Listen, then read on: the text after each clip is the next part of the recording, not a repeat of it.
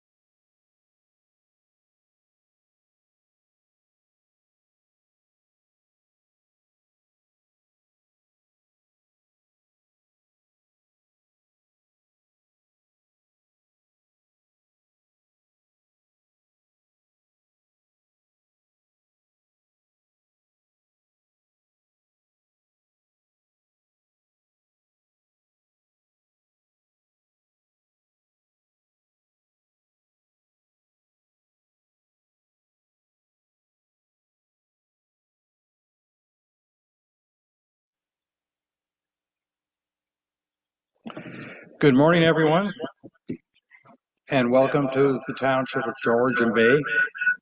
I always love the special effects when we start the meeting. I think it just adds a certain attention-getting aspect. I would like to call this council meeting for Monday, May 4th to order at 9 a.m. And in the spirit of reconciliation, we wish to acknowledge the enduring relationships between Indigenous peoples and the territories they traditionally occupied. We recognize and deeply appreciate the historic connection they have to this place. The land, the water, the sky, and all that live on, in, and above it. We are grateful for the opportunity to meet here, and we thank the generations of Indigenous peoples who have taken care of these lands and continue to care for these lands. And we want to show our respect. Hundreds of years after the first treaties were signed, May they guide our, they remain relevant today. May they guide our decisions and our actions. I thought I had this whole thing memorized. Now I keep tripping over it. I apologize to everyone.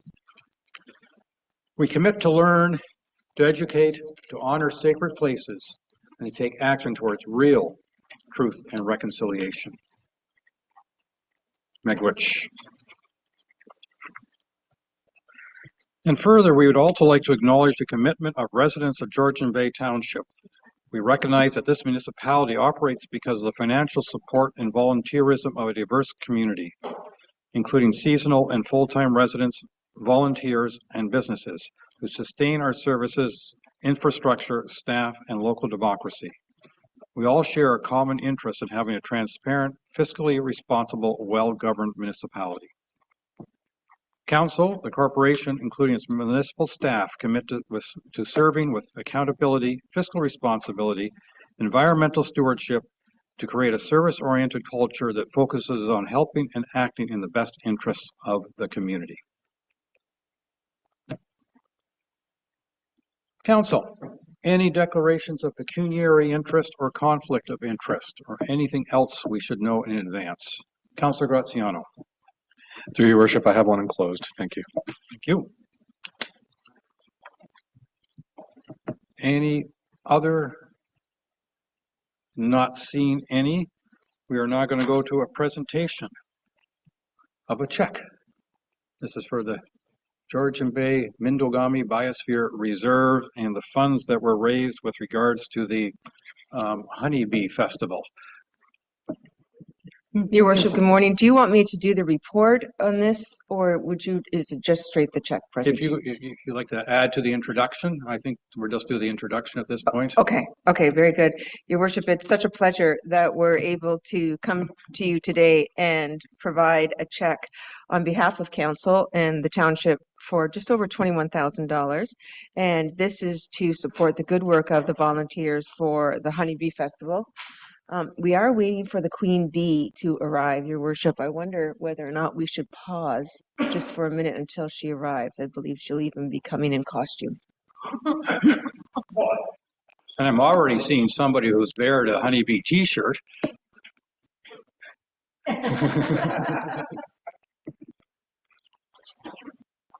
If she's not here, we can go on to our communications from the council and then get back to this check presentation. I think it would be a good idea, Your Worship. Okay. Why don't we do that, council? And I don't know if we had anybody listed for open forum. Well, then we're going to go to the communications for mayor and council. And last year we started with Councillor Bochek. Last month with Councillor Bochek. Probably did last year as well at some point. So why don't we reverse the order and start with Councillor Cooper this morning? Councillor Cooper, what were you up to the last? I think it's only 3 weeks actually in this case from our last meeting. Thank you, Mayor. Absolutely nothing. Seriously though, I have been a little bit busy. So we started, I guess, the month with the closed session on the 2nd of April with this council. Had a couple of meetings with potential candidates for the next election during that following week, and then council meetings on the week of the 13th, Monday the 13th and on, including I always try to attend and did attend the Committee of Adjustment in the sense I observe it. And then on the 22nd, we had our waterfront planning working group meeting, which was very good. Learned a lot from some of the members of our team that are very knowledgeable. And don't think there was anything else. And a few other meetings, but not sort of organized by the council or the township, so to speak. But that's my month of April. Thank you very much. And I think perhaps before we go to you, Councillor Hazelton, we're going to go back now that the Queen Bee has arrived. So I'm sure you can be that patient. All right. Thank you, Your Worship, for the just for the minute of waiting. Yes, we do have the Queen Bee here. This is such a pleasure to have both Greg Mason, the co-director of the Georgian Bay Mini-Dugami Biosphere Reserve, and of course Elizabeth Lauder, who has acted as the unofficial Queen Bee of the Honeybee Festival for the last number of years. The Honeybee Festival is really a celebration of pollination, and the environment, education, and awareness of what the environment can do for the community and what the community can do for the environment. We definitely cater the event to ensure that the vendors associated to the event are in some fashion supporting local as well as honeybee providers, producers, and those that use those products to make further products. So, and then we've also extended it a little bit to make it available for other vendors as well. And we're pretty excited about what we did in 2025. It does take a wee while, Your Worship, to get through all the financing, but we are here today to present a check to the Georgian Bay Biosphere Reserve. And I'm going to pass it over to Greg because I think he has a few words. Good morning, everybody. Just want to say a quick thank you, Chimigwich, to everybody for the effort. We are, of course, grateful for the funds that support a diversity of biosphere programming, but much more, I think that the Honeybee Festival, we're grateful for the community, the opportunity to engage with community, to support some really amazing volunteers, and to help Honey Harbor and the Township of Georgian Bay put on such an amazing initiative that brings in community members, but also people from afar. So I just want to take the opportunity. The other one I should say is that Rebecca Pollock, who would normally be here, sends her regards. She would love to have been here, but she's in Quebec for a couple of weeks. And both of us are just really, really appreciative of the time and the effort of staff and the volunteers to put on this. So thank you so much. Your Worship, if you'd be willing, I think it's photo opportunity. I believe there is a big chap All right, we'll do that. hidden somewhere. And then I'll add a couple of words, but we got the photographer. We got a couple of big boards. I mean,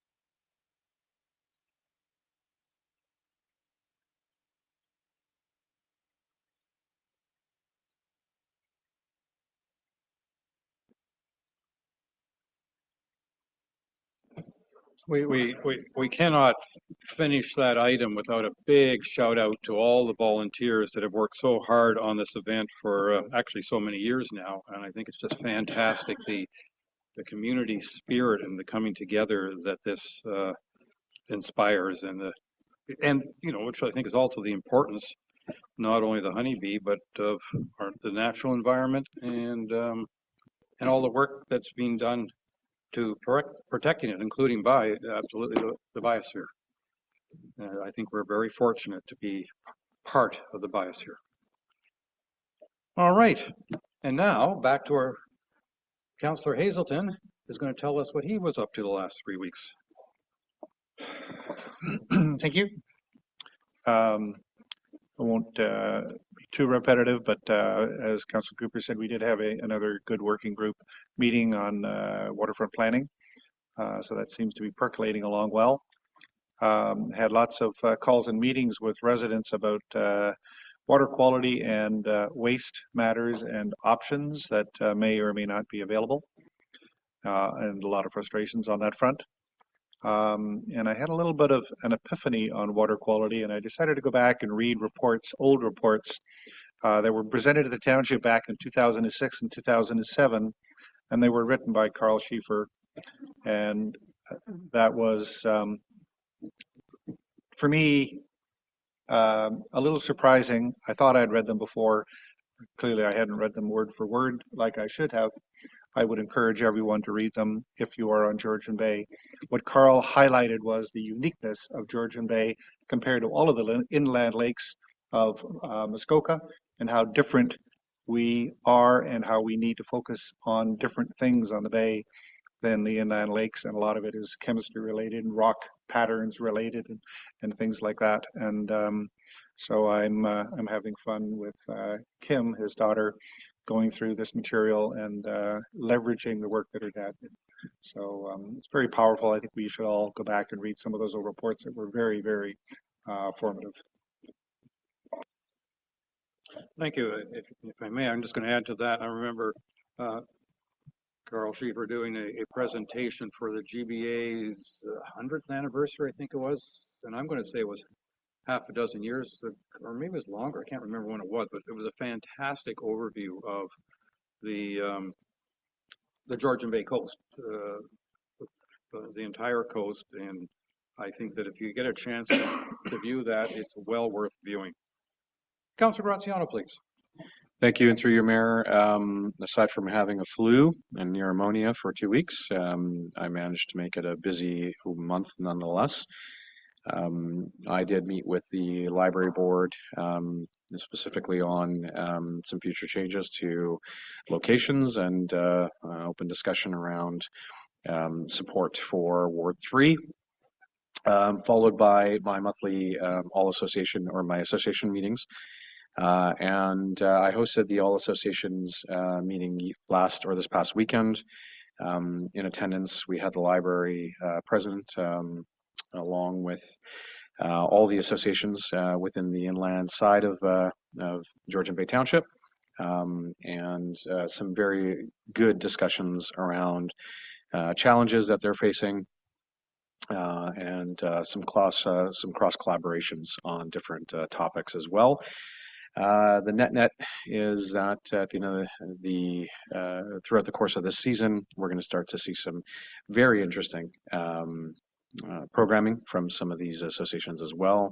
I believe there's going to be an all associations volleyball tournament / baseball tournament that has been running historically, and I hope to see everyone there. And there were some discussions around pickleball tournament as well in future. So, and as a gentle reminder, Canoe for Cancer being their 25th anniversary, the associations all agreed to really promote it as much as they possibly can to not only their membership, but also to the community as a whole. So that concludes my month. Thank you.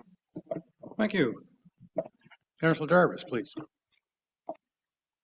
Not quite as much to report. I'm going to apologize since the chair of SEGBAY is here today. I'm going to apologize to him in public for not having made the last meeting. Big oversight on my part, but as some compensation for that, I will mention, apropos of the Bee Festival check presentation, that SEGBAY was very involved and very helpful over the last number of years with the Bee Festival, and they've been great volunteers as part of that. Which is always lovely to have, especially last year when some of us went without breakfast until we realized they were serving it, which was great.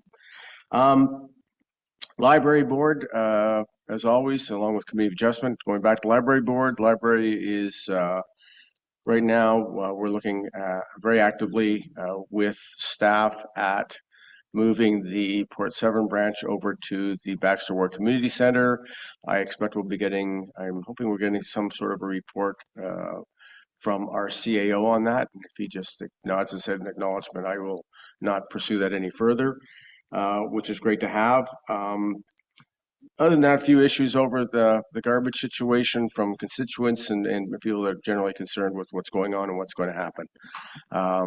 some interesting observations. I did have one earlier on. As the bins are being restored to a couple of the marinas, somebody said, "Oh, the bins are back." I had to clarify that the bins were there not because of the district, but because the marinas were privately contracting that out. So I guess we'll see where that goes, but it was an interesting observation that some people obviously think this is going to be seamless, and I don't think that's quite going to be the case, but we'll see how things go. That's it. Thank you. Councillor Pecco. Thank you, and through you, Chair. Very similar kind of 3 weeks that I've had as well. I participated in the All Association meeting on Saturday morning with Councillor Graziano. And there was also a MacTier Arena committee that we took part in a week or so ago as well.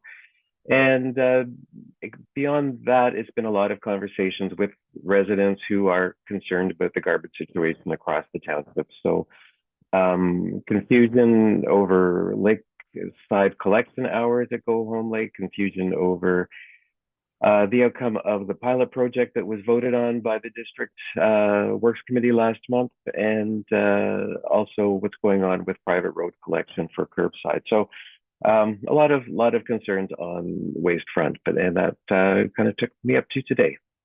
Thanks. Thank you. Councillor Wojcik.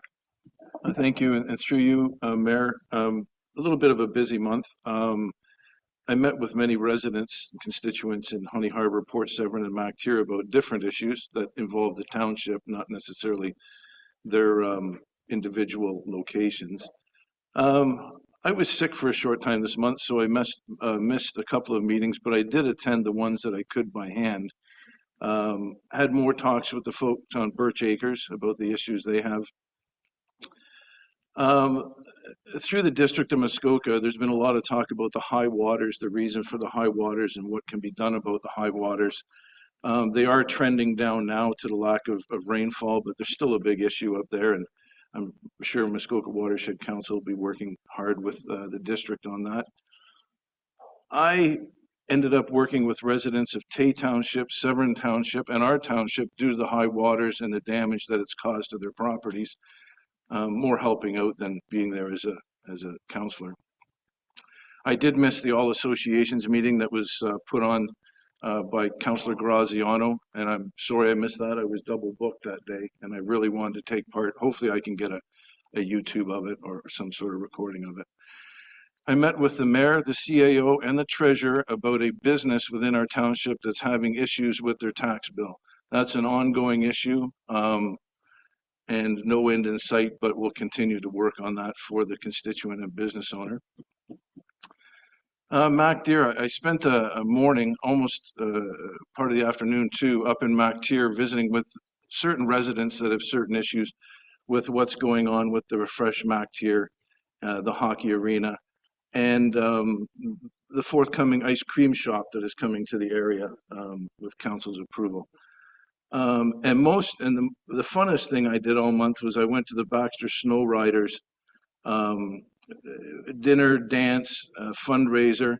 We had a huge prime rib dinner with all the fixins, great dance afterwards, and a large amount of funds raised through auctions and that to help the club with the maintenance of the trails and putting on events. Thank you. Thank you. Yeah, definitely. I also had a busy few weeks, and don't want to go through all the details, but I will note that was now a couple of weeks ago attended the service and reception, the celebration of life for Harvey Leduc, and it was quite a significant turnout. I don't think I've seen so many people in the church in Honey Harbor before. It's overflowing, and the Baxter War Community Center was well used as a reception area. Certainly a gentleman who has served this community for decades. Sadly, the following week learned of the death of one of the original A's of A&A, Andy Nogi, who passed away last week. And I fortunately had a chance to see him 11 days before he passed, but He will be missed by many. I think the only other thing I'm going to mention, even though it's not quite what's usually in this, is on Saturday, fortunately with the assistance of a number of people more able-bodied than myself, given that my back's giving me a little bit of grief these days, opened up the cottage. And as we were launching the tin boat, there floated by 2 loons that were calling.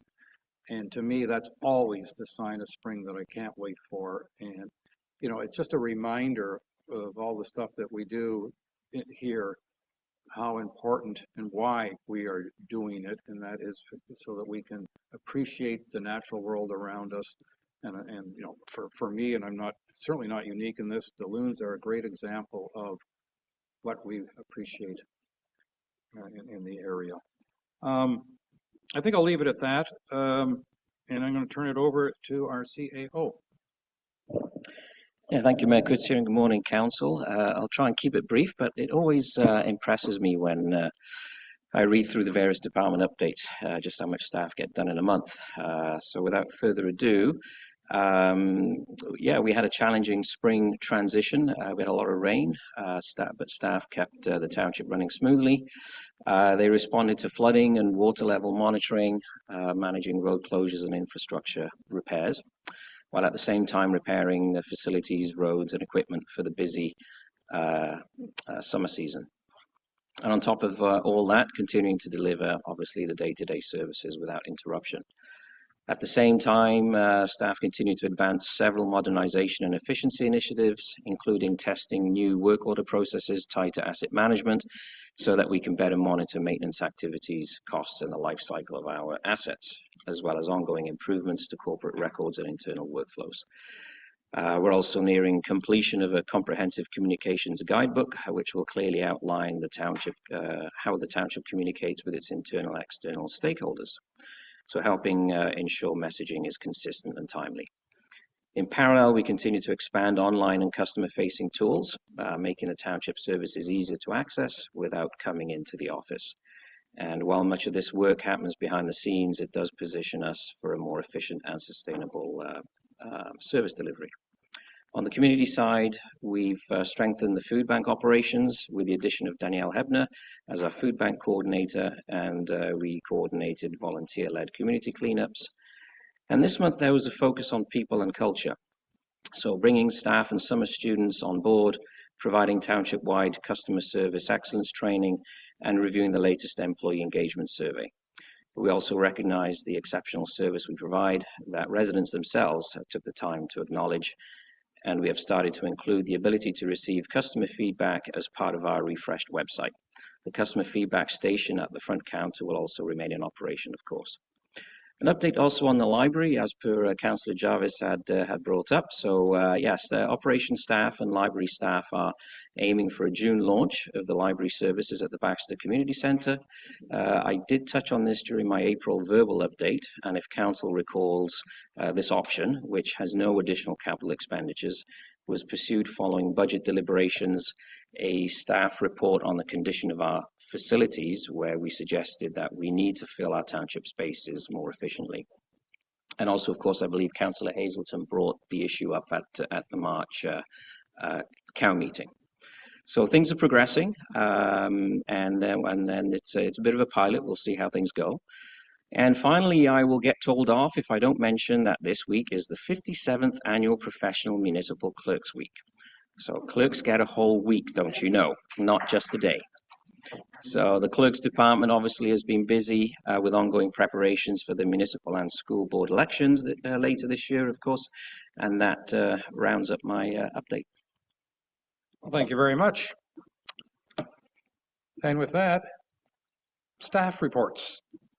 And interestingly, we're going to have our chief building official talk not about buildings, but about boats, or more particularly, vessel operation restriction regulation. You have 2 items, and so I'm going to let you lead off the first one, please. Thank you, Your Worship. If I can just share my screen.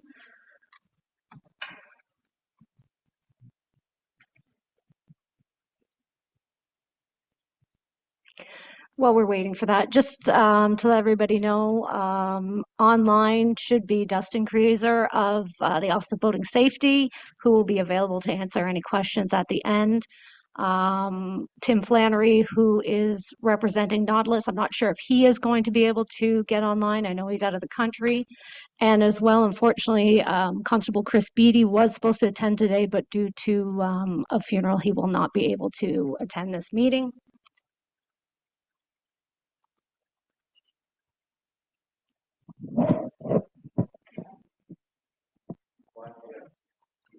Oh.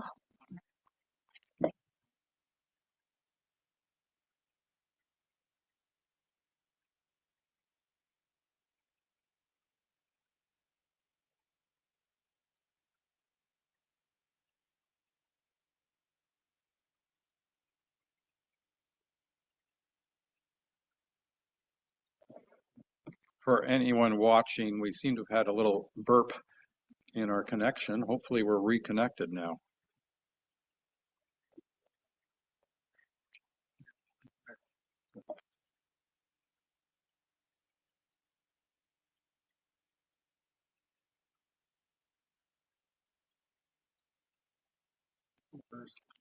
Because the request came in before the policy change. At least that's the explanation I heard. Yep. Yeah, no, Councillor Hazelton was asking why we're talking about the particular request before we look at item 2, which is around policy.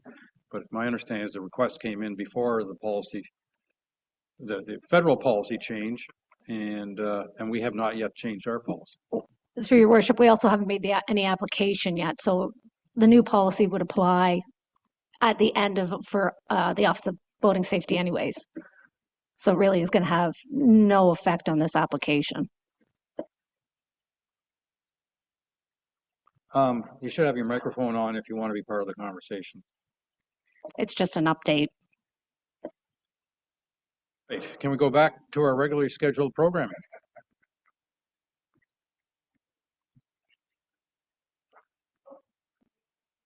We are. And for your microphone to come back on.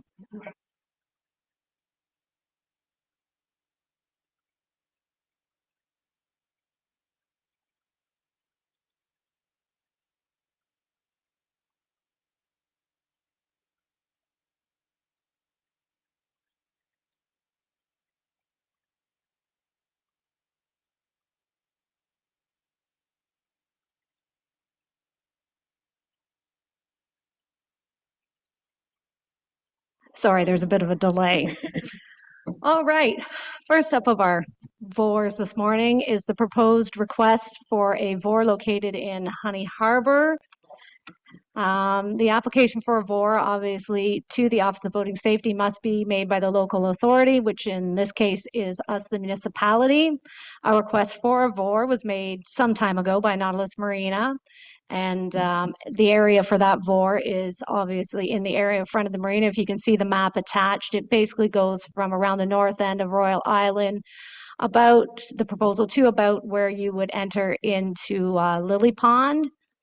A decision is required by council to proceed, deny, or defer this application. So here's a brief history. In 2015, the initial VOR request was submitted by Nautilus Marina. From 2015 to 2021, staff could not proceed until the required policy items were submitted by the applicant. Council, and then in 2021, council initiated staff to review the VOR speed limit application and requested a report with recommendations on how to proceed. From 2021 to 2026, staff and the applicant collaboratively worked towards meeting the township policy as well as the Office of Boating Safety requirements. And then in 2026, as of today, staff is presenting a report to council outlining the options for consideration.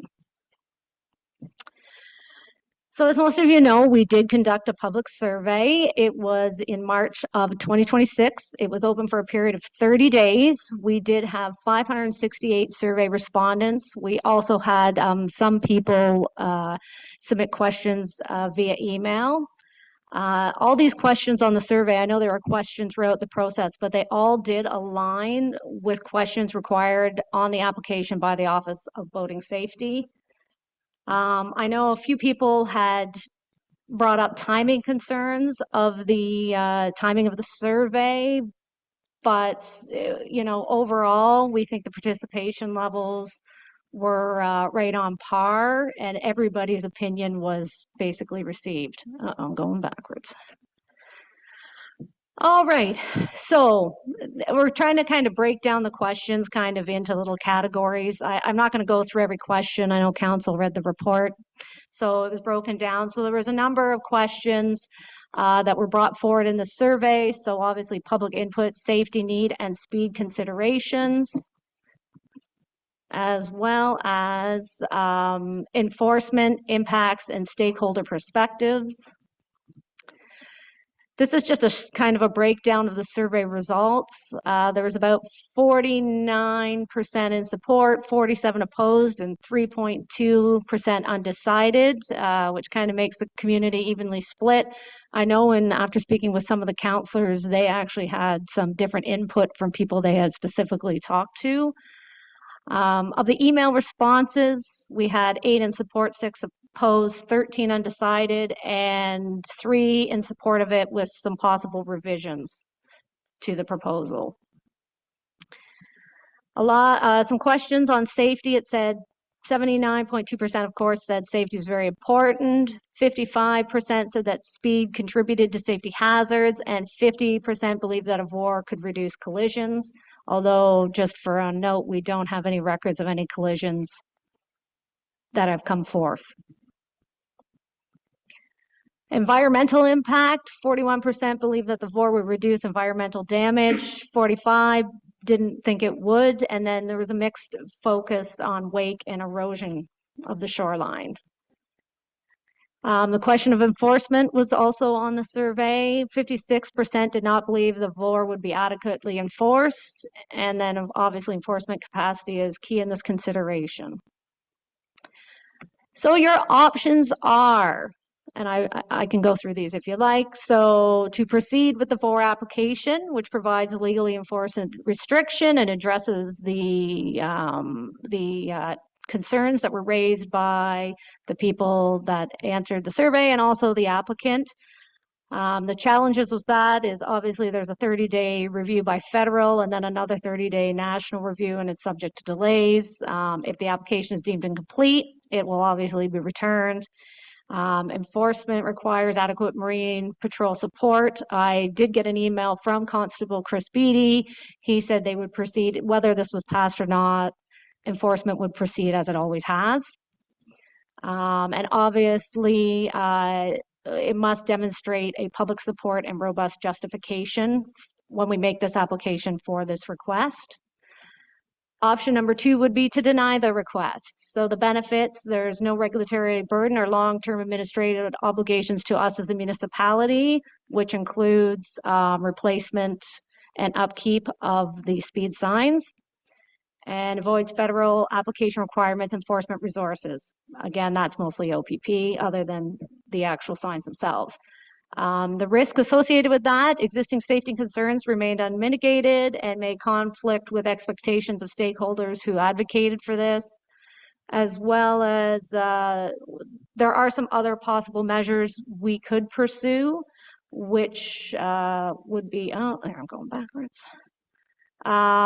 Which are non-regulated measures, which would be signage about possible fines they could receive and other types of OPP enforcement that are in law that aren't actually related to the VOR itself.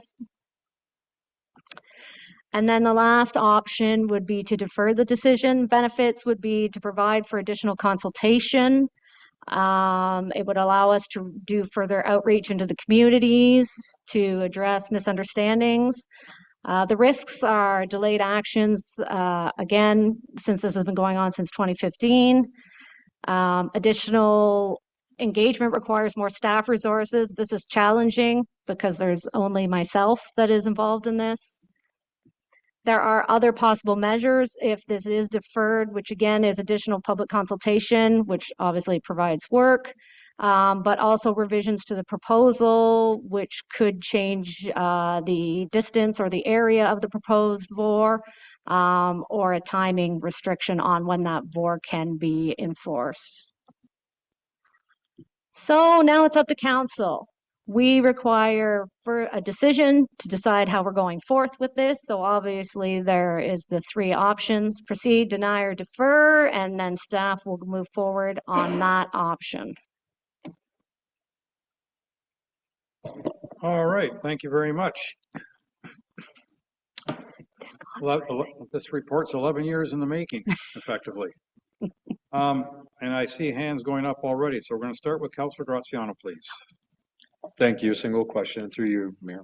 Single question to staff. I understand that there was some consultation with the OPP detachment on enforcement. And of course, the VOR would only be as effective as enforcement allows it to be. But I'm curious to know who bears the costs of enforcement. Does that go directly to the municipality? Does that bill back to the municipality, or is that under the OPP's budget altogether themselves? To Councillor Graziano, as far as my understanding, obviously it's OPP budget, which goes to the District of Muskoka. Okay, so we continue to pay our fee and, Correct. And they divvy accordingly. Okay, great. Thank you. Councillor Bocek. Thank you, and through you, Mayor. This is something that's been dragging on, like the Mayor said, for 11 years.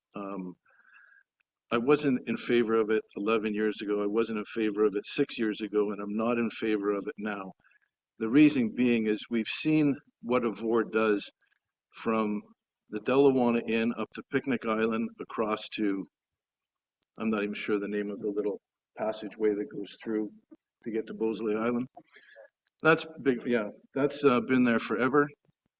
Nobody pays attention to it. The only time that somebody slows down is when there's a police boat in that area.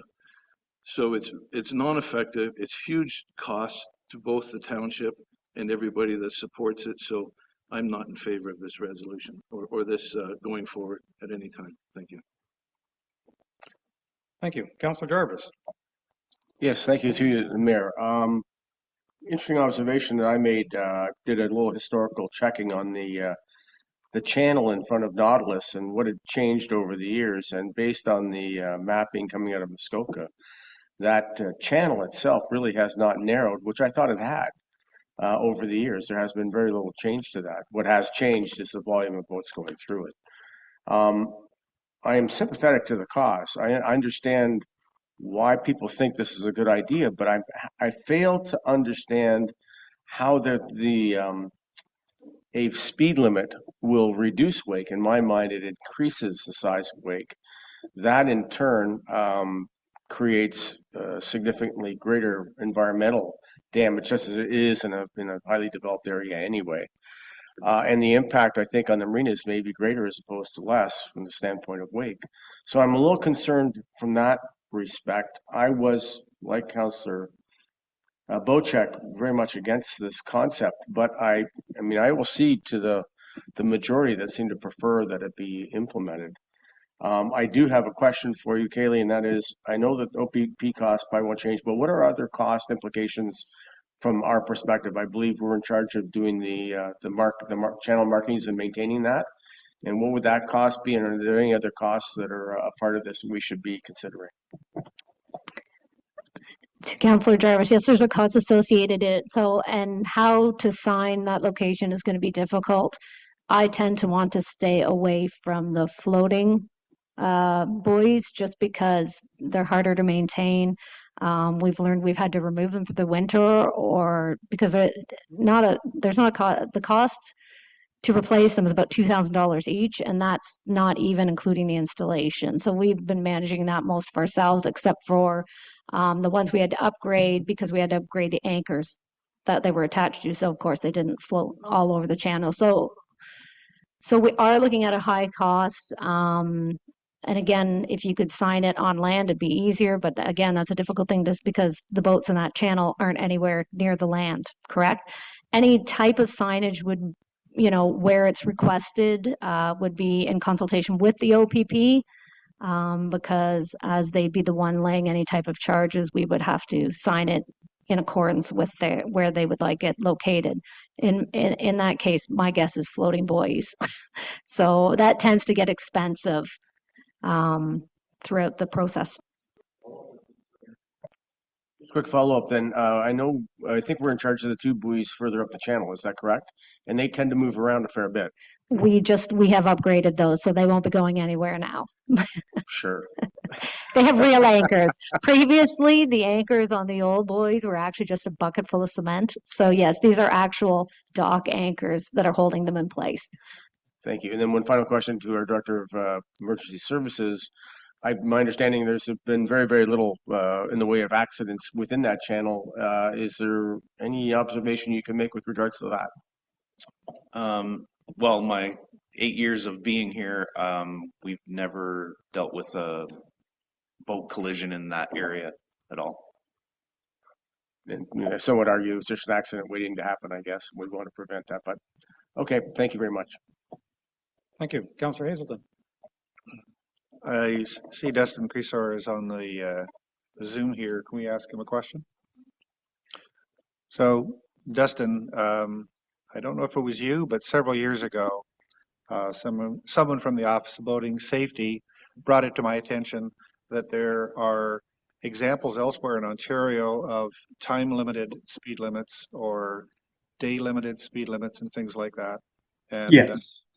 could you give us an insight into how that could be considered for this area? Yeah, so really it would be kind of up to you guys, what you want to actually see, what you think is going to work. But yeah, like we can have it basically specific hours of every day. You could have it applied just on weekends where there might be heavier boat traffic, things like that. It's really up to you guys. There's not like some set things to choose from.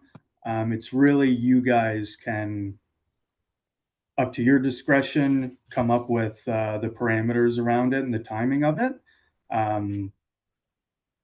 Yeah, so really it's up to you guys. There's not a whole lot of parameters that we have to accept or deny it.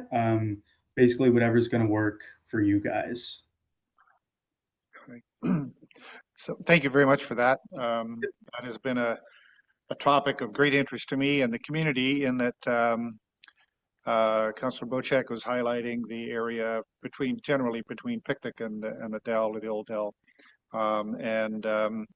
Sadly, there's a lot of people that don't even go that path, and they don't come to North Honey Harbor because they don't want to crawl all the way through that at times of day when there's no boats on the water. Exactly. Right. So that, I think that was a huge mistake to zone that with no time of day. The Honey Harbor Association had a day camp in the north part of Honey Harbor, and people from South Honey Harbor stopped coming because they didn't want to crawl all the way through that slow zone. So that's one data point that I think is important to understand. Secondly, I've had a huge amount of feedback that the scope of start and stop of this speed zone is going to have adverse cascading effects on other channels, specifically the BYOB channel and some of the other areas where traffic will find that crawling through this posted start-stop area is going to be so long that they would be better off to take another slow zone, which is going to drive massive traffic up a very tiny path. When this topic first came forward, my understanding from the folks at Nautilus was that it was essentially going to start, think of it kind of straight out north of Rick's Marina and stop at the edge of the boat club. Now it's been much broader than that original scope that was described to me. I think that the community would be much stronger and supportive of a shorter distance between the start and stop of the speed zone, and that if it was a shorter distance, it would have a much less impact, cascading negative impacts on other waterways. then we're back to the question of, do we need it? And I can tell you, if you stand on the docks at Nautilus or the Boat Club on a Friday night or almost any time throughout the weekend, a busy weekend, the massive waves generated by the massive traffic and inconsiderate people going by is just unbelievable. And yeah, you're going to get big waves at 9 clicks, but you get a whole lot more at 20 clicks. And you get these big boats going through there. It's phenomenal. It almost launches boats on top of the docks. So I think it is a building problem, and maybe we haven't had a crisis to deal with yet, but I think we're heading there with the increasing boat traffic up and down the channel. So I think we definitely need something. It's just, I don't think we're at the magic configuration yet. And I think that one of the things that is interesting about that channel is other than Friday through Sunday night, it's not that busy, and there's a massive amount of contractor traffic that goes through there. And the negative impacts on the contractor traffic on weekdays when nobody's around at 6 o'clock in the morning, 7 o'clock, 8 o'clock in the morning, I think is going to be significant. So I think we need to, personally, I think we need to rethink the start end locations and the time zone, time periods of this, and then we might create a win and we could all get behind it. Thank you. Thank you. Councillor Cooper.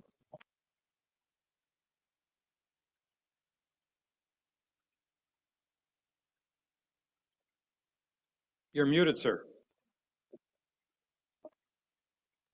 Sorry. Got to turn that mic on. So a lot of interesting observations. I'll try not to repeat what others have said, other than, you know, a lot of the observations that have been made are very valid. And we need to really understand what's going on here. Interestingly, a couple of other observations. I'm fortunate that I am able to go to my marina and not have to go through this.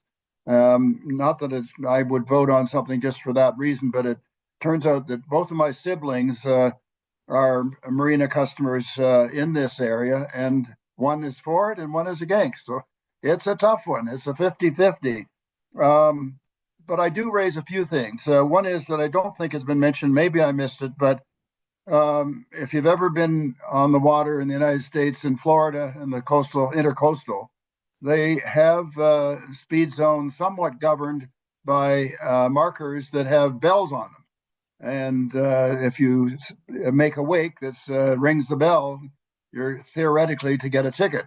So just as something to suggest to, Kaylee, did anybody sort of examine that issue?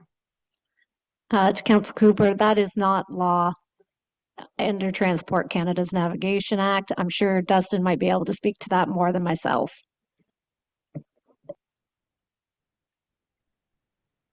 Sorry, I was cutting out a little bit. Could you just repeat that briefly? Sure. I was just wondering if one of the tools that we might consider using to control speed, and really we're trying to control wake effectively, mostly, not all, is what they do in the intercoastal in Florida, which is use markers, but which have a bell, I believe, on them that rings if the wake is too big. And is there some reason that tool can't be used? Or maybe it's not a law, navigation law in Canada, but could be a Honey Harbor, Township of Georgian Bay navigation law. Anyway, just yeah. So it's not really common around here. To be honest, I'm not really sure why, but it's not part of our, I would say, actual regulations, just like the bell portion anyways. But some like alternative measures include like informational signage, like it could be, we don't suggest no wake, because really anything moving through the water is going to create at least some sort of a wake. So we suggest like low wake or dead slow or something like that. But yeah, if you guys want to, you could absolutely put a bell on that. So when the water gets a certain amount, it rings it or whatever. Unfortunately, it wouldn't really be all that enforceable. It would act more as courtesy. But yeah, that could be something you could do for that type of informational signage. You don't need any permissions or approvals from us as well for that. You can just put it up whenever you want. And yeah, just the only thing is it wouldn't be all that enforceable unless it's the OPP could argue that it was in some way unsafe or dangerous operation or something. But yeah, another thing I could suggest is we're just starting to look into certain bylaws instead of the VOR to target things. And before it wasn't really proven that they could work. However, we did find a court case out in BC recently where the court did find in favor of the municipality that the bylaws do they are valid on the waterways within the limits of that municipality. So there are some sort of things you could do with like a bylaw saying that, okay, yeah, we have this information signage with a bell on it. If it rings when you're going by, yeah, there's a fine of this that you're subject to, or something like that. Now that would only be able to be enforced by the municipal bylaw officers, not the OPP, unless you can kind of work things out with them. I think the city of Barrie is trying to do that right now, work with the OPP in their bylaw enforcement. And then there is the possibility of also getting your bylaw officers designation under the Canada Shipping Act to enforce any VOR that we may or may not have applied for. So if it is looking like we have a VOR, we can absolutely look into getting the bylaw officers designation to enforce that as well. So thank you for all that. And I don't want to beat this to death, but other than to say that, signage is lovely, but tell me how many people in a boat are going to stop and read a sign? Not many. Yeah.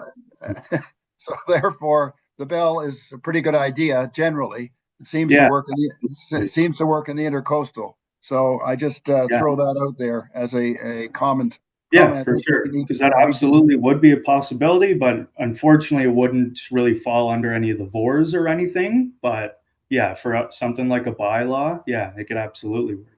Right, and it would notify everybody around you that you're causing trouble with big wigs or whatever. So Yeah, moving on, absolutely. so it's being a good voter and a good citizen. Moving on to a few other points.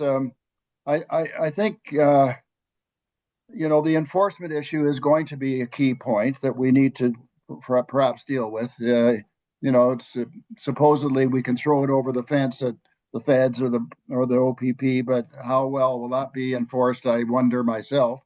One of the positives, and this is going to sound maybe pretty negative, but the speed zone.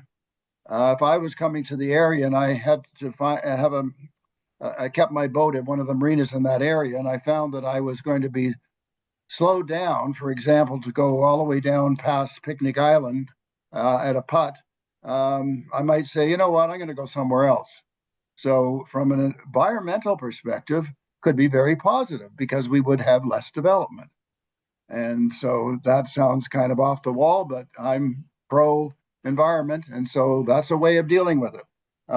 I think it'll also, by the way, on the same point, could be very hard on some of our local businesses, whether it's in Church Bay or Picnic Island and all those different areas.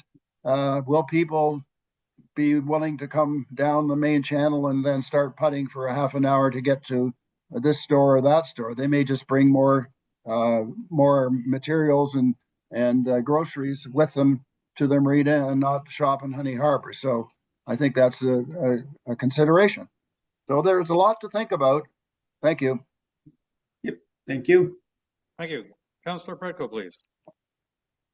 Thank you, and through you, Chair. Just I'm listening intently to the comments from the Bay counselors and understand it's, you know, their experiences are important to framing, you know, direction, I think, on this matter in particular.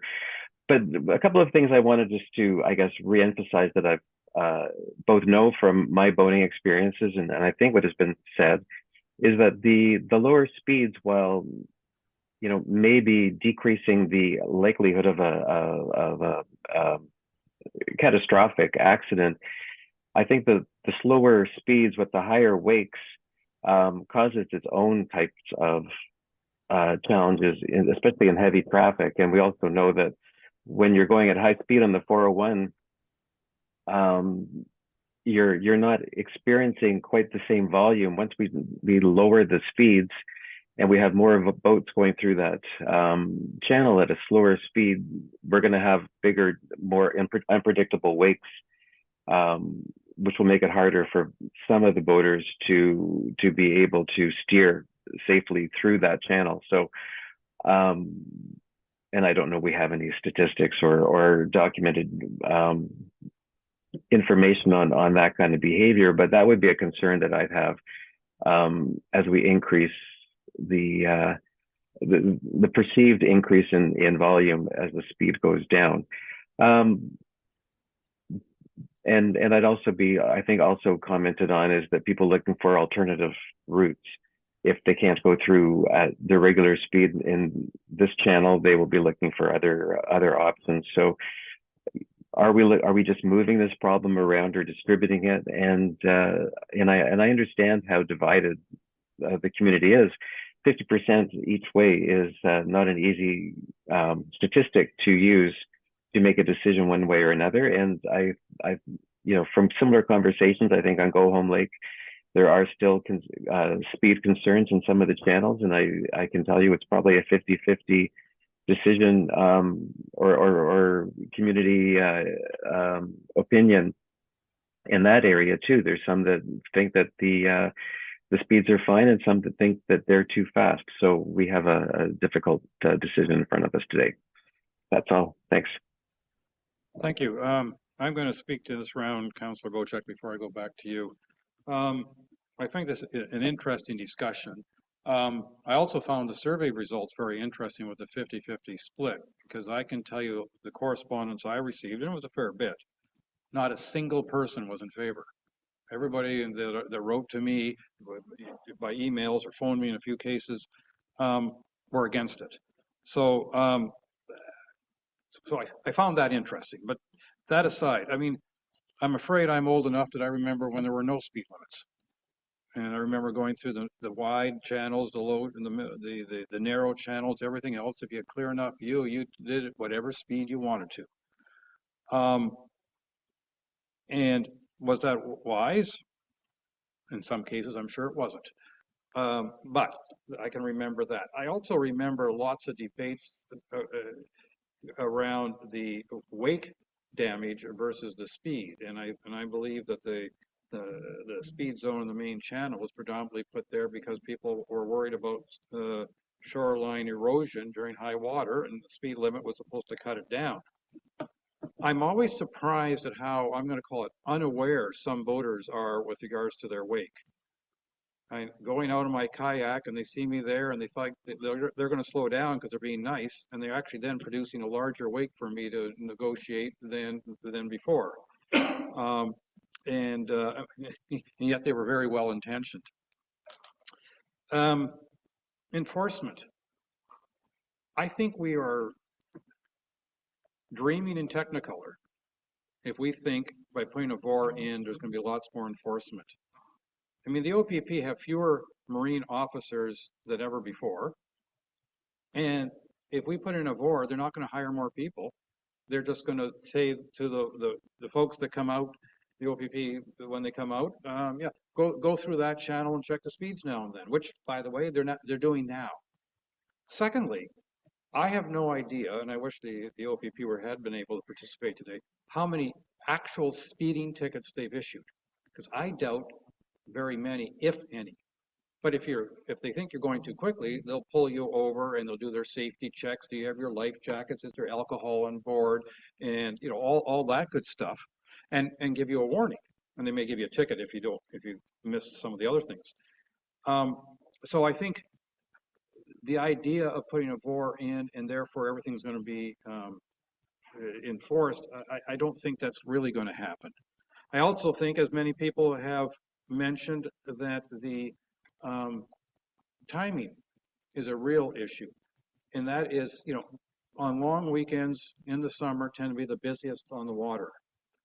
Overall, the speeds tend to be slower just because there's so much traffic you got to negotiate. That's almost like a natural speed control because you don't really want to hit a boat.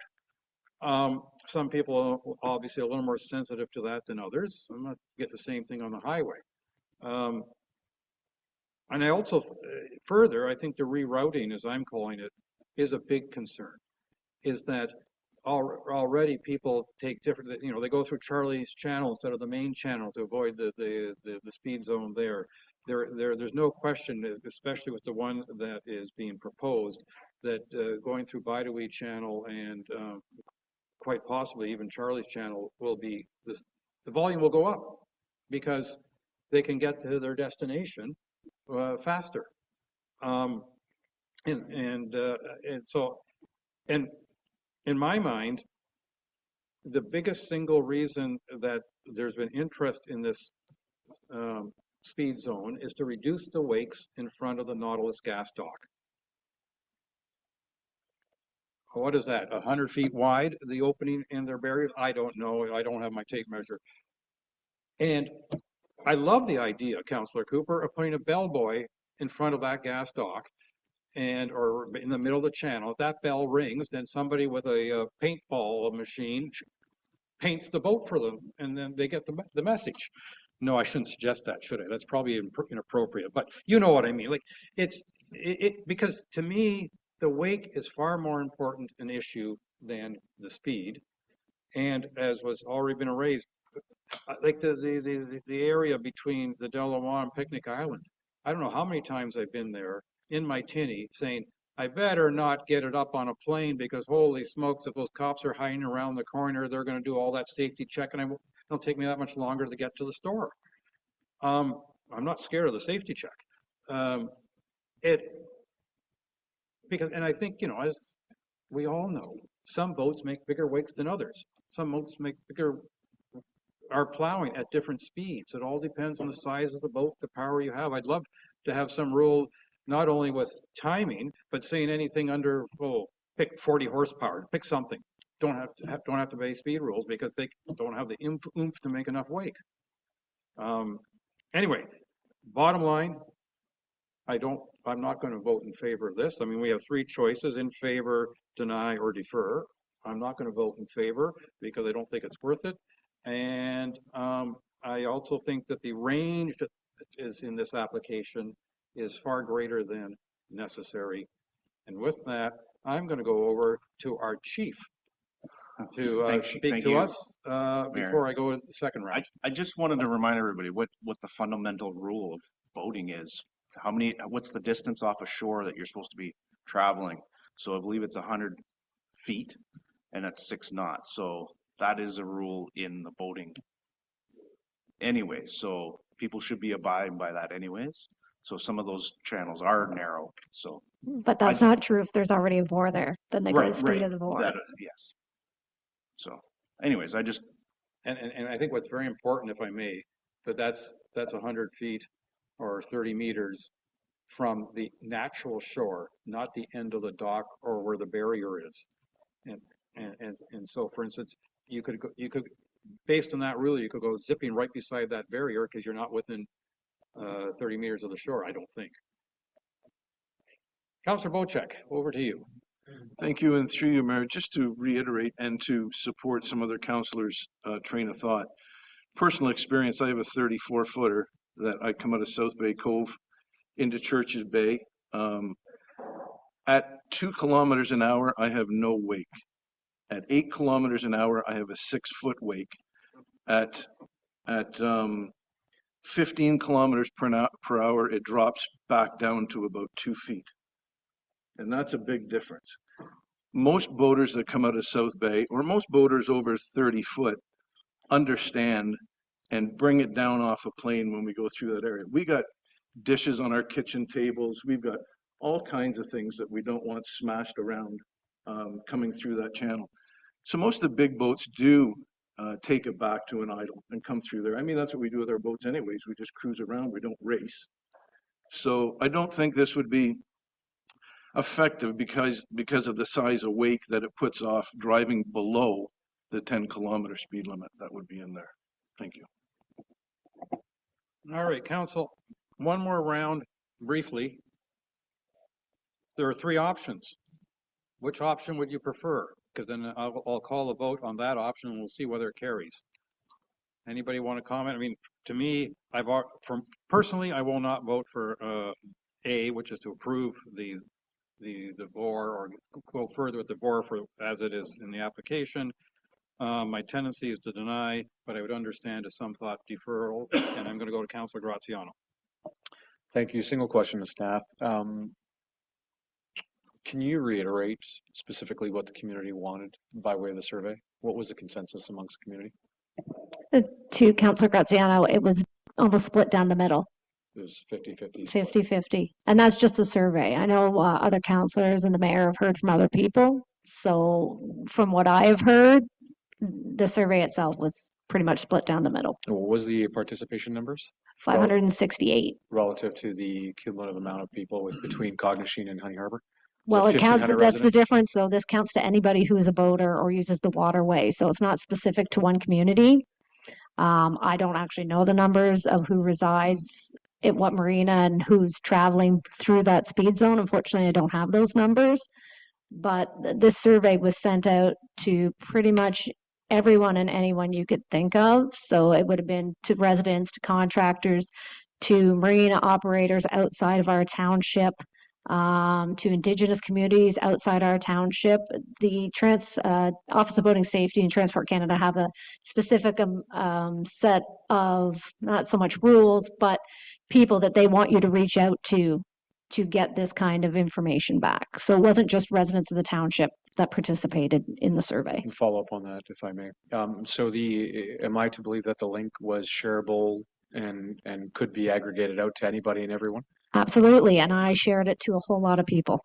And so how do we mitigate any false positives and isolate for strictly what the community wants? Or did We can't do that. Okay. Unfortunately. Okay, so the survey results could bias towards people that are outside of our municipality. It could very well represent people within. It could, because it doesn't specifically pertain just to our residents. It pertains to anybody who uses the waterway. So if we were to defer and seek or consult with our residents specifically, is that possible? You could, but the Office of Boating Safety, I don't think would look positively upon that, because it's not just our residents that use it. So that's kind of where you have to be unbiased about who is participating and what information you're taking upon yourself to make this decision. Because yes, our residents are a big part of our area, but there are other people outside that don't reside here that also use the waterway, that also have equal input. That's fair. I just want to, for the education of our council, better understand what our community wants. But thank you very much. Yep. Thank you. Councillor Jarvis. Of the three options, the deferral to me implies that we would want to seek some further information of some sort. I don't know if we'd be accomplishing anything by deferring. So I think we're faced with a yes or no on this. Unless we can give Kaylee some very specifics on what we need her to do next with a deferral. Thanks. Thank you. Councillor Cooper. Thank you, Mayor, and I'll be very brief. I think, well, I'd like to hear what Councillor Hazelton has to say. He's got his ear to the ground more than most of us, even though I know it's a big ear you've got there. But anyway, I like, there are some solutions that could potentially work. The wake is really, speed is somewhat of an issue, but I think the wake is really the issue. So as Councillor Bochak pointed out, under 9K probably is where most boats need to be so they don't make a wake. I don't know about his boat in particular, but I'm just talking generally. If you see speed zones, they tend to be sort of 6 or 9K or something like that, and that could work. And I think the bell concept could work. So there are things that we could defer and say, well, let's see if this will work. But I'm not convinced. I think and the 50-50 is maybe seems a bit of a stretch from what I've heard from our community. So I'm sort of landing in the deny department at the moment, but I'd be interested in hearing what our councillor from Honey Harbor has to say. He's, as I say, closest to the issue. Thank you. Councillor Hazelton, you've been introduced by Councillor Cooper. Well, thank you for that introduction. Appreciate it. An observation. I did the survey.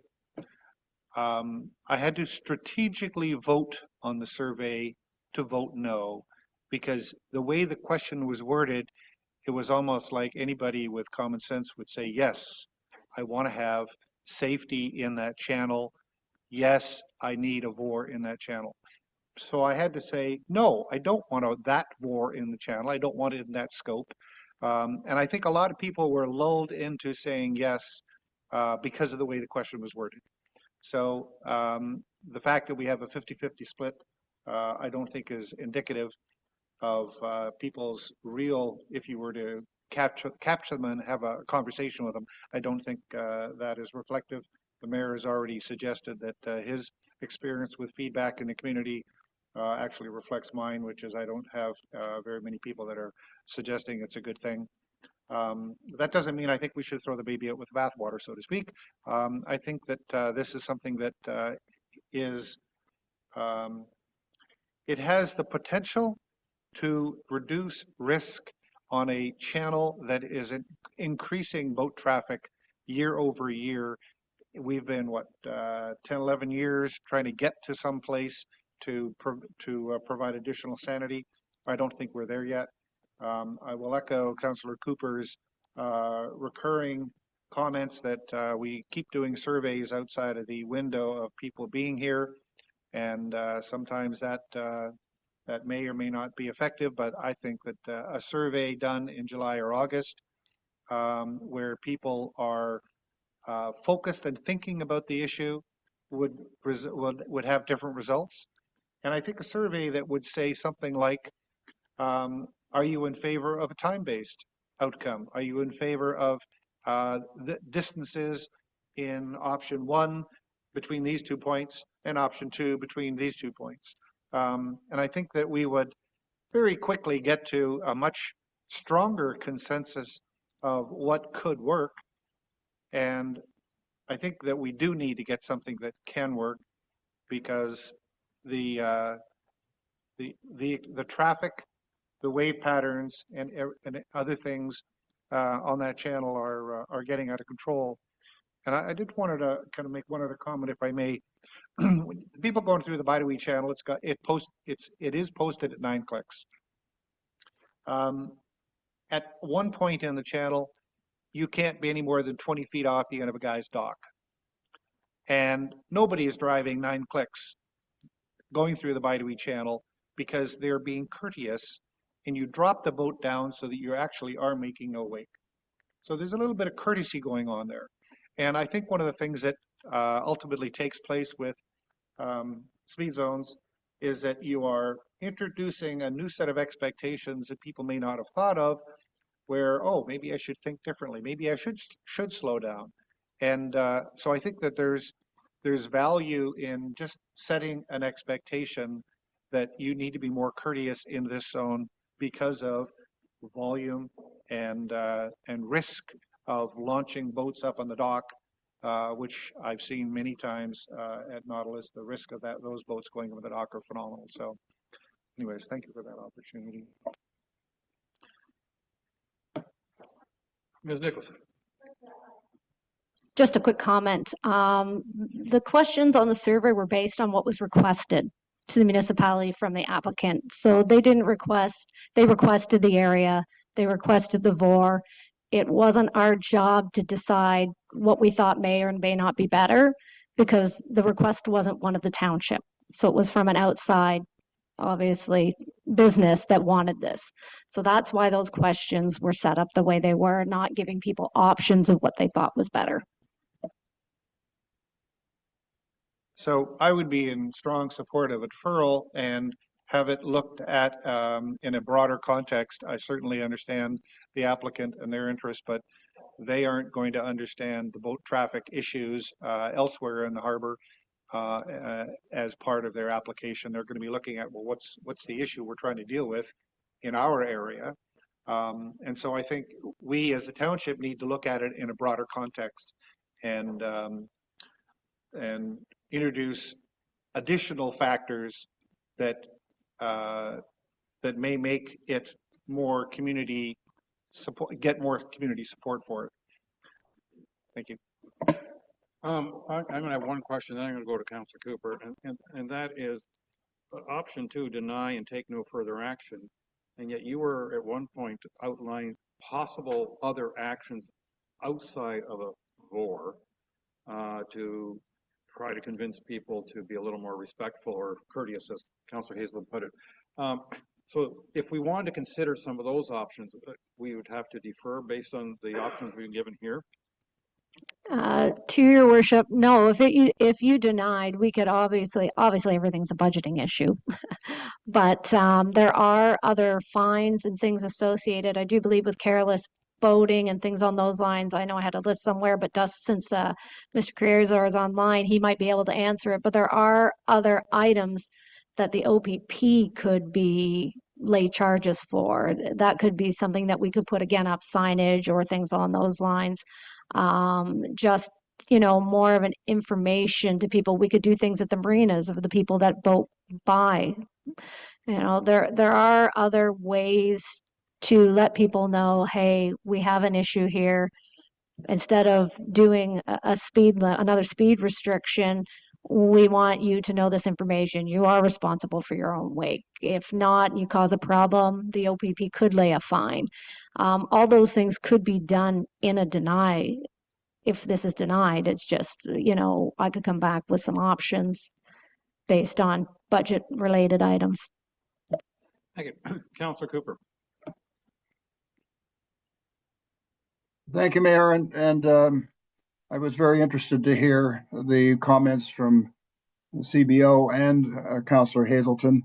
I think in terms of what to choose, I'm leaning to deferral as opposed to deny. And the reason being is that I think we could survey again. And one of the things that I found out about surveys when we were building the community plan for Cognachine was that after doing a plan, we followed up a couple of years later and then another couple of years later after that with sort of follow-up surveys. And one of the follow-up surveys was done by somebody that was very accomplished in terms of surveys, but it was full of leading questions and leading to a certain direction. And I think we fortunately in Cognachine changed that survey to not have leading questions.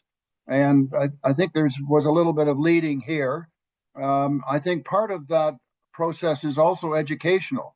In order to understand and what the right answer is, it's important to inform people of the kind of information that relates to you. If you have if you have an area here versus there, this could mean this.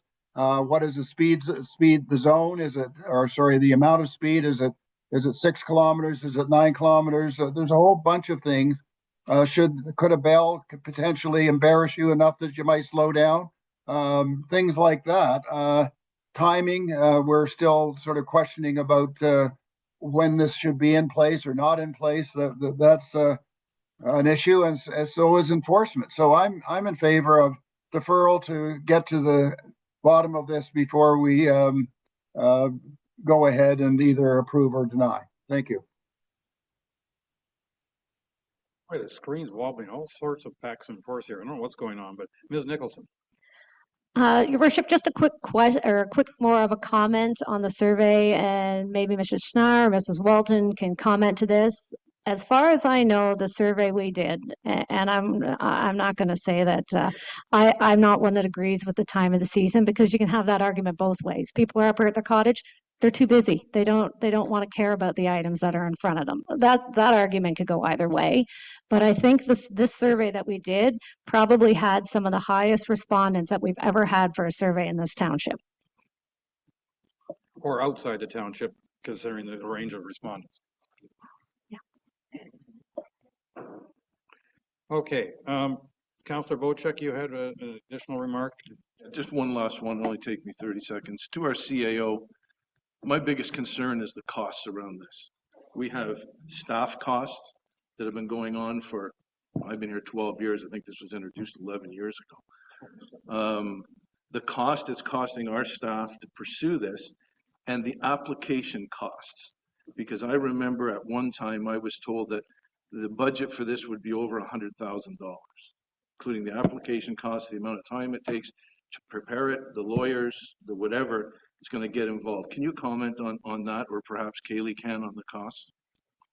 Ms. Nicholson. Thank you, Your Worship. I'll take that. So for the application itself, there is no cost to Transport Canada. So they don't charge us. As for the application itself, I've never filled one out. Again, Dustin may be better to answer what is required in that. I do know it is a lot of paperwork. There is a lot of background information that is required. And on top of it, there is only one person that's doing that, and this is me. And we are short one inspector this year, and we are coming into busy season, as everybody knows. So if this is something that does get deferred, it's not going to be on my radar anytime soon. Yeah, thank you. And just further to that, the last time we were reported back on this, I think the person in charge brought in a 300-page document, which would have been the application. That's a lot of work, and that's a lot of money, and that's a lot of expense to our residents. So I'll leave it at that. Based on all this, I'm going to tell you a little story. Once I'm done my little story, I'm going to call a vote. So my little story is, my in-laws have a long, narrow boat that they used to ply the waters with, and it had a bell at the front that you could ring. I don't know, to call people to lunch or something. I don't know. But we used to refer to bell ringers, and that's when if you hit enough of a wake and the boat rocked enough, the bell would ring. And I'm thinking, boy, all we have to do is park that in front of Nautilus, and every time the bell rings, people would be scared the boat's going over, and they would slow down. But anyway, what I'm going to do, Council, is I'm going to call a vote on deferral. If that fails, I'm going to call a vote on denial. I believe I can do that within the regulations, Madam Clerk. Okay. But I'll read the whole thing once, and then I'll call the first vote on deferral. If that fails, I'll call a vote for denial, because I have not heard anybody talk about approve as is. Moved by Councillor Graziano, seconded by Councillor Hazelton. Whereas Council has received a staff report regarding the proposed vessel operation restriction regulation, or VOR, in the Honey Harbor area, and whereas the proposed VOR limits would apply within the area extending from the northeast end of Royal Island to the west side of Mermaid Island, and from the southeast side of Mermaid Island to 2849 Honey Harbor Road, including the navigational channel in front of Nautilus Marine and the Honey Harbor Boat Club. And whereas the proposed area is further defined by the following coordinates, and I won't read all those numbers, but I'm sure it all ties in. Now, therefore, be it resolved that Council choose one of the following options. Option 3, that Council defer the decision pending additional information, further public consultation, and additional agency review. All those in favor of deferral? 1, 2, 3, 4. I got 1, 2, 3, 4, all 5. This is deferred. Oh, this is carried as a deferral. Okay, but then I have to do this, don't I? Or something like that. Okay. Now that was precisely an hour, just for interest that we spent on that. Well, I thought you might be curious. What speed we were going? I think there was some wake at times, but mostly not too much. But we're not done with VORs. This hopefully will be much faster.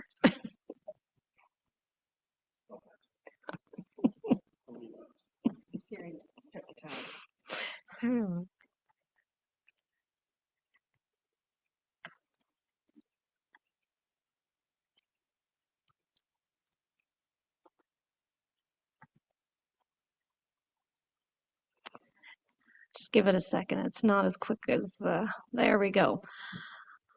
All right.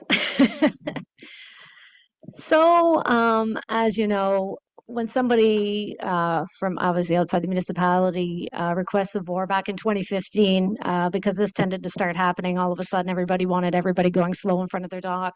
We put a policy in place. It was a very small few-page policy, which basically just outlaid the requirements of the application to the Office of Voting Safety for the VOR, just making sure that we received all the information as requested. So we are proposing a new updated VOR that also coincides with the updated guide and process through the Office of Voting Safety. So here's just a purpose and scope. I'm not going to read it all. So we were updating it because the 2015 policy emphasized on what proponents needed to submit, but did not address today's expectations for the process. So cost, consultation, enforcement, decision documentation within Transport Canada's modernized programs. So what it covers, beyond intake, it defines roles for proponents, for staff, for council, for enforcement partners, and for Transport Canada, minimum submission standards, a step-by-step review of workflow, clear council decision points, and ensuring applications are complete, evidence-based, and appropriately consulted before the township resources are committed. The governance outcome would be provides a consistent, transparent, and defensible framework that supports environmental stewardship, fiscal responsibilities, strengthens public trust, and positions the township to manage future VOR requests efficiently and with regulatory integrity. So why the change? It did not really update with Transport Canada's new guide. It's kind of, again, as in the previous side, laying out step-by-step processing. It's covering cost and other things that weren't covered previously in the old policy. Alignment with modernization requirements. So this, again, we're updating it to align it with Transport Canada's modernized legal authority guides, which again sets out all our steps and the pathways for dealing with requests for this. Again, defining the proponent must define clearly what the problem is and justify the reason for this action. Mandatory consultation is embedded now, which I don't believe it was so much before, but we're making it known that this is a big step that needs to be done.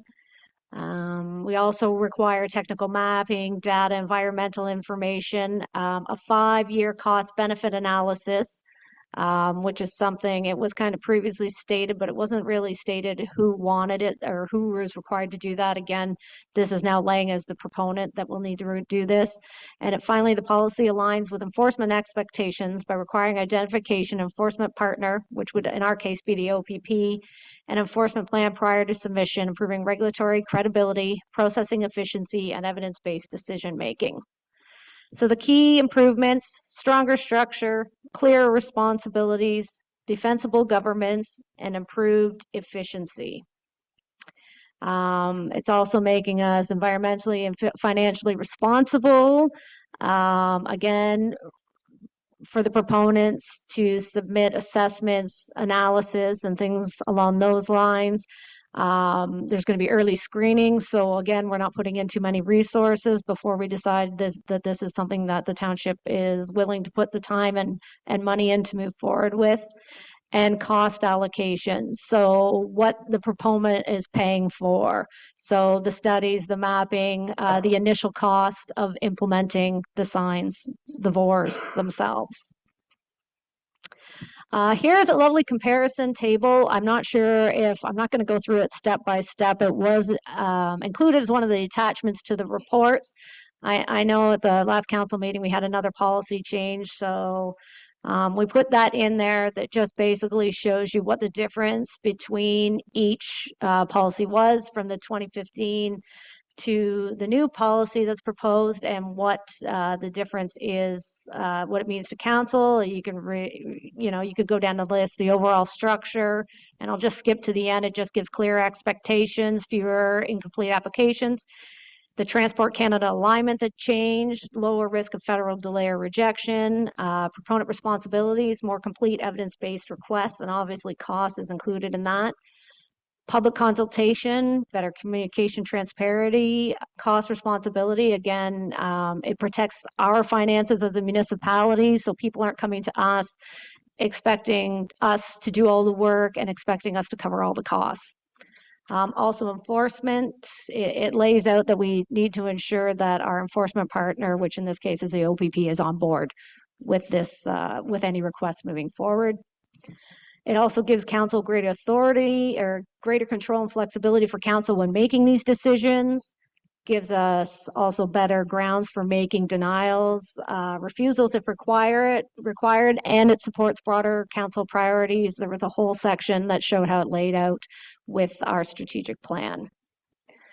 So the conclusion is basically just breaks it down, modernize our framework, environmental rigor, cost and process clarity, and then council action requested, which would be to update obviously the policy and add it to the policy manual, and then to authorize the CBO to implement the report in line with the Transport Canada guidelines.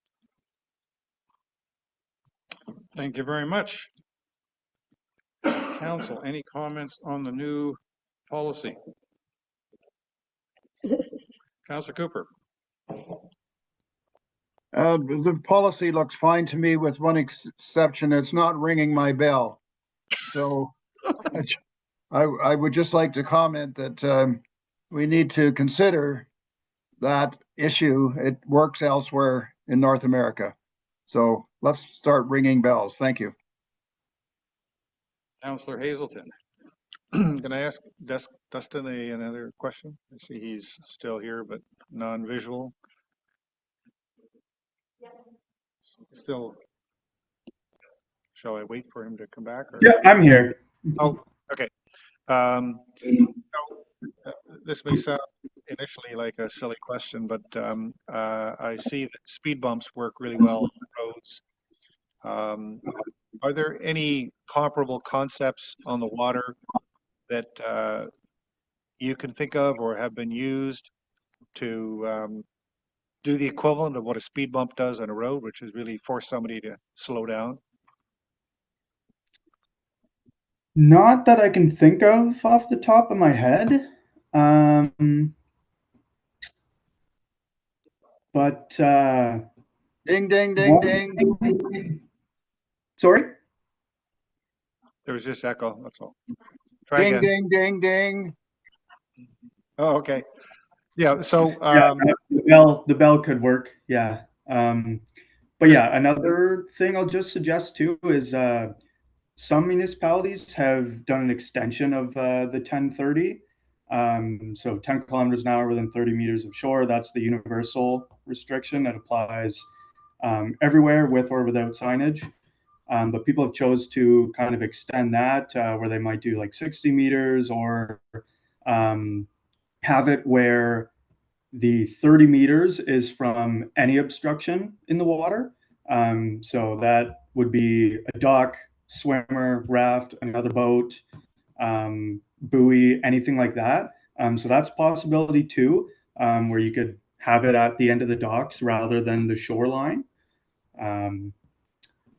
That's fascinating. Yeah. So how would you implement a 1030 off a break wall instead of shore? Pardon? How would you implement a 1030 policy off a break wall instead of a shore? That I'm not really sure. That's what I thought you were saying. You could implement a 1030 off for something other than a shoreline. And I yeah. Are the examples you gave of the bylaws, is that you utilizing a VOR, or is that just a local thing that you don't require a VOR for?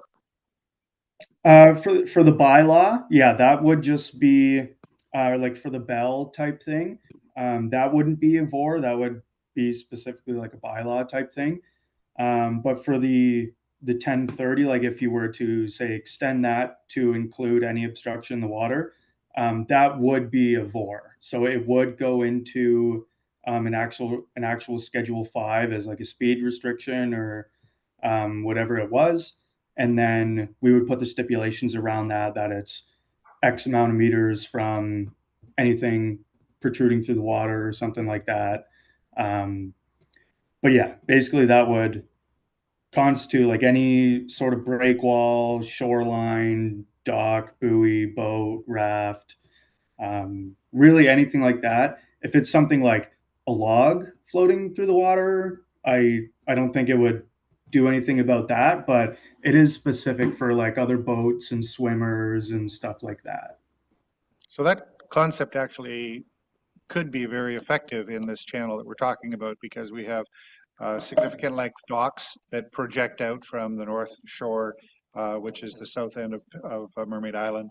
And we have Councillor Hazelton, let's bring it back to the topic at hand, is whether or not we update this particular policy, not how we may end up utilizing it in the future. I'm just trying to take advantage of Dustin being here because he's so hard to reach. Okay, thank you. All right. Any other comments? I have moved by Councillor Predko, seconded by Councillor Graziano. Whereas the Township of Georgian Bay is responsible for supporting safe navigation, environmental protection, and public interest in local waterways. And whereas the Transport Canada requires local authorities to follow the procedures set out in the Local Authorities Guide 2025 when considering or submitting a vessel operation restriction regulation or VOR request. And whereas staff have developed a VOR policy to establish a clear, consistent process for evaluating, reviewing, and advancing VOR requests in accordance with the federal requirements, and whereas the proposed policy outlines roles and responsibilities for proponents, Township Council and staff, enforcement authorities, and Transport Canada, ensures complete submissions, minimizes municipal costs, and aligns with the Township's strategic priorities, including environmental protection, fiscal responsibility, community engagement, and intergovernmental cooperation. Now, therefore, be it resolved that Council adopt the vessel operation restriction regulation policy as presented, and that the chief building official be authorized to administer and implement the policy, including providing guidance to proponents, coordinating required reviews, and preparing future VOR-related reports to Council. All those in favor? Recorded vote, please, Your Honor. Councillor Bocek has asked for a recorded vote. Let the record show Councillor Bocek has requested a recorded vote. Councillor Bocek, how do you vote? No. Councillor Cooper, how do you vote?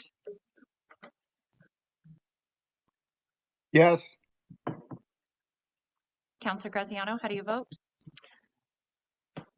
Yes, with ringing in my ear for bells. Thank you. Councillor Hazelton, how do you vote? Yes. Councillor Jarvis, how do you vote? Yes. Councillor Predko, how do you vote? Yes. Mayor Coutier, how do you vote? Yes. Let the record show the motion's carried 6-1. Thank you.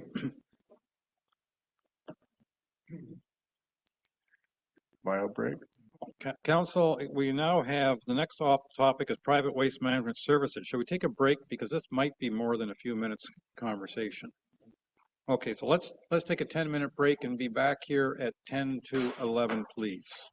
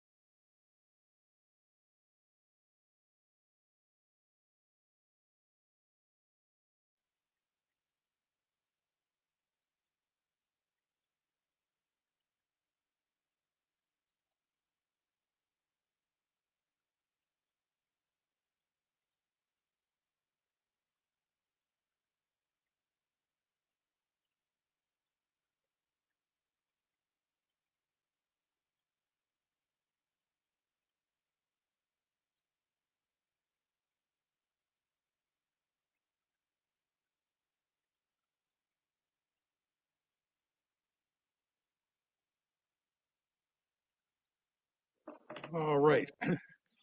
So we have most people back. Okay. Theo Mariotti, I believe you want to introduce one of our favorite topics around this table. Over to you, sir.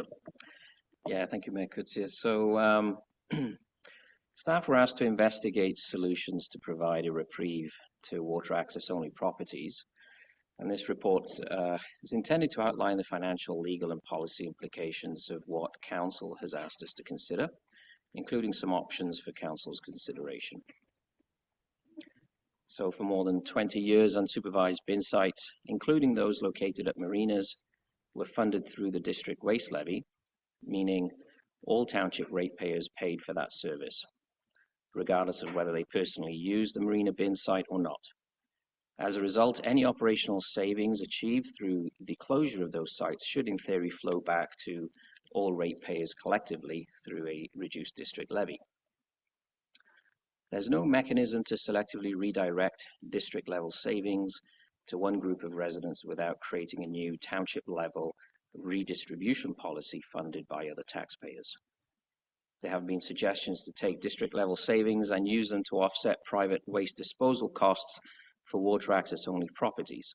In practice, though, district savings remain at the district level and are returned uniformly through the waste levy. They don't come back to the township as flexible funds that can be targeted by ward or property type.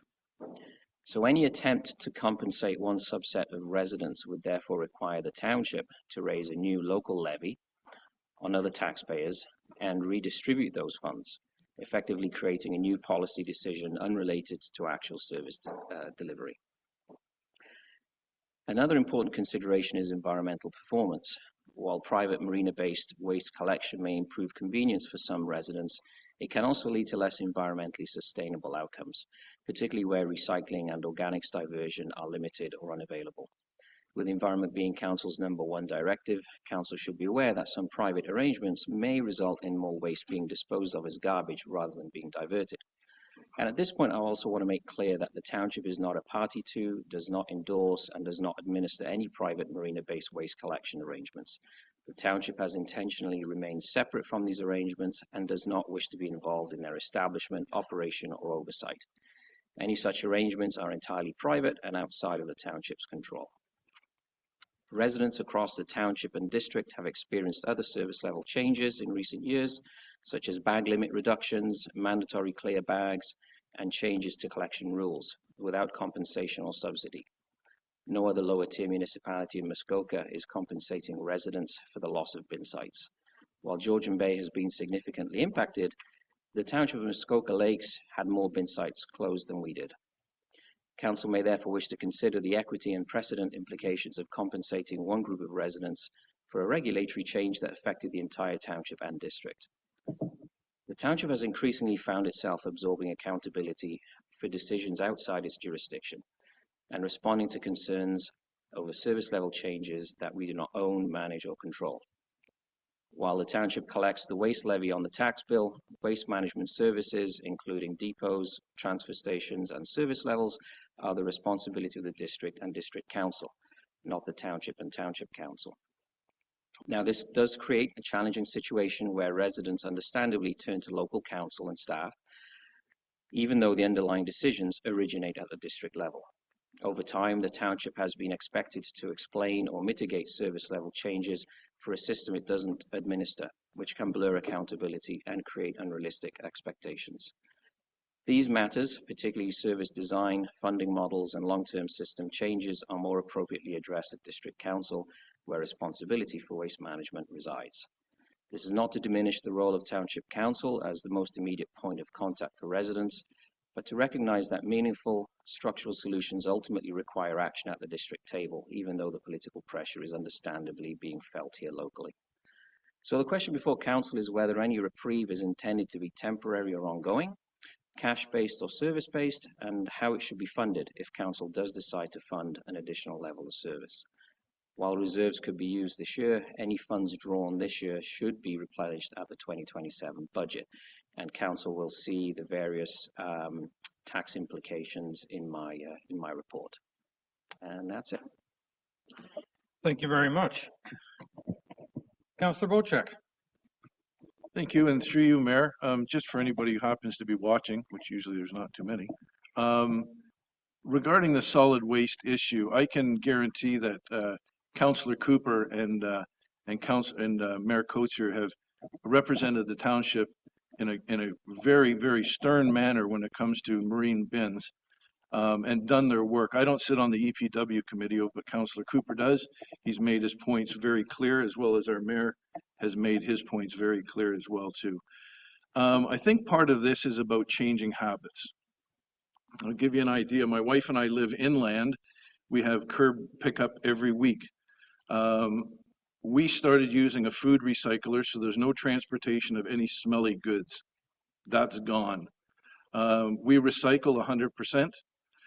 We usually fill a recycling bag or two every week. Garbage, zero. Absolutely no garbage left. By the time we recycle the food and by the time we put all our containers into the recycling, once per month we drive up to the Baxter community or the Baxter transfer station with a small bag of household garbage.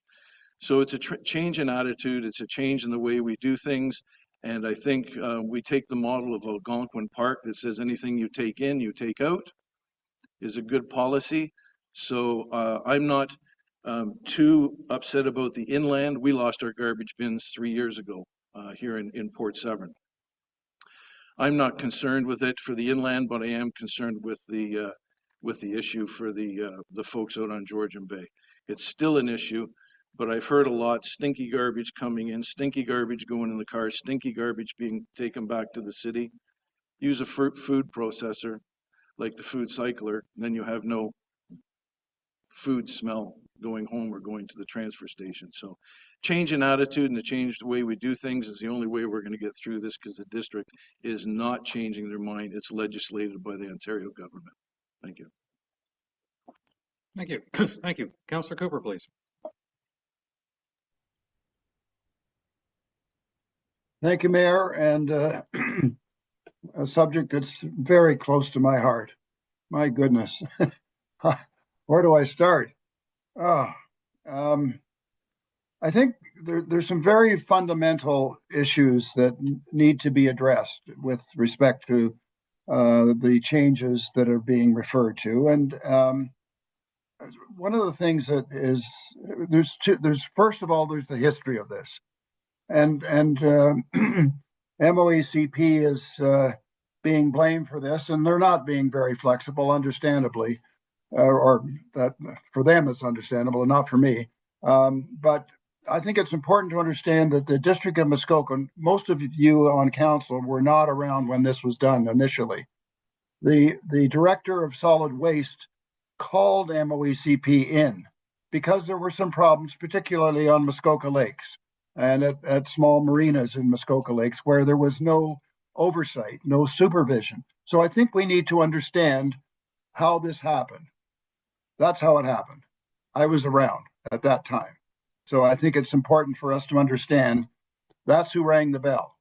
I think it's equally important to understand that there's supervised bin sites and then there's unsupervised bin sites. And that's quite a critical point that has been missed in this report, which is unsupervised bin sites. Let me refer to the bins, for example, at maybe at the Highway 400, where Gibson Lake, there's a site that has been problematic, for example, I believe. And there are many others around that. I think there was one at one point on 12 Mile Bay, and there was another one on South Bay, for example, which were problematic. Some of them fenced in. I think both of those are fenced in, but there were problems not only with humans, but with animals.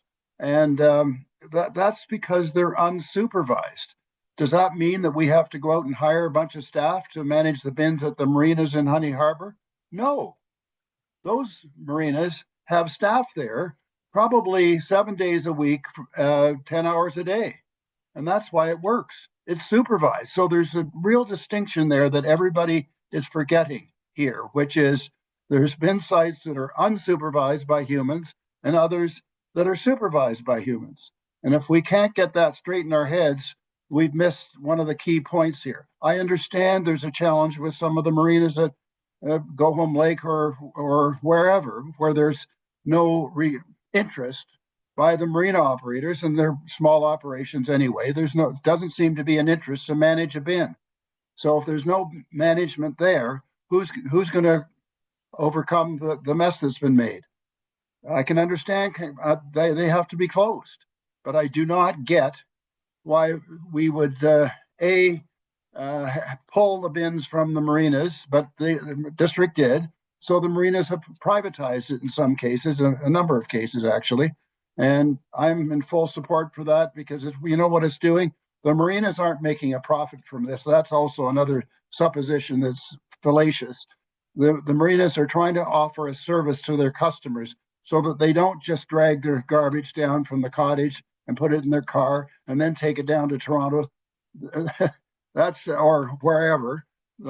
Often those trips are not necessarily to a car at all. They take their boat down to the marina and maybe pick up a family member and head back to their cottage. That's often the case.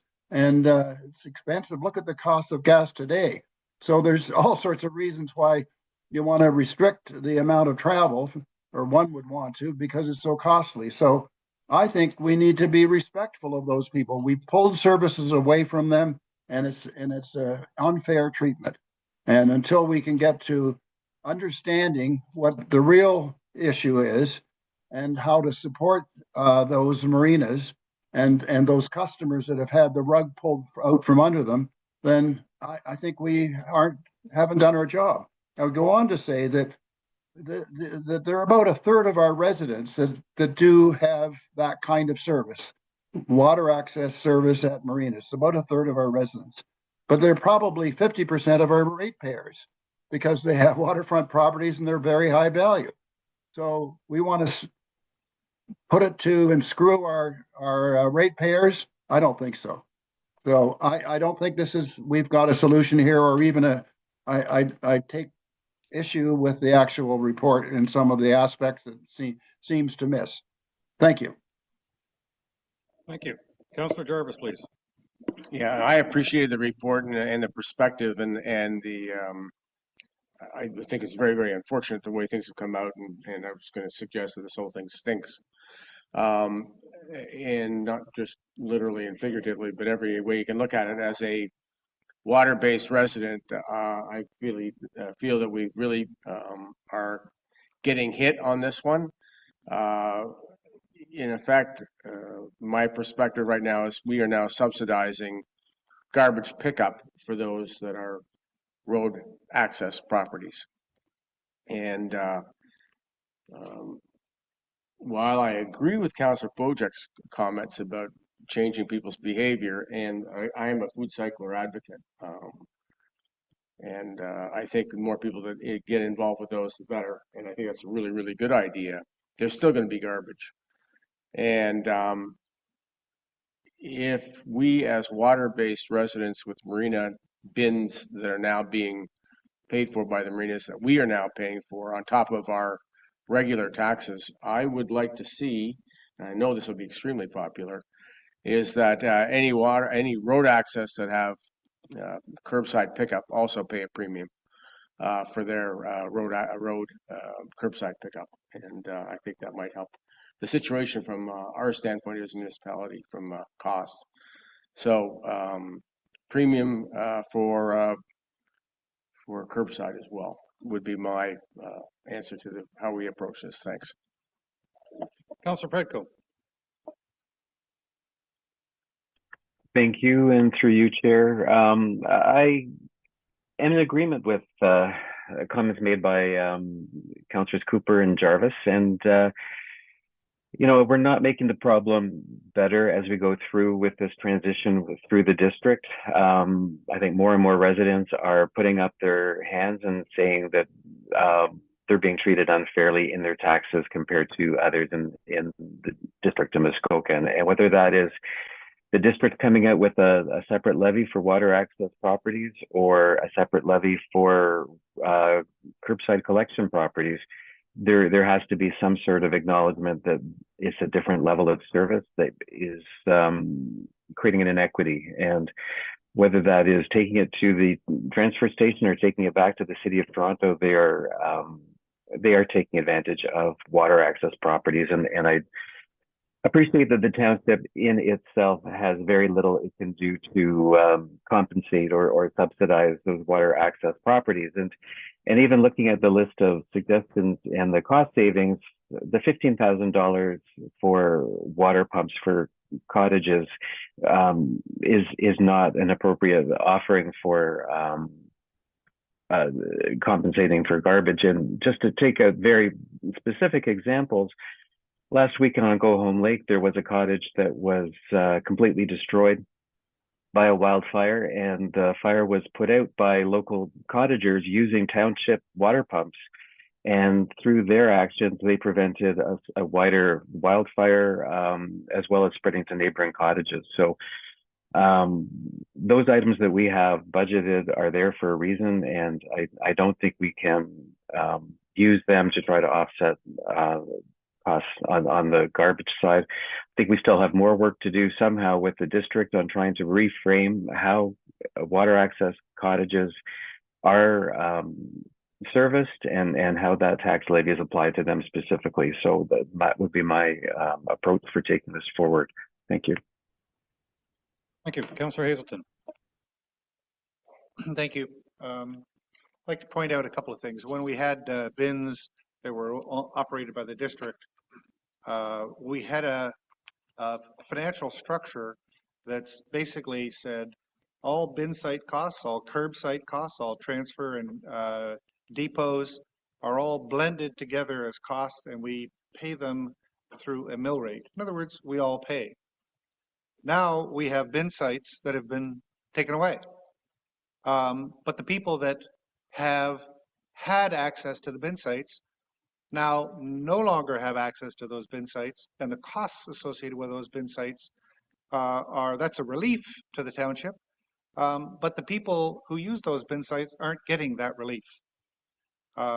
Further, where a private waste service gets into play, all of the waste from that service goes out of the district. And so further savings for the community, which are directly associated with these water access properties, which are not reflected in any way, shape, or form in the mill rate. And there needs to be some understanding that all of these water access properties are now compensating and funding the rest of the township for all the other services that are out there, as well as paying their own share of the private waste services at a marina. A couple other interesting points here. I heard that, you know, the smelly waste is gone. Well, I have a recycler. I can guarantee you that a recycler, the big one, is a wonderful device, and maybe it'll service 6 or 8 people, but it doesn't service 10 or 15 people. And one of the things that's interesting about cottaging up in the Georgian Bay area is that it seems that everybody has company on a weekend, and so rarely do you have 6 or 8 people. You usually have 10 or 15 or more, and therefore the lovely recycler just can't keep up with that kind of volume. So you are going to have food waste ultimately going out in the garbage. Another interesting factor, maybe it doesn't apply to everybody, but when the marinas operate a private service, the people who pay for that service are not only paying for their waste to be picked up and taken away, but they're also being charged for recycling to be picked up and taken away, because the recycling service, which does a lovely job on curbside, does nothing for bins.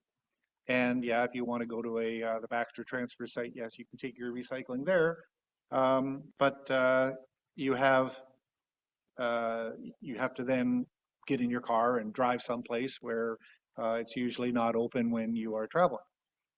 Kind of a personal pet peeve of mine. Why did the district go to clear bags? Do they want to inspect? Do they want the garbage people now to be garbage inspectors.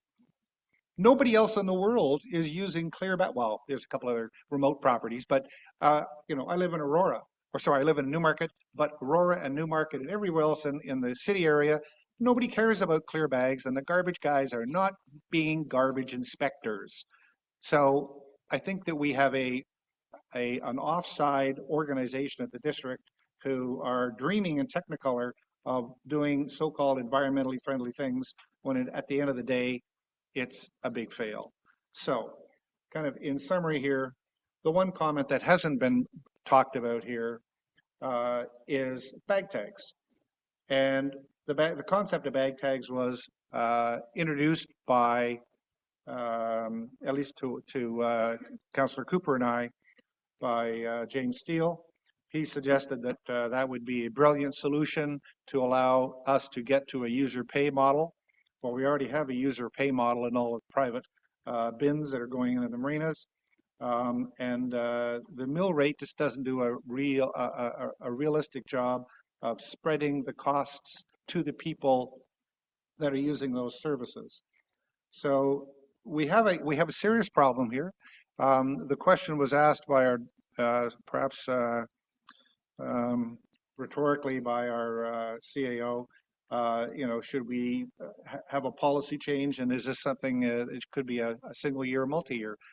I purposely think that what we should be doing here is doing a one-year fix for the problem that we have at hand, and then working with the district to enable this bag tag process, which is seems to be being deployed elsewhere in Ontario as a fair user pay process where people who are receiving a service are getting the service.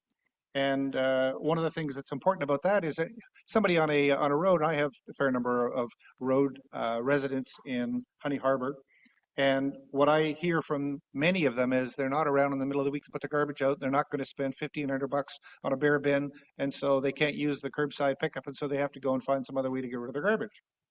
So if they had to buy a bag tag, they wouldn't.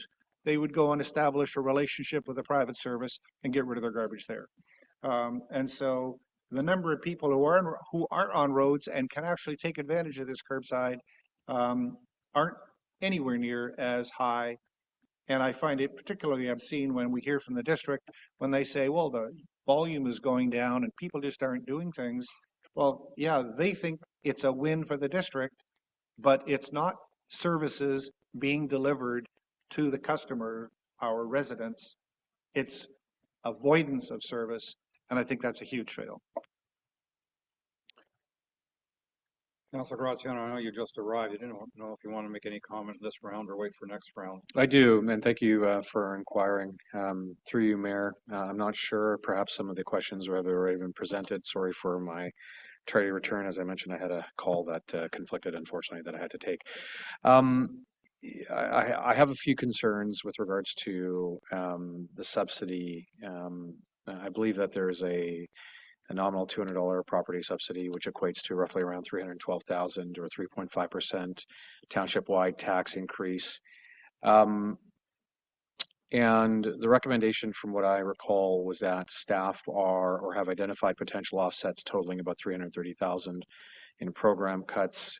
I guess the concern that I have is that we were advised that roughly around $400,000 would be saved by way of the district discount. I am to understand that perhaps that $400,000 would be reallocated to offset the cost according to the subsidy of $312,000. So assuming that that would be the case, then my understanding would be that there would be no tax increase to the resident. And effectively, it would just be a transfer. The other thing that I noticed is that there is roughly around, I think, if memory serves me correctly, and perhaps finance can confirm this, $30,000 remaining in the food cycler program with 600 units sold of the 75,000. I'm wondering if we can reallocate that, or should we decide to apply some kind of discount in one way, form, or another, and take from the food cycler program with the residual amounts remaining in that program and reallocate them to any reductions and or any discounts, which would, of course, again, lessen the impacts to any of our community members. As a general comment, I think it's unfair that we are comparing ourselves to other municipalities in this context, and the reason being is because Georgian Bay has a disproportionately large amount of bin sites relative to any other municipality in Ontario. We're very unique in what we have and the usages that we have. And so the magnitude of service loss is not comparable to that of any other municipality here in Ontario. I think that if we're going to compare apples to apples, we should compare apples to apples and not apples to oranges in that context, because I think we have a very unique situation and we can't compare ourselves to any other municipality in this context. So those are my comments for first round, and put it back to the rest of us. Thank you. Thank you. A few comments and then we'll do another round, but I want to respond initially to the comments of Councillor Hazelton. I believe he called the clear bags a total fail. The district has a very different perspective on that. Now, I should point out when I did these comments that the majority of residents in the district are roadside pickup. And that's not the case in our township, where it's roughly a third of the residents are roadside pickup, or maybe slightly less than a third. But after they introduced clear bags about a year ago, the use of the green bins and the organics, I think, more than doubled, and the amount of waste they were picking up went down, and I've forgotten the numbers, but something like 40% or 50%. 42%? I just got sign language. So it went down 42%. So, and I've made the comment before, I'll make it again, that sadly, clear bags actually did make a significant change, which tells me, and I'm going back to Councillor Bocek's initial comments, is that people were throwing a lot of organics in their waste. They were not diverting it and recycling for that matter. And so I think that it's unfortunate that it actually was as effective as it was.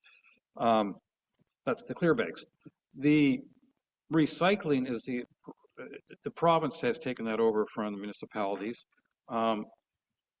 I, for one, am not a fan of the new program. I mean, for people who get roadside pickup, whether they're in the township or anywhere else in the province, there's no big change. It's a different truck that comes by, and they've definitely had growing pains.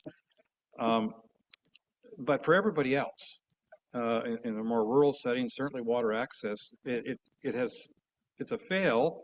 If again, I'm quoting Councillor Hazelton there on that, but because they are not putting, they being the circular materials, are trying to do things as efficiently and as profitably as possible, and they really don't care about the fringe who are not putting their waste out at the end of the road.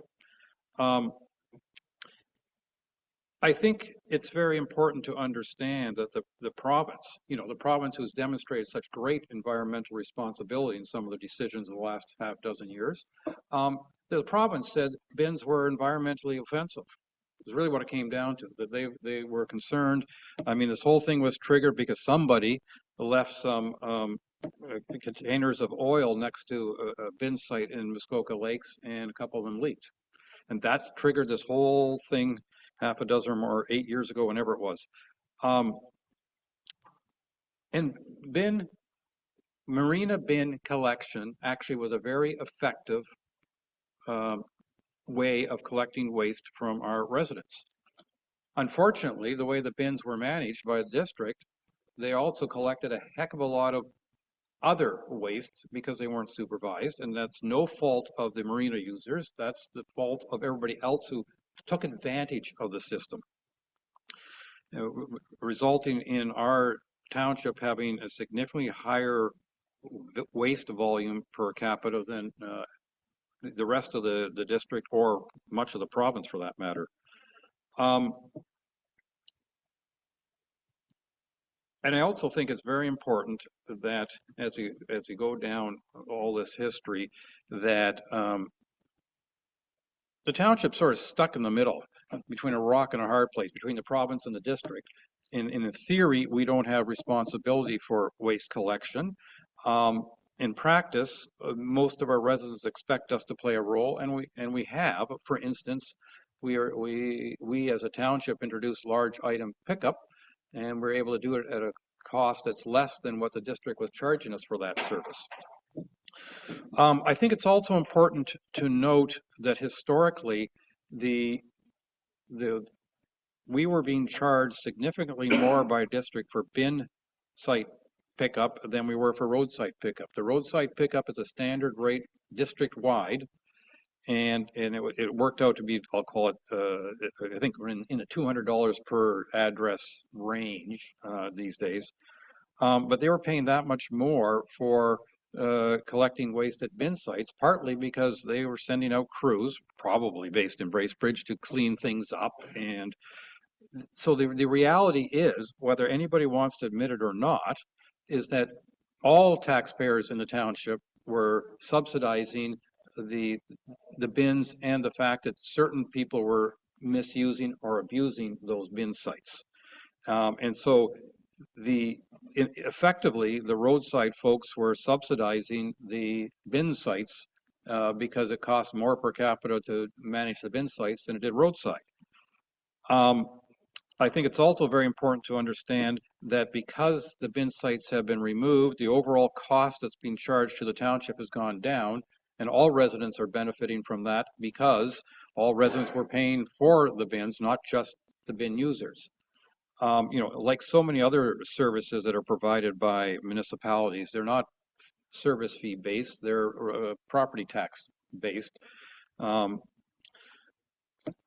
The district is supposed to be coming out, I believe in July now is their plan, with a solid waste master plan for strategic plan. I'm sorry, I've forgotten exactly what they call it, for the next 10 years.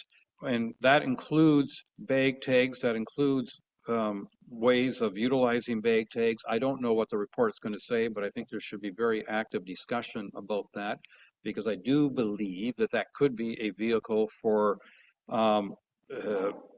somehow subsidizing, reimbursing, or what have you, residents that are not utilizing the, I'll call it, collection services provided by district.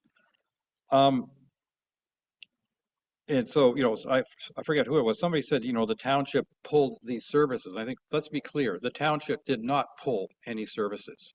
Matter of fact, the township has added services, and it's added large item pickups. So I think that's important to understand. And with regards to the food cyclers, I can understand that, some weekends the food cyclers may not be enough, but I found what we've done then is we've collected this stuff and recycled it through the food cycler as the week goes on, because I'd much rather do that than put the smelly stuff in the car. I also want to observe a couple further things, is that very roughly, we have 1/3 of our residents who enjoy roadside pickup, 1/3 of our residents who use marinas, and 1/3 of our residents that are down private roads, many of which will not be getting roadside pickup because the road's too small.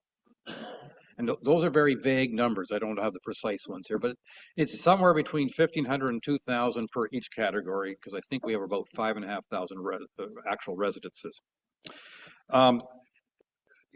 So we have various categories. The other thing I wanted to point out is that if anyone is part of a condo, owns a condo, not that many condos in our township, but their winter address may be a condo. You may not realize it, but if you own a condo, you're double paying for waste services. You're double paying because the property taxes the municipality is charging waste services through their property taxes, and whatever your rate is, you're paying your share of property waste through that. And you're paying through condo fees because the condo has put bins at the back or in a garage or wherever they put the waste collection. So I hate to say it, but many of our residents are already paying double waste at their winter homes. unfortunately, the way the whole system is structured, when we are talking about in some form or another compensating folks who are choosing to use private services through, in this case, predominantly marinas, we are going into a realm that is not usually addressed across the province. And therefore, we have to, I think, go in carefully. We have to make sure we're not offside of regulations or wave too many flags.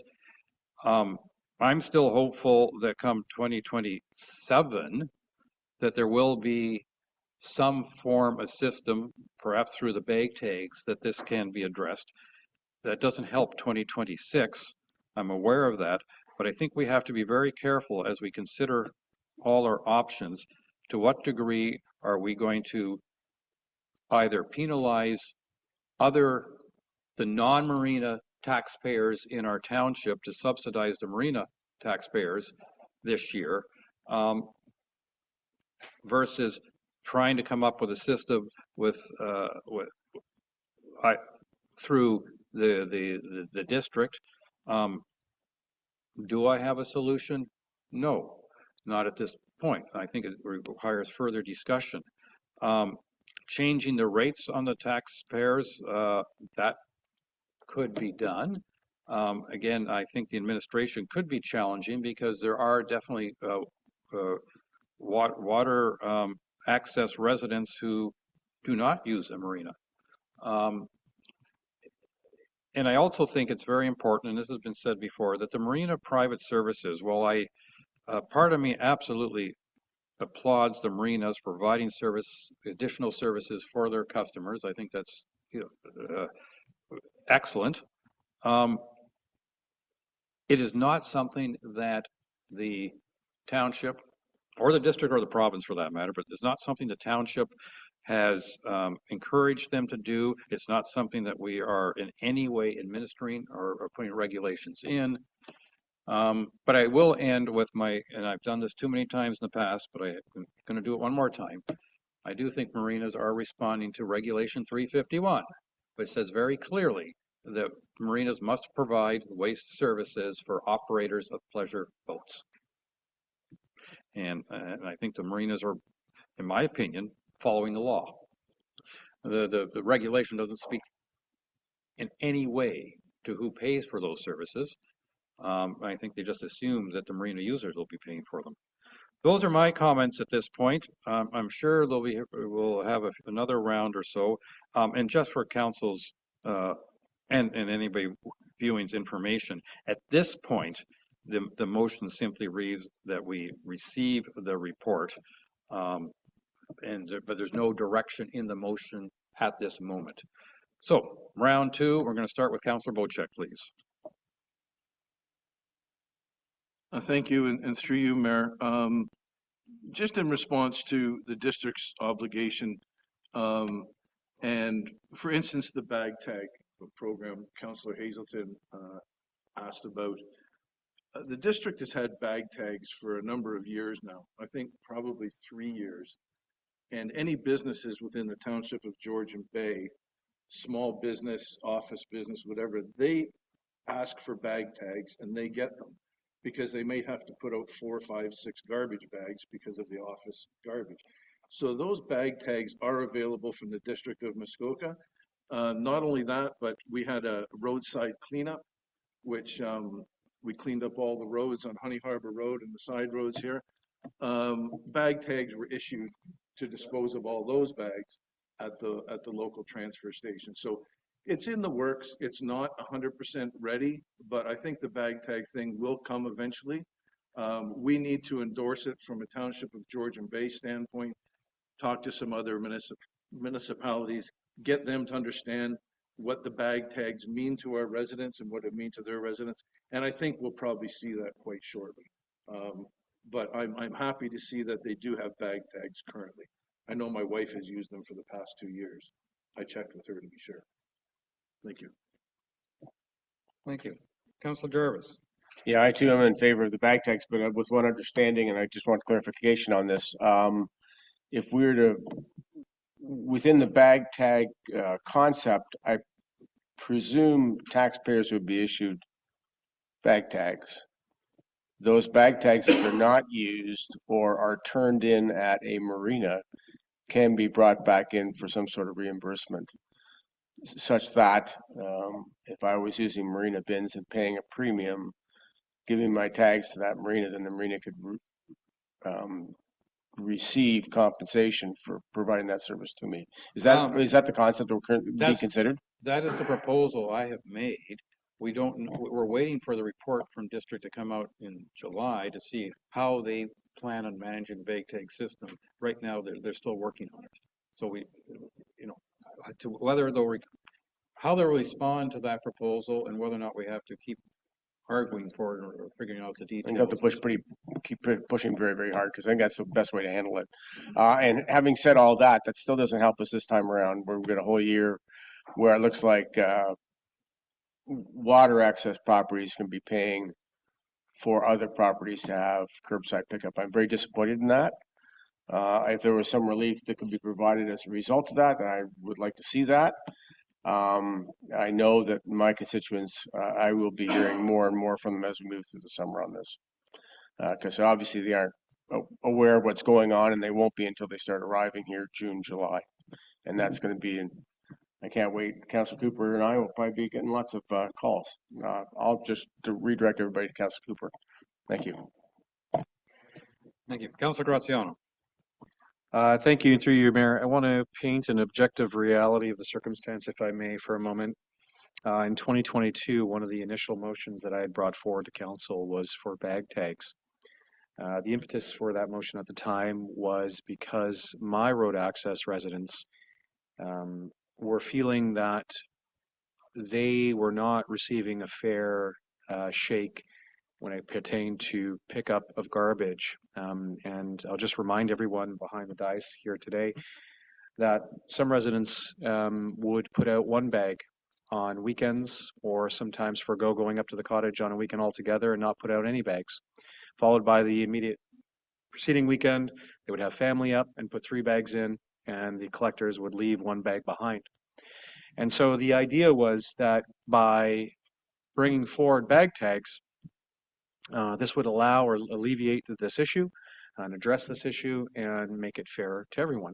And at 52 weeks a year, multiplied by 2, that's 104 bag tags. We passed that in 2022 in council. We endorsed it. We brought it to the district of Muskoka. And where has it gone? Nowhere. We don't have bag tags. With that, just as a correction, bag tags will be part of this new strategic plan. So yes, it is. I'm holding my breath. I'm holding my breath. You know, we've heard from district that they're expanding the road curbside pickup, you know, and hoping to expand it across the district. And in fact, we have some new roads that are privately held within at least my ward I can speak to that have applied for a part of expansion, and they were turned back, advising that they would have to wait until the District of Muskoka updated its road curbside pickup policy, which would occur after the bins were removed and that this process phased itself out. And here we are today. These roads are still very much waiting to be assigned and or recognized as pickup roads. And they do comply with the policies based on what is currently present by way of the district, and they are on a waiting queue for this future policy to be passed and or presented to council, to district council and committees, and vet its way through the process. We've had numerous conversations with respect to going at it alone. And again, we come back full circle. I come back full circle that I feel personally that going at it alone will be and deliver a far better service to our constituency versus keeping it status quo with what the district has presented us. We've seen over the last 4 years a consistent scaling back of service, not a attempt to work with us to understand our nuanced requirements and to also recognize the fact that we are a very unique community within the greater part of Ontario. I want to draw reference to a parallel here with respect to why I feel we can do it better by ourselves. And we look at very closely at home what we've recently changed, which is the water quality testing group. And I look at the past organizations that we worked with. I look at how we approached water quality testing in the past, and I look at it now. I see the A team that we've been able to compile, and the group that that very much is going to be executing on an excellent program for 2026, 2027. And so I know that we have the opportunity and the resources within our municipality to go at it alone. Albeit maybe I'm a dreamer, as John Lennon says, and maybe that will never occur. But with that said, objectively speaking, bag tags have been passed by this council in 2022. We still do not have them. And now I go on to my questions, if I may, Your Worship, to staff, which is, according to the report, I understand that Section 106 bonusing concerns apply to commercial enterprises.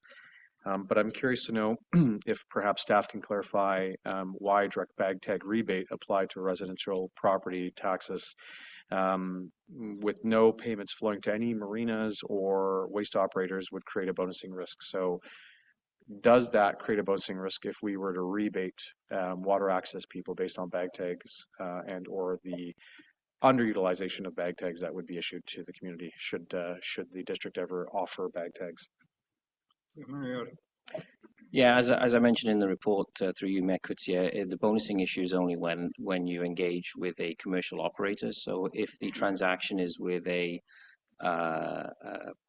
individual, then that bonusing risk is no longer there. Understood. Thank you for that, and thank you for clarifying. I do have one request, if I may, as I conclude. Given that this is for information only, it's likely going to be returning back by to council at some point, and I'd like to see staff bring a report to at least the next council meeting or when this does return, with a ranking based on the options that they are recommending for reductions. Because my understanding is that based on the report, the staff was trying to find annual savings by way of program offsets. And so what I'm asking for is a rank of those offsets and the impacts that they may have to our communities. And where the other $400,000 discount that the District of Muskoka has offered has gone to, along with any other potential reallocations such as I'm sorry, I'm lost for words now.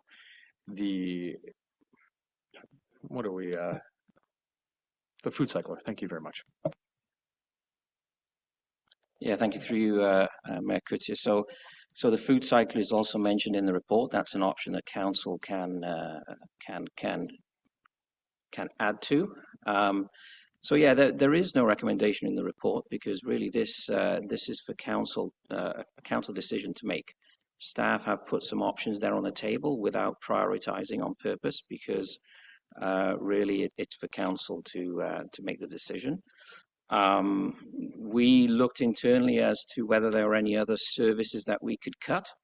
Obviously, delaying, let's say, for example, the upgrading of our roads is a bad idea. Any delay on any asset that we have is a bad idea because especially now with the province making sure that we either have to maintain our assets or dispose of them, otherwise we will not get any funding from the province.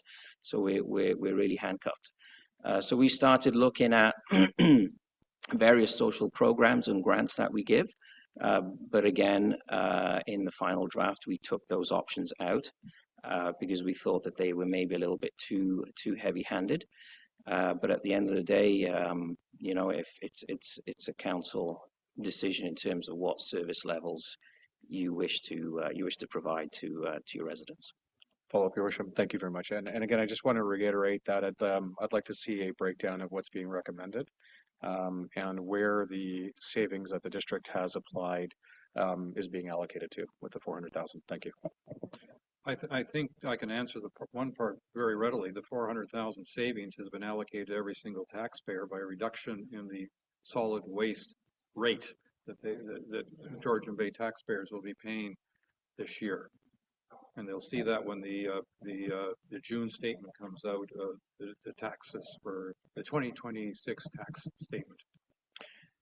Just on that note, if I may, through you, Mayor, I think it was in our previous council that we discussed that there is no effective dollar rebate. In fact, our constituents are still seeing a tax increase overall, regardless of whether or not there's a line item being reduced by X amount. They're still seeing an overall tax increase by way of the district levy as well as our municipal levy. And so there's no effective rebate to the taxpayer, even though in numbers, it may look like a discount, they're still feeling an increase. But with that said, even if there is a discount, we are still collecting the amounts because tax is compounding based on the increases year over year. And so we are seeing an increase in our tax revenue and our tax collections by way of its compounding. So again, I'd like to see where that $400,000 is being reallocated within our municipality. Thank you. Okay, Councillor Cooper. Yes, thank you, Mayor. And just a few points in terms of the bag tag issue. I think it's incumbent upon us to explore that through the district, I guess. Frankly, I'd prefer if we went our own way, but in the near future, I would really encourage my fellow councillors themselves, but also through their constituents, to be lobbying the district, the chair, the CAO, and etc. Get letters out to them saying what is going on here and where's the fairness, etc. We did get a credit, yes, and but it's not been evenly applied, and that's where the unfairness comes. I'd also like to point out we're looking for offsets. Councillor Graziano quite rightly was saying where are sort of some of the offsets, and I can think of one of them, $100,000 that hopefully sooner or later is not going to SSEA. There's $100,000 right there. Have we forgotten about that? I don't know, but we need to think about that. There are other amounts that we're giving out to organizations without even seeing financial statements. Segbay. We don't see their financial statements anymore. We saw them once in 10 years. Why are we giving out $6,000 there?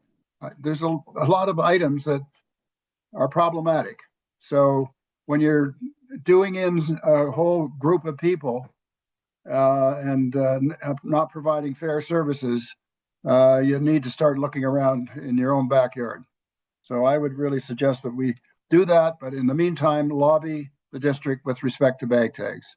Thank you. Thank you. CAO Mariotti. Yeah, thank you, Mayor Christie. So I just want to clarify for Councillor Cooper, this year's budget, I'm getting tongue twisted now too.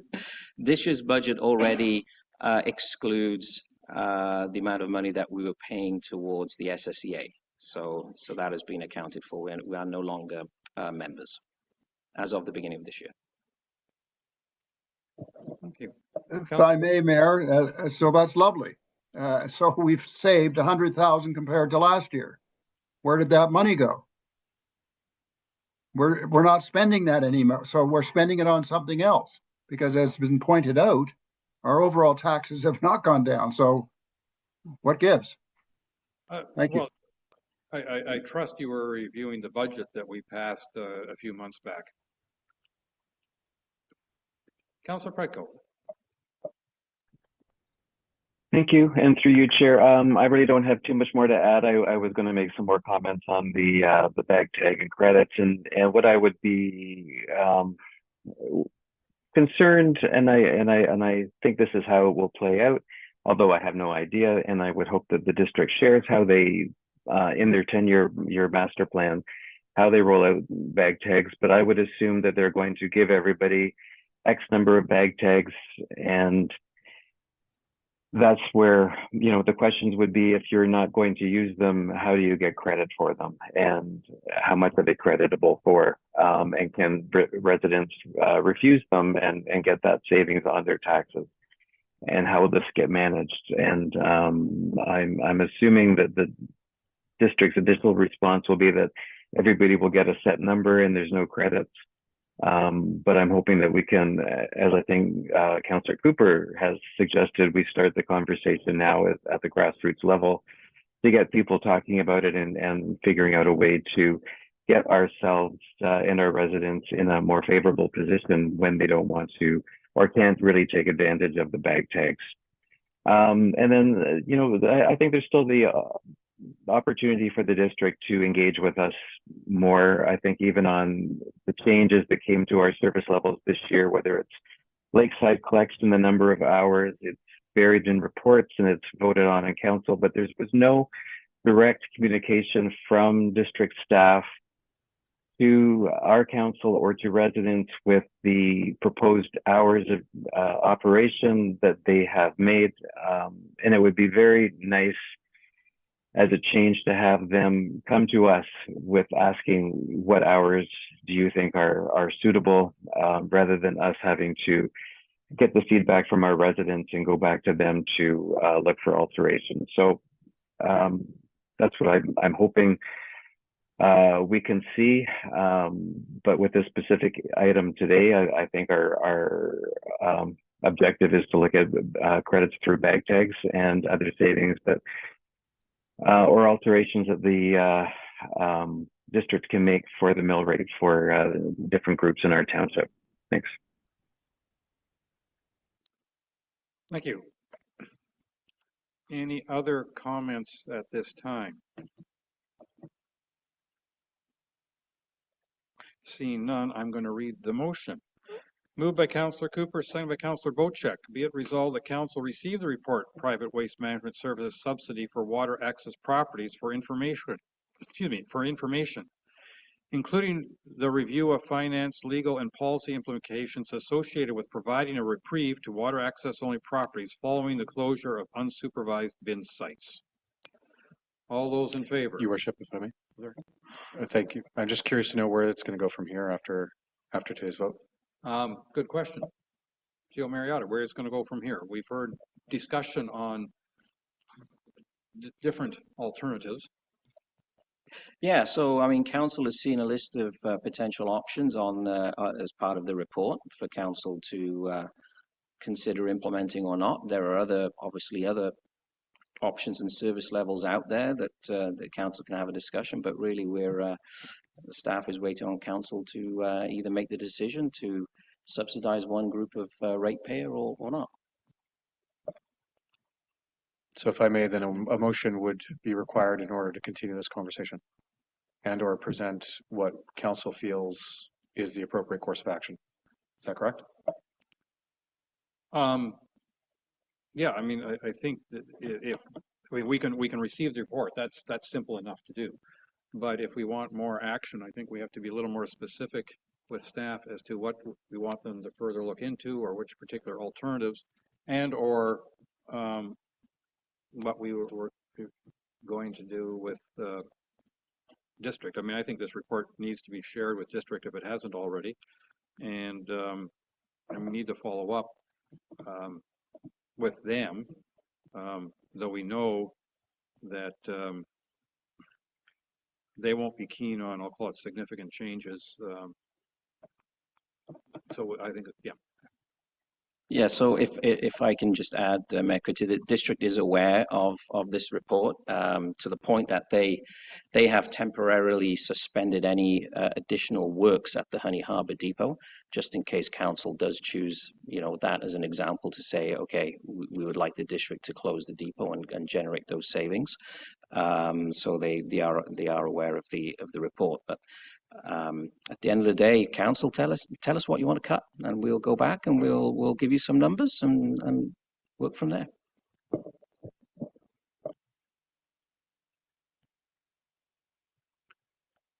I think it would be very foolish of us to close the Honey Harbour Depot, given the number of people who have already used it and will in the future be required to use it, including many users who have been taking advantage of free access to the bins at the boat club that are no longer free access. Where is that waste going to go? Anyway, Councillor Jarvis. Yeah, I'm just a follow-up and two, I'm curious to know what our next steps are here. And did I hear that we'll be getting interim budget information here somewhere down the road in a month or two, in which case we will see that there's money coming back to us because of what we are not getting in the way of garbage services? Can we not consider at that time what we would do with those funds that are? Well, no, I think what has happened is based on the district budget. There on your property tax, there's a line that's specifically for solid waste, and that line for everybody in our township will be going down by, I think it's 8% thereabouts, 14%. And because the cost for collection services has been reduced significantly in the township because they're no longer managing the bins. So everybody will be receiving a reduction in that line of their taxes. Councilor Graziano is absolutely right, is the bottom line is still going up because many other lines are going up, including the township taxes. But that particular line will be reduced for all taxpayers. Thank you. Councillor Hazelton. So our Director of Finance has a very interesting chart. And I don't know if you can easily put it up on the board here, but it highlights the different tax categories that are being provided with mill rates and everything else. Is that part of this today's discussion, or is that? Through you, Mayor Coetsier, are you referring to the final tax bylaw? Yeah. Then yes, it's part of it's the bylaw. Okay. Could you put that chart up on the screen for us to look at, please? Or somebody.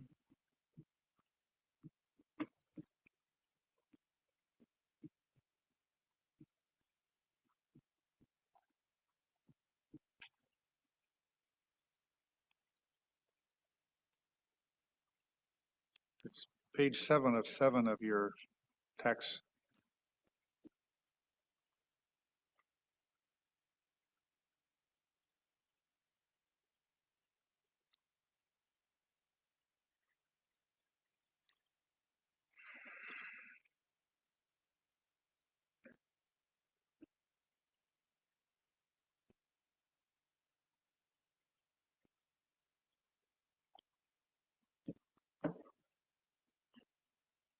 Should play some background music here.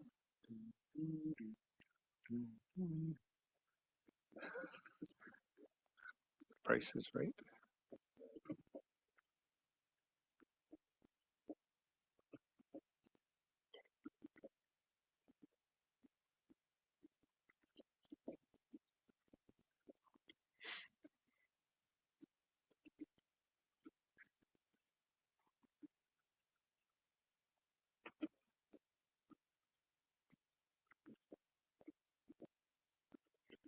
If I could share my screen, I could get it. I can't.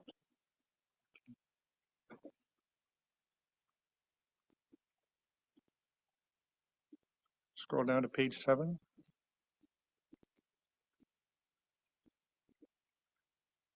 There we go.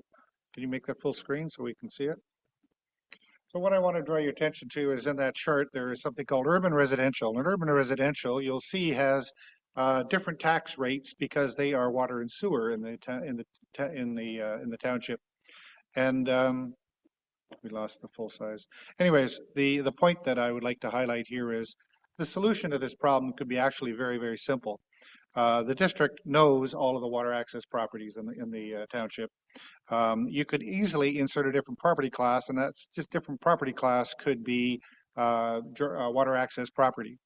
And then what you would do is, instead of taking the tax reduction that has come from the district because of all of the water access properties now going to a private service and all those bins being taken away, you take all those savings, which are only savings if you have already, taxed the resident, and you have the money now in the bank. Anyways, you take the mill rate that was there before with no savings, and you allocate that to all the residential, multi-residential. And then you have this new category of waterfront, and you implement a new tax mill rate for waste, which reflects what the district told us in their option 1, 2, and 3, option 3, which was that 49% reduction. So you do that, and now all of a sudden you have an ability to allocate your mill rate cost to the residents according to the services they're getting. And the waterfront properties getting no services, fine. All you do is you cover the cost of the 2 transfer sites. So the model is there. The district has already identified urban residential. If you simply put in water access properties in there and adjust the mill rate, and so your mill rate for residential doesn't come down because the savings are all driven from the water access properties. So we have a very simple formula and mechanism that's already baked into the model where we can solve this problem. Maybe we won't solve it for this year and we worry about bag tags and everything else next year, but we could very easily solve this problem leveraging this tax model. Now the question, I guess, is, do you want to do it? Through you, Mayor Coutier, to Councillor Hazelton. Unfortunately, it's not a matter of whether township staff want to do it. That is a district bylaw that was passed early on in April, or it will be being passed early on in May, as we do plan to distribute our final taxes and our final tax bills by early June. Township staff have no authority over the District of Muskoka's taxes. What you will notice, though, is the overall residential tax rate is at 0.65%.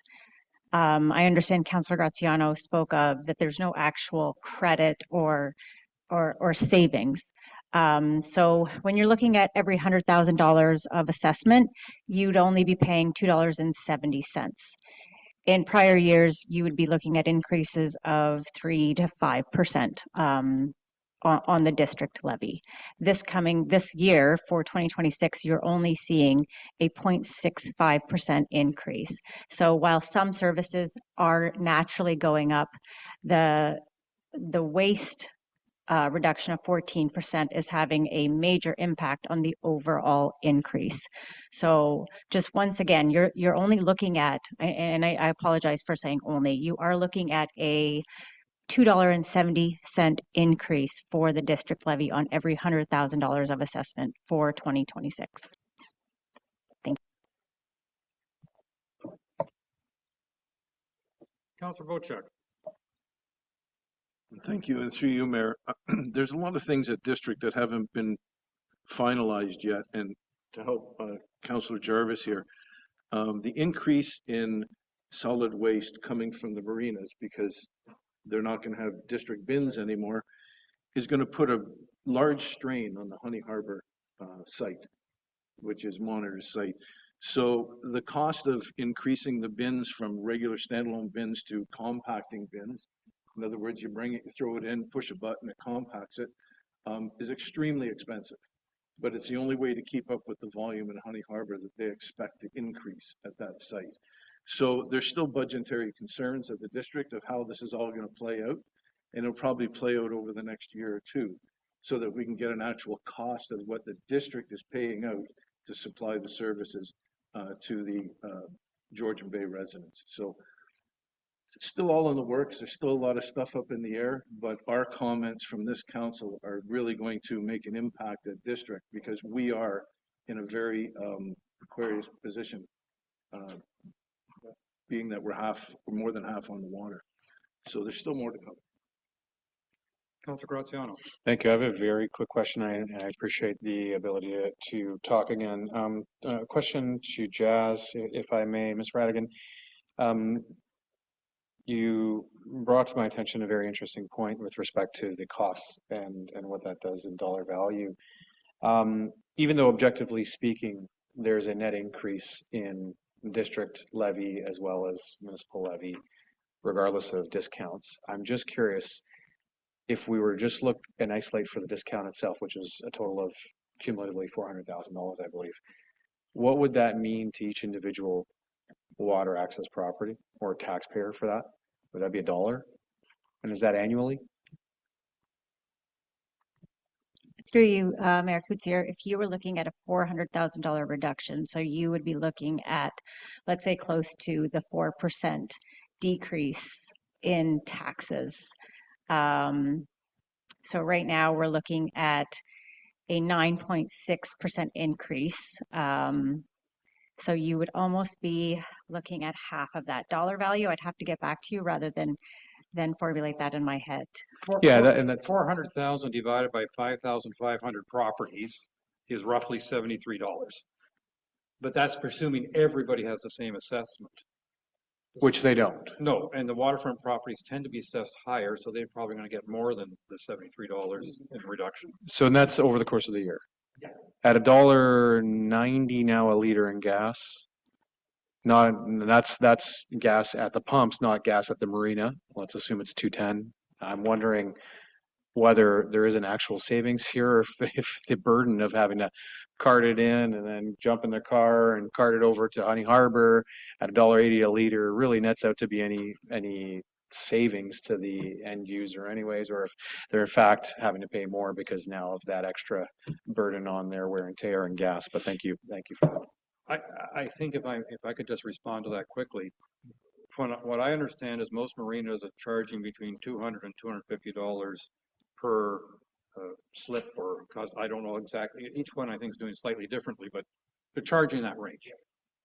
If the average taxpayer is going to get, I'm going to call it on the lakefront, is going to get a $100 break because their assessment is higher than the inlands based on this math. They're still out of pocket 100 to 150. In other words, the break, because it's spread over everybody, is going part way.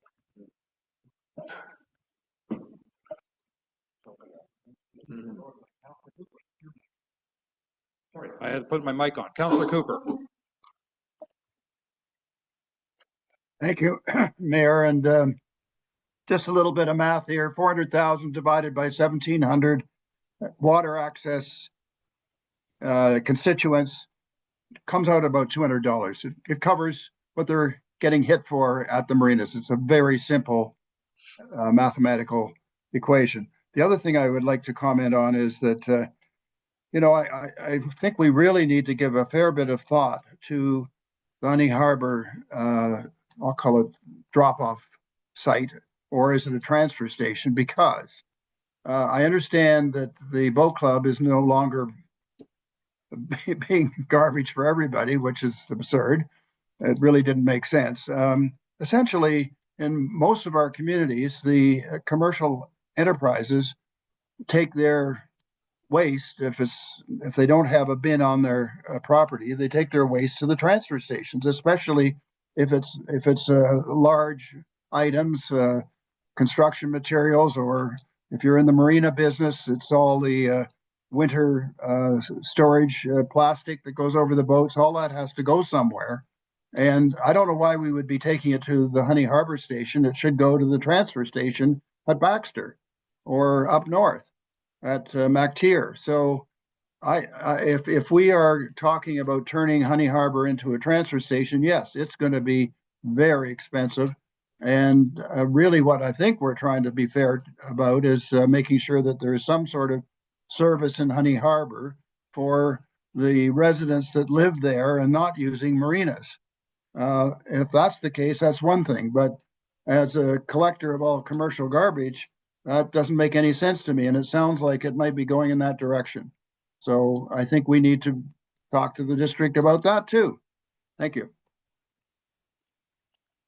I don't think it was the district's intention to have the Honey Harbor Waste Depot collecting commercial waste in terms of construction waste. However, the waste from, I'll say, the retailers, or the residents that in the past was driven to the boat club now has to be delivered to the Honey Harbor Depot.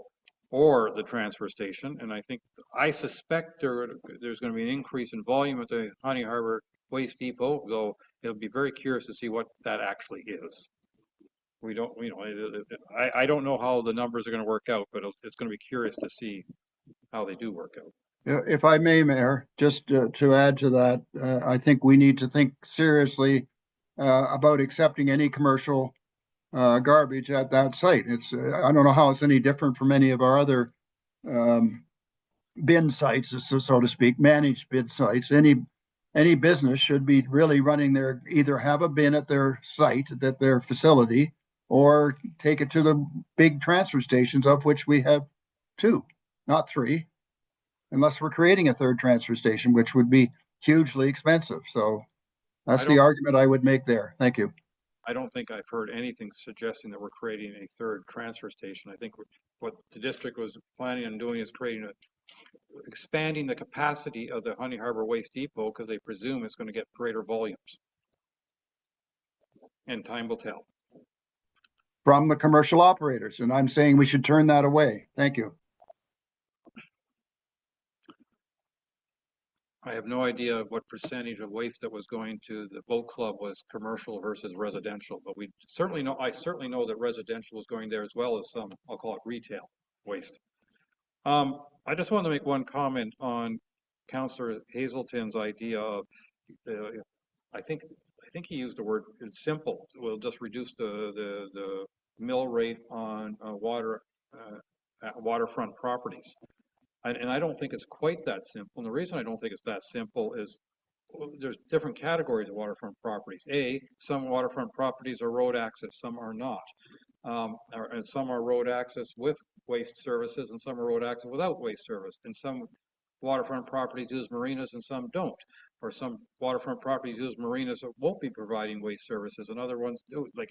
I don't think it's going to be quite as simple as we think. And I know that, like, MPAC, which is, I'll say, puts various codes on the waterfront properties to set them aside. They don't have anything in there that says whether or not that waterfront property is using a marina. So I don't think that'll be quite straightforward. I don't know what else I was going to respond to. You may. In point of clarity, Graham Good at the district can give you a list of every property that is water access only on Georgian Bay with no road access. So the data is out there. It's somewhat of a no-brainer to get the data. In fact, we've already had Graham give us the data in the past years. So anyways, but I hear from our director of finance that it's a non-starter, so I'll give that up. But I just wanted to clarify that MPAC may not give you the data, but the district can give it to you. But the district can't tell you whether or not they use a marina, that waterfront property. No, but the point is, if the water access people have had their services taken away, then that's the people we want to be crediting back. We don't care what marina they go to, really. We just want to, anyways, it's somewhat of a moot point because our director of finance says you can't do it, so can't do it, and we can move on. Councillor Predko. Yeah, thank you through you, Chair. I was just going to reiterate what Councillor Hazelton was just saying, that I don't think it's a matter of whether or not they're at a marina. I think it's whether they're water access without road. But also we don't have the ability to create that category anyway, so it is a moot point at this moment, but I think it's something for future discussion with the district. All right. I think I already read the motion with regards to receiving the information. Would you like that motion read again? Oh, CEO Mariotti. I would like to close one loop, though, because obviously in the report there was an option that was talking about closing the Honey Harbor depot. So if I can get confirmation from council that that is not going to be, let's say, on the hit list going forward, then I can let the district know to please go ahead and continue the upgrades to that depot. Councillor Hazelton. I suggest that we leave that depot open because we don't know what the volume is going to be, and we have we have had two giant bins at the boat club that have been wide open for anybody to use. And yes, there's a lot of commercial garbage going in there, but there's also a lot of non-commercial garbage going in there, and we don't know where it's going to go. So I think we should leave it open at least for a year until we understand what the patterns are, and then make decisions after that. Councillor Cooper. It's one thing to leave it open, but that's not what I think the question is. Also, the district is planning to spend a fair chunk of money, and that's different from leaving it open. I would be in favor of leaving it open. I would not be in favor of spending any money on that site until we know how all this is going to play out. Thank you. Yeah, so I believe this was discussed at district, the upgrades to the Honey Harbour Depot, and the upgrades being easier access in and out, so that with the increase, presumably with the increase in flow of traffic to that depot, that folks can basically come in and then just drive straight out instead of, so anyway, there's an expansion there to make it more easy for ratepayers to use that depot. And the other key component is the addition of a organics recycling, which right now the depot doesn't have. But what is that number? The extra cost?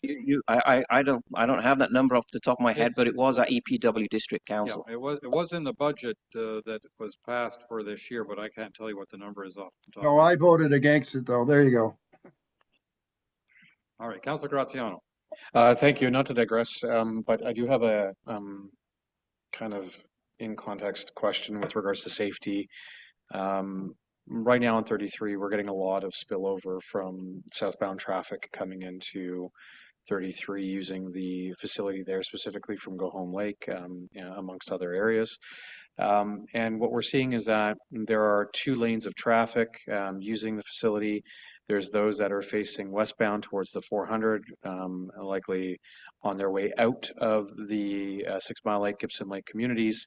And then we have an abundance of traffic facing eastbound coming off the 400 to drop off their garbage. And we only have shoulders there, not paved, no parking allocations.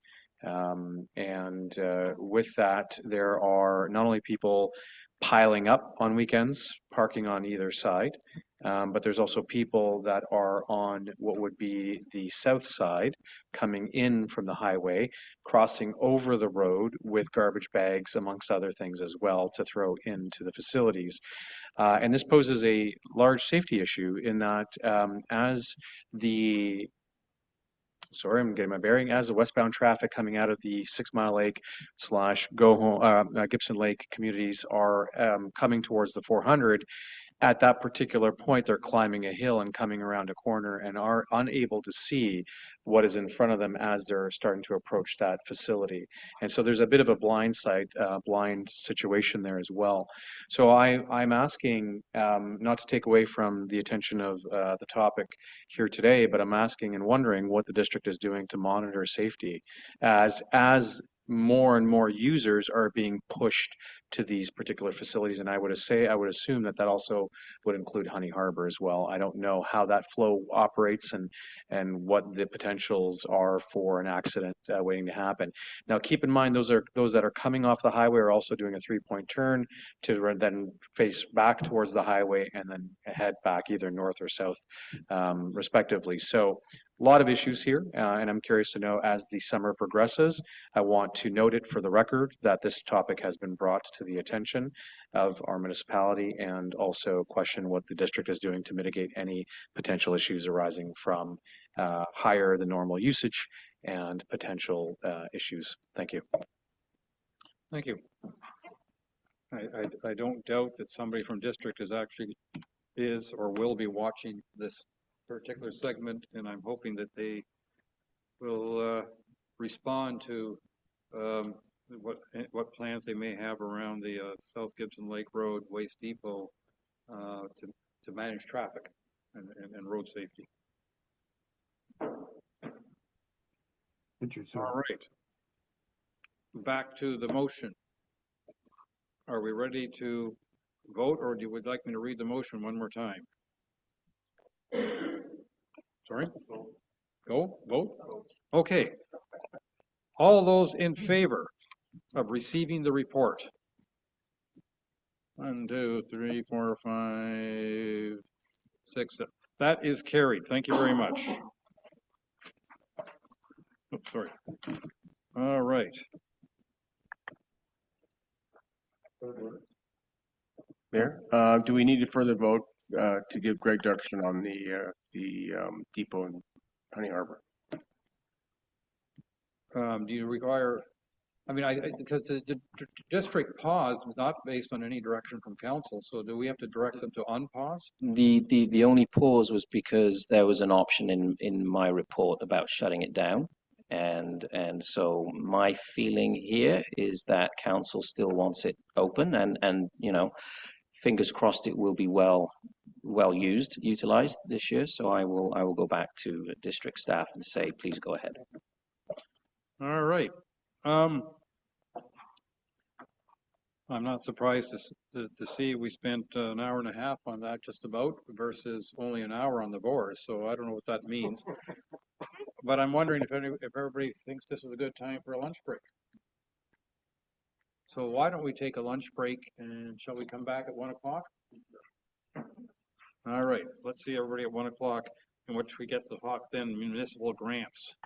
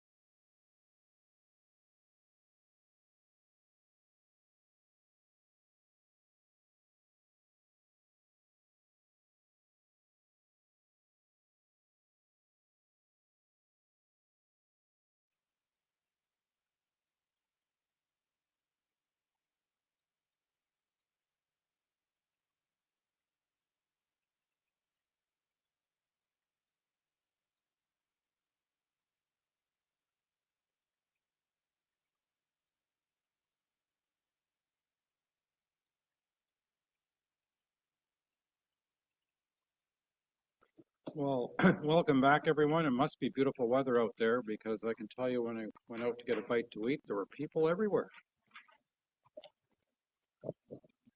With that, let's go to 2026 municipal grants or under the small grant policy. And Director Radigan, over to you, please. Thank you, Mayor Kutsier, and to members of council. The staff report before you identifies the 2026 allocation of municipal grants to community members that actually applied for them. Council may recall that the policy was updated in early 2026. A total of 23 applications were received, totaling up to $23,000. The allocated budget is $10,000. Staff, including myself, as well as the Director of Communications and Sustainability, reviewed the applications and scored them based on the new weighted method that was approved by Council. We ensured that we looked at the program length, the implementation, and the amount of effort required, community impact, as well as financial need. So attached to the report is Appendix A, which outlines the recommended amount to be allocated to 21 of the community partners. Thank you, and I'd be happy to answer any questions.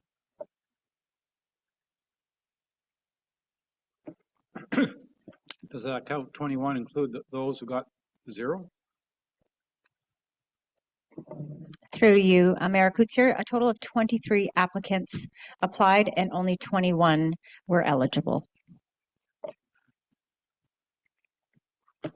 Okay. Well, maybe I'm looking at the wrong schedule.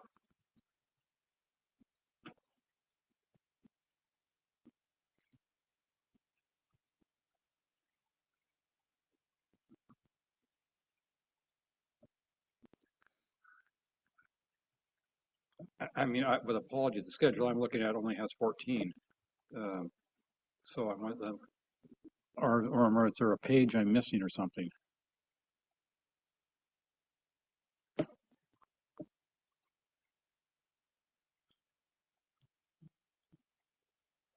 My apologies. It should be 16 and only 14 received. Okay, I'm feeling better now. I thought I'd missed a page or something. So I'm going to go to Councillor Cooper, please.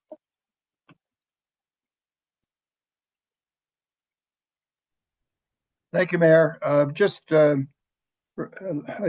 Jazz, what I'd like to know, I haven't got this in front of me because I'm looking at your wonderful faces, so I don't have the document in front of me, but just curious, as I recall, for example, with the cottage associations to get funding, they can apply for up to $1,500 for, real needy programs, so to speak, and I think $500 or something for regatta. Is that the same funding we're talking about?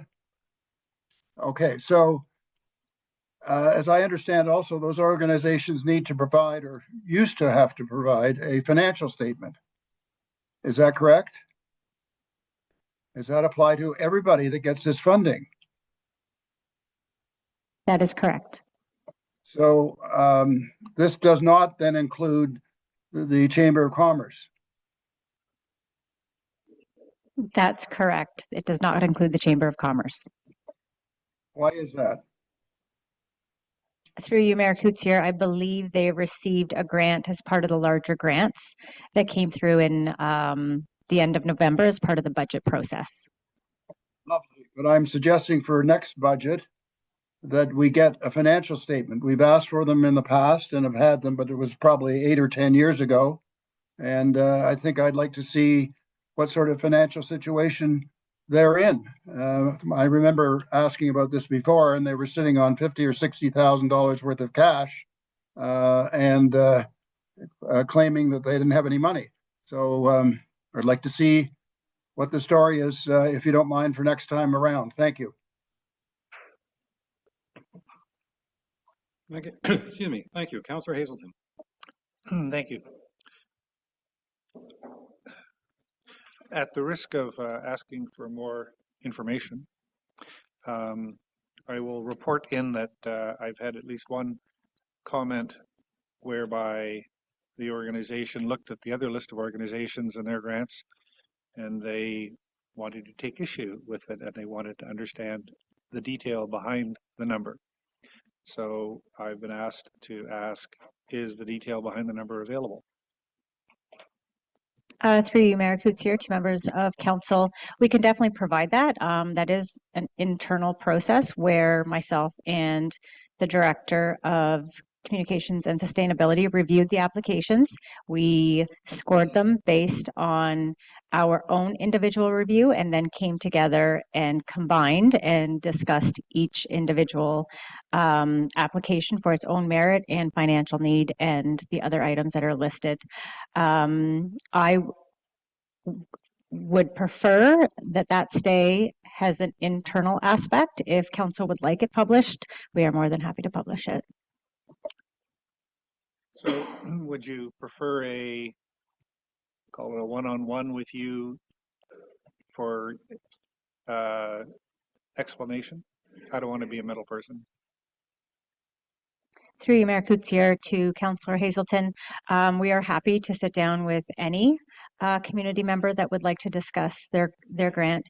I think what's also important to note is that we only have so much money, and their request this year totaled almost $23,000. So the idea is to be fair and allocate based on the criteria that were set out in what council approved. Understood. Thank you very much. Thank you. Councilor Graziano. Thank you, and through you, Mayor. Ms. Radigan, just to confirm, $22,961 was requested, in which $10,000 was allocated and distributed. Is that correct? According to my math, the demand is 2.3 times more than the budget. And forgive me if I'm incorrect, but did Imagination Library receive 0 last year? And is that because of our weighting scheme, or why was a literacy program that serves 92 children in the greater Muskoka area declined? Well, what were the reasons behind, I guess, Through you, Mayor Coetsier, to Councillor Graziano, Imagination Library did not receive funding in 2025. They were ineligible as they were looking at a very small population. The idea of this grant is to endorse a larger community event, and based on their criteria, myself and the Director of Communications believe that it was ineligible. All right, is that based on the weighted distribution formula that we have previously approved, or was that just a discretionary decision? Through you, Mayor Coetsier, to Councillor Graziano, it's within the actual process, the procedure itself that council approved that stated eligibility criteria. One of them was to impact a larger community group. I appreciate that, and thank you for confirming. I guess then the concern that I have is based on the fact that we have a 2.3 to 1 ratio of approvals versus requests, or excuse me, of requests to approvals, and that we are precluding literacy programs for children, specifically locally, that we likely would see some cross-pollination too, maybe perhaps them attending the MacTier library and so on, and vice versa. I'm wondering at what point do we re-review the weighted program and or the weights and how we allocate and justify approvals. I would hate to foresee, or I'd hate to see another literacy program come to council, whether it's local, indigenous, or any other, seeking funding and support, and us denying them that because it's not written or codified within our policy. So it's a rhetorical question. I think it's time that we open up and review this to confirm that at least we can consider programs such as this. Thank you. Thank you. Through you, Mayor Coetsier, to Councillor Graziano. The policy was brought to Committee of the Whole in December of 2025 for review. That's where we took council's recommendations and incorporated them into an updated policy as well as an updated weighted scoring method. That was the time to provide any additional comments. If council would like us to reopen the policy, the impact would be for the 2027 grants. Through you, Your Worship, as a follow-up. Thank you. And perhaps council doesn't have the foresight to expect every possible scenario to arise and can't consider every possible scenario. In this particular situation, a literacy program had applied, likely warranting some support because 93 kids within the greater Muskoka region are looking to educate themselves and better themselves. And I think it's a valid request. So I would agree. I think maybe 2027, if staff will endeavor to bring back a policy review, I think it would definitely be a good use of council's time. Thank you.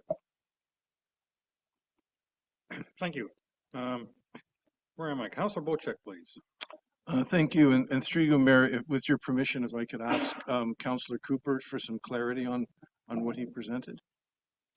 Thank you. In your statement, Councillor Cooper, you said that you would like to see financial statements from the Chamber of Commerce because some years in the past they've had a lot of money in the bank.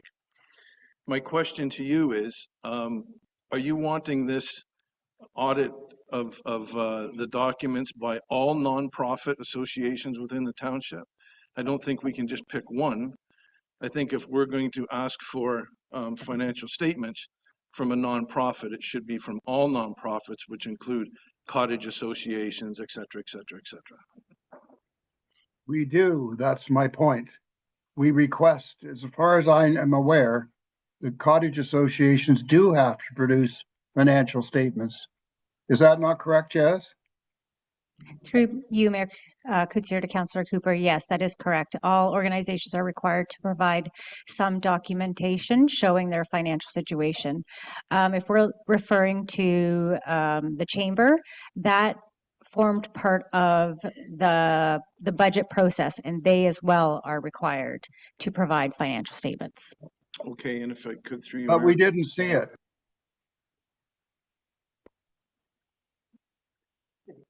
Through you, Mayor Coetzee, the financial statements were part of the actual presentation process. They were part of the budget package. They were included. Okay, thank you. My apologies. I was not aware that it was there, but it's a good thing and it should be there. Thank you. It's a big chunk of money for I don't know how we call that a not-for-profit. It's not. It's a marketing organization.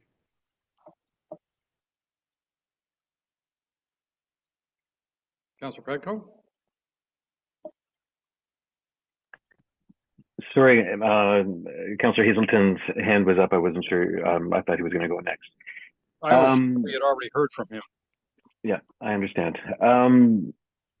My only comment was, again, through you, Chair, to our Director of Finance, Ms. Radigan, and that is if Imagination Library and the YWMCA or WCA wanted to make a direct appeal to council through a delegation or a deputation, they would have that opportunity to do that and fully enlighten council as to what their requests and benefits are. Through you, Mayor Coetzee, to Councillor Predko, that is correct. Any organization that did not receive funding is more than welcome to come provide a deputation to council. The idea being that there are no additional budget funds at the moment, as we have allocated the entire $65,000 as well as the $10,000 that's being recommended today. Understood, but they still have that option. Thank you. I think one of the things that we were trying to achieve with this delegation was to have the not go through a whole day or more of people making delegations for relatively small amounts, and therefore we delegated this to staff. And I think, well, any policy always has room for improvement. I think the staff, followed the policy that we had approved in allocating these, and we may wonder about one or two amounts and why some are a different percentage of others, but I trust staff that they went through the policy and applied it appropriately. Councillor Cooper.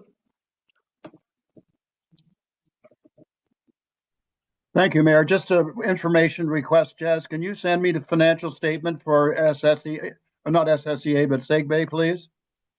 The one that you talked about that was shown in December that I obviously missed. Maybe you Absolutely. could share it with council as well. Thank you. Any other discussion on the municipal grants? I have moved by Councillor Cooper, second by Councillor Jarvis. Be it resolved that the report regarding 2026 municipal grants up to $2,500 be received, and that council authorize and approve the distribution of the 2026 municipal grants as outlined in Appendix A as presented. All those in favor? All right, I think we got just about everybody agreeing to that. Honeybee Festival 2025 and 2026, save the date. Ms. Schneider. Thank you very much, Your Worship. This is a review of the 2025 season, but also a recommendation or a request for a resolution to mark both an upcoming spring fundraiser as well as the traditional October 3rd Honey Harbor Gala in Honey Harbor to be declared as municipally significant events. This will assist us in terms of getting access to support that we wouldn't otherwise be able to get access to, for example, from the health unit, and also with respect to any type of alcohol being served at the facility. The idea, Your Worship, is to have a early fundraising event that will help us to secure our funders for the year well in advance, and then also be able to highlight the outcomes of the last few years in a more intimate setting, similar to a gala that we have used to have at various times of the year. So we're proposing that the gala will be held on June 20th at Christie Mill, and then we would move forward again to host the Honeybee on Saturday, October 3rd. So the events would be completely combined, and we are looking forward to that for this year. It just is too exhausting for the volunteers and staff to be able to do both in one day. This is main event in October, of course, will continue to focus on everything that we spoke about earlier with respect to the Honeybee, but we just wanted to ask and request whether or not this would be at the will of council to be able to have these events. Thank you very much. Council, any questions? Councilor Graziano.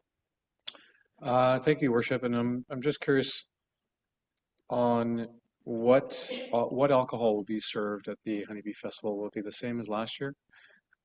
Is that what's being... Through you, Your Worship, that hasn't been decided yet. Okay, but there is a suggestion or recommendation that alcohol be served at the event. Is that correct? I think they want to follow this, through Your Worship, they want to follow similar patterns last year. Okay, which was that designated area? Yeah. Okay, thank you. Thank you. That's all. Thank you. Councilor Jarvis.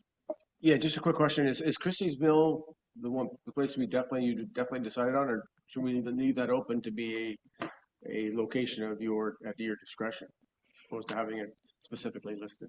Through Your Worship, we don't have to have it at Christie Mill. It is an interesting combination to try it and have it at Christie Mill because they are under new ownership and are interested in revealing themselves into the community. So it does benefit them. But if it is the will of council, we can certainly go out and look at other options. Well, I'm just suggesting maybe if we left it open, it's up to you guys, and if it's Christie's Mill, that's fine. But maybe having it specified in here restricts what you can or can't do. I'm just wondering whether that would matter to you or not. Through you, Your Worship, that actually might be a good idea. Yay, one of my ideas got approved. So you're suggesting I remove Christie's Mill Inn and Spa from the motion? Yeah, just because we are still negotiating the final meal price at Christie Mill, it might not 100% go our way, so we can open up other options if it doesn't go well. Thank you. Any other comments or suggestions? Moved by Councillor Pretko, seconded by Councillor Bocek. Be it resolved that council declare that the Honeybee Festival for 2026 be a municipal significant event to be held on or around the Port of Honey Harbor in Honey Harbor, Ontario on Saturday, October 3rd, 2026, with a preliminary gala to be held on Saturday, June 20th, 2026. All those in favor? And that is carried. Thank you very much.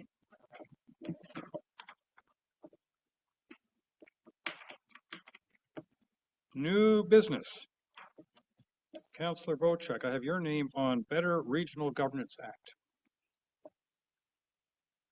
Well, thank you, and through you, Mayor. I think if council read through the report, they kind of get a gist of what this is all about, but for any staff members or somebody who didn't read it, a change is proposed in the provincial legislation which would no longer allow the chair of a district or a region to be voted on and put in place by the councils.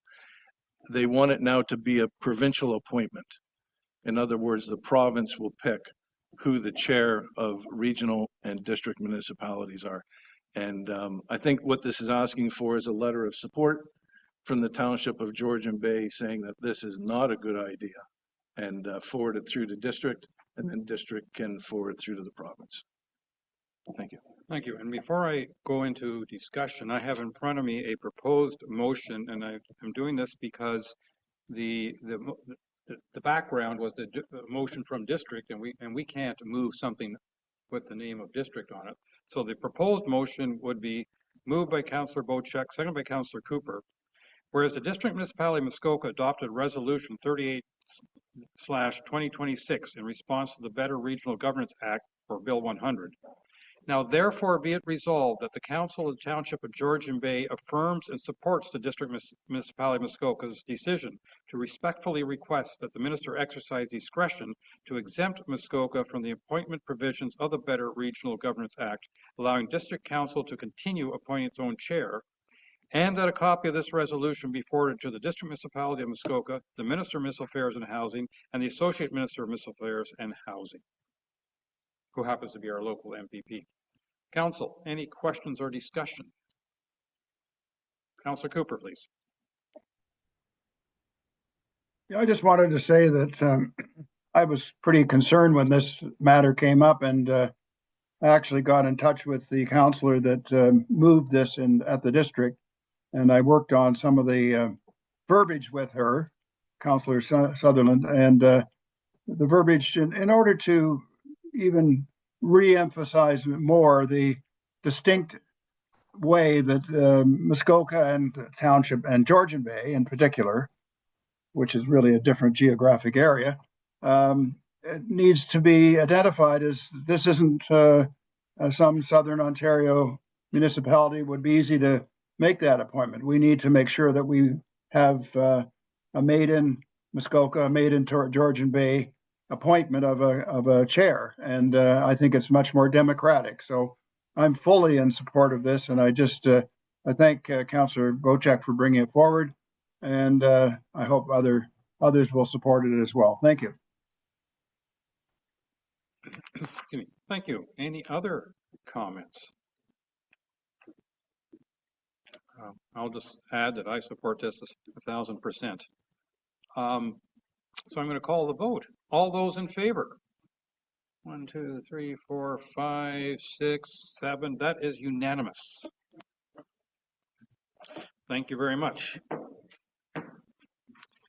All right, and now we're going to go to the consent agenda, please. In which there are what? 1, 2, 3, 4, 5, 6, 7, 8, 9, 10, 11 items, I believe. Councillor Graziano, you know the next question already, so please go ahead. I do, and I'll preempt you on it. 12I, please, Your Worship, as well as 12J, as in Juliet. Okay. Anybody else want to pull anything for discussion? Well, let's go to 12I. Bring your own alcohol.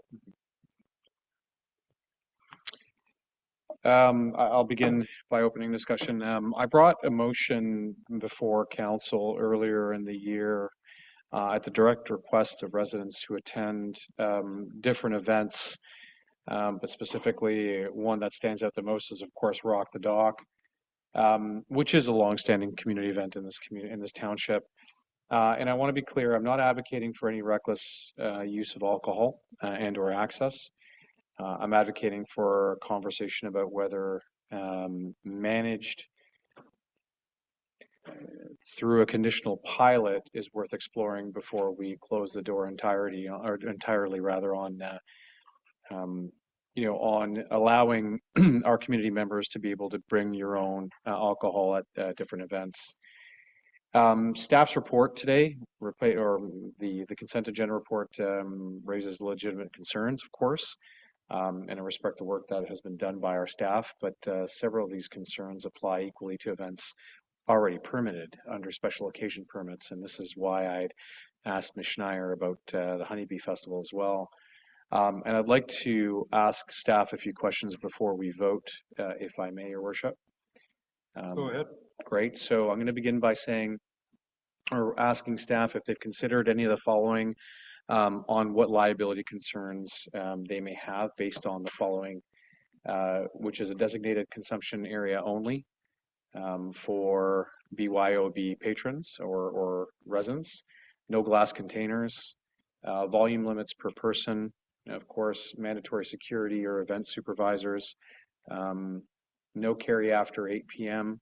or specific cutoff times, and or having the event organizers assume liability via permit conditions. So were any of those considered in their decision to recommend against the BYOB discussion? Through your worship. First, I would just like to clarify staff have reached out to the organizers of Rock the Dock, and they do not want to have alcohol consumption at that event that they are responsible for.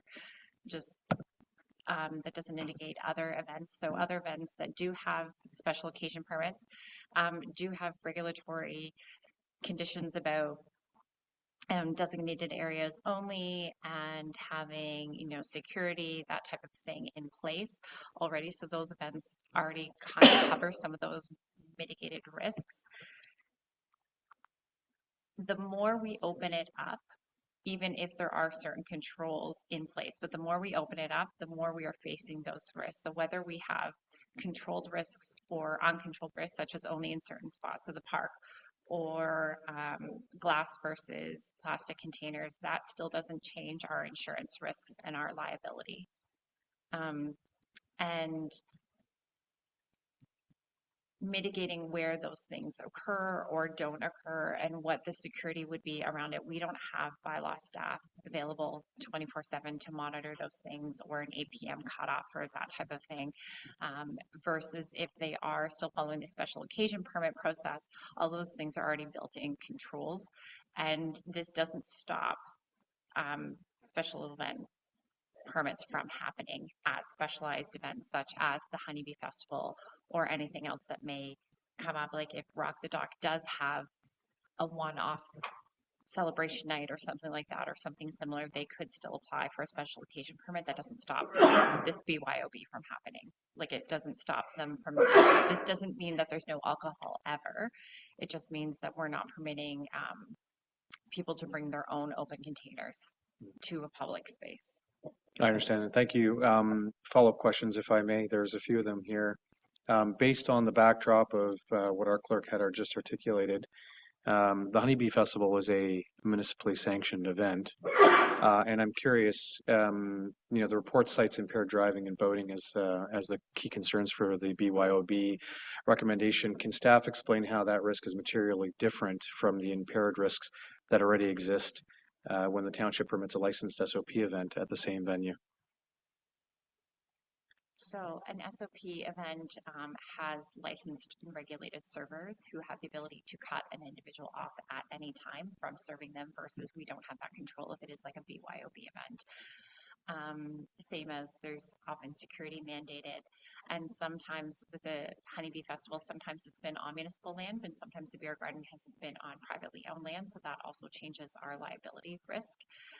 Also with larger events, they're more known to have police presence, we can advise them that these larger events are taking place, and that can allow the OPP to allocate certain resources versus every Friday night or on every Saturday or every sunny day. They can't necessarily allocate us those resources because we are farther from detachments if there is a response needed, especially if it's by boat. I And we don't- understand. and we I don't have understand, but public transit for people to go home at, like places like the GTA or the city of Barrie. You know, there's established public transport available for people to make it home safely. There's other avenues like taxis or Uber services that allow people to make it home safely. And we just don't have that type of infrastructure here. and I can appreciate that. If I may, Your Worship, as I mentioned, there was a couple of questions here. I can appreciate that, you know, there's smart serve in place and security. The concern that I have is that still doesn't necessarily negate the potential for impaired driving or boating, which leads me into my next question, because regardless of the smart server, another person or another patron might be able to acquire drinks on behalf of a person that's already intoxicated.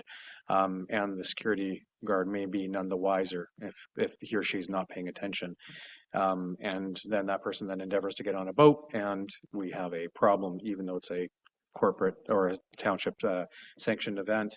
But you touched on something, Clerk Way, with regards to transportation, and that was also cited in the reasons or justification rationale behind the BYOB, I guess, concern by staff. And I'm wondering if we also apply the same requirements to our permitted sanction events. So is there a part of our permitting process that requires transportation accessibility to anyone that's impaired at any one of the permitted events as a condition of the permitting accessibility or availability within our municipality? Because this is still very much going to be a problem one way or another. If it's a BYOB or a municipally permitted event, is the accessibility of or the availability of taxis or designated drivers requirement in order to acquire a permit here? No, it's not. It's not a requirement per the AGCO, but again, we don't have the infrastructure. We don't have taxis to even have them come. Okay, so the issue applies to both then. But there's more controls in place with a special occasion permit than an open container. That. Okay. I'm going to conclude just by saying that, there are current urban areas, provinces, or excuse me, different areas within our province that do allow for a BYOB. They allow residents to make a decision and assume, based on the fact that we're all adults and our drinking age, that we can determine at what point when to stop drinking, as well as making decisions that would negate any potential harm by way of them or an intoxicated driver jumping in a car. I don't think that that's necessarily neutralized and or mitigated by way of a permit or no permit, but that's my personal opinion on that. And as such, I'm hoping that council here today would consider potential for a pilot. It doesn't have to be Honeybee Festival. It doesn't have to be, Rock the Dock. But consider a pilot to determine how successful that is. Again, we've got a lot of community members here that want to enjoy the greater outdoors of Muskoka. They want to attend our events. They might want to drink, and or bring a beer with them or a glass of wine with them. I think that we are specifically focusing on a very small percentage, which are going to abuse alcohol. I can't say for the most part the constituents that I know would endeavor to do so. It's not to say that there isn't a person out there that would, but I would also say that that person likely would apply one of our permanent events as well. So with that said, I'm hoping that this is not a hard no by council here today, rather a consideration to potentially see what a pilot would look like, and if a pilot would make sense, how we could maybe apply that for future if in the event that it's requested. Thank you. Just for council's information, the motion the motion behind this is, be it resolved that council receive the report regarding bring your own alcohol at outdoor public events for information. So there's no, hard yes or no. Fair enough, Your Worship. But the question is whether this will endeavor to go beyond today's conversation today. It's kind of similar to that of the garbage issue. will any subsequent conversation occur? Because there was a motion that I guess was brought forward to council, and the staff report is here without any conclusion to that. So is it dying here after today's conversation, or will there be any future reports with a recommendation and a vote? I would say at this point, there'd be no report or recommendation, and I'm going to get to you in a minute, but if council felt that something like that should be brought forward and asked for a pilot, then at that point it would be considered. But this doesn't prevent that from happening. That's fair. I appreciate that. Thank you. Director Engel. I think we're looking at two different scenarios here. The initial ask related to Rock the Dock was when the provincial legislation permitted drinking in public parks should the municipality create a bylaw and make it so.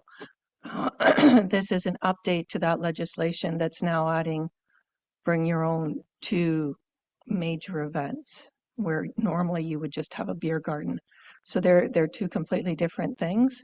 When we're looking at that, where it came into play is for places like Toronto, Mississauga, Hamilton, where we have extreme intensification in the downtowns and people don't have a yard to have a picnic or a barbecue, and they were doing it in public parks anyways. The only people that could enforce it were the police. By putting that legislation in place, the municipality could then permit it, which would also allow their bylaw to enforce. So we would be looking at not only a significant increase in our insurance rates for our public parks, should we allow it, but we would also be looking at an increase in bylaw enforcement as well. So there are costs related to it.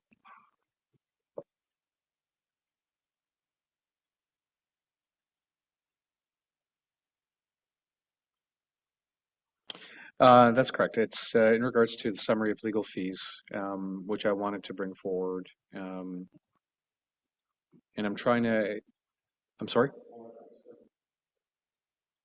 Point of order. I think we're still discussing the previous.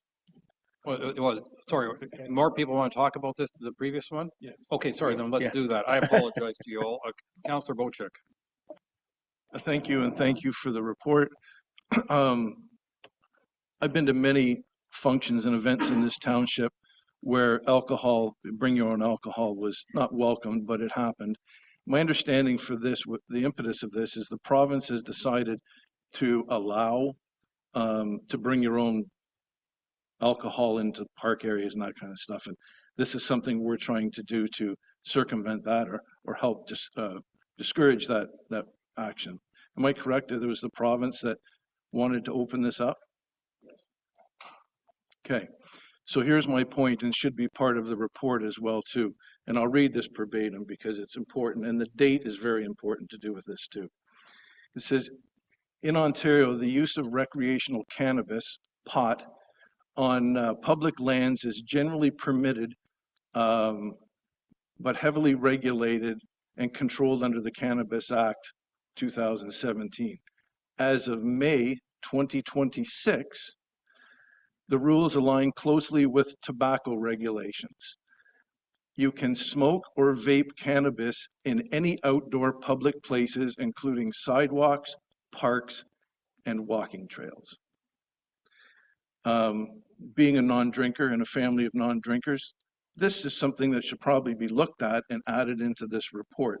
If we're going to stop intoxication in public places, we got to stop intoxication in public places. And with this new law coming out in May of 2026, I think we better have a good look at that.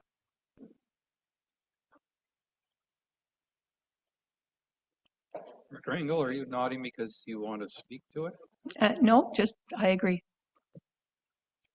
Yeah, I mean, I think what's important about the report that we had was, it's allow municipalities to permit or to authorize. And so that's, we were given, I don't know if we've been given that same flexibility when it comes to the use of cannabis products. Councillor Jarvis. So I think it's going to smell like skunks down on the pier this year. Councillor Jarvis? Yeah, just to clarify for Councillor Bochek, yeah, the province has given the municipalities here the option to opt in or opt out, which is good because we can opt out if we so choose. Whereas with cannabis, I don't think we have the same latitude, unfortunately. But just to move on, the report as we received it, one of the final paragraphs says, overall, while the BYOB framework offers flexibility, it also transfers significant responsibility and potential liability, yada, yada, yada. So within the report itself, basically, if we accept it as it is given to us, it presents a very, very good argument, in my mind anyway, for not allowing this to happen. So this is to do with alcohol. So I think the report itself is a good report. I really appreciate it. And I'm very happy that we accept it. Thank you. Thank you. All right. Now we're going to go to 12J. Excellent, thank you. Summary of legal fees for between 2023 and 2026, and my understanding is over the course of the 5-year period, we had spent roughly $2,788,000 in $2,788,029 to be precise, on legal fees against a budget of $1,503,000, which equates to an overspend of roughly $1,285,029. And within there, I believe that there are what was identified as the main overages or variances from budgets or from budget that are largely driven by council-directed legal matters. And so I'd very much like a breakdown by category, and I understand that Ms. Radican had kind of provided us that one the last time on IC proceedings, OLT appeals, planning disputes, of course, without identifying anyone specifically and confidentially. But I would like to better understand specifically where these overages are arising from. You know, our committee of adjustment, if they are arising from committee of adjustment, is not only a committee of council, but it's also a committee of community members as well. And I think that it's incumbent on council to look into if this is a training issue, if this is a need to partner with planning on better alignment, how to mitigate overages from the committee's perspective, amongst other things. You know, how we can ensure that that we are going in with a very defensible position one way or another, should we endeavor to decline or disagree with applicants. And so I'd really prefer to better understand where these overages are coming from, specifically on a line item basis, and then determine a course of action from there. And I think that the council should maybe bring this back to COW in the upcoming or the next COW meeting to review in its entirety and discuss to see what we can do to mitigate these overages, because that's a substantial amount of money that we're overaging in legal fees. Thank you.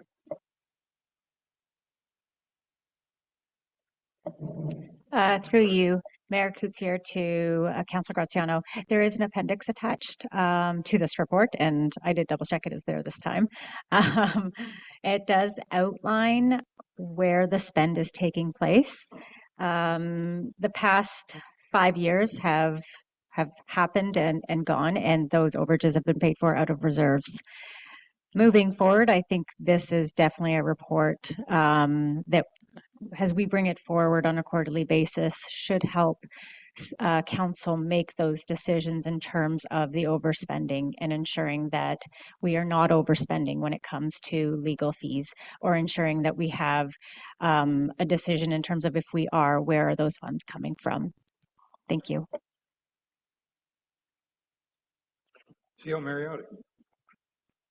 Yeah, thank you, Makuti. I just wanted to add that there's only so many ways that you can skin a cat here, but most importantly, really, legal matters proceed because, in the vast majority of cases, council directs them to proceed.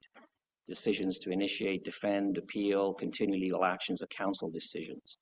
So additional layers of reporting don't change that reality. Fiduciary responsibility is exercised at the moment those decisions are made, not after the fact through increasingly granular summaries. Excuse me. So, in other words, council is already in the driving seat. So let's look forward as to how we can, work to reduce these fees rather than continue to look in the rearview mirror.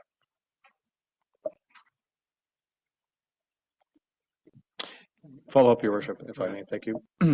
Thank you, and thank you, Ms. Radigan. Yes, I can see the appendix here, but I guess perhaps for clarity purposes, what I'm looking for is really a simplification of it.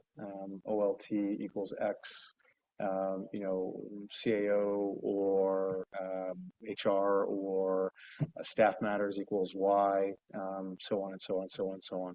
So we can get an accurate breakdown. And under OLT, it doesn't really necessarily say whether this was driven by a council decision or a committee of adjustment decision, and so on and so on. And I think as per our CAO's comments, this will help us drive mitigation practices forward because we will have a better understanding and more deeper understanding as to where the most of the overages are stemming from, and we can then course correct accordingly and address perhaps gaps, issues, training, all the above.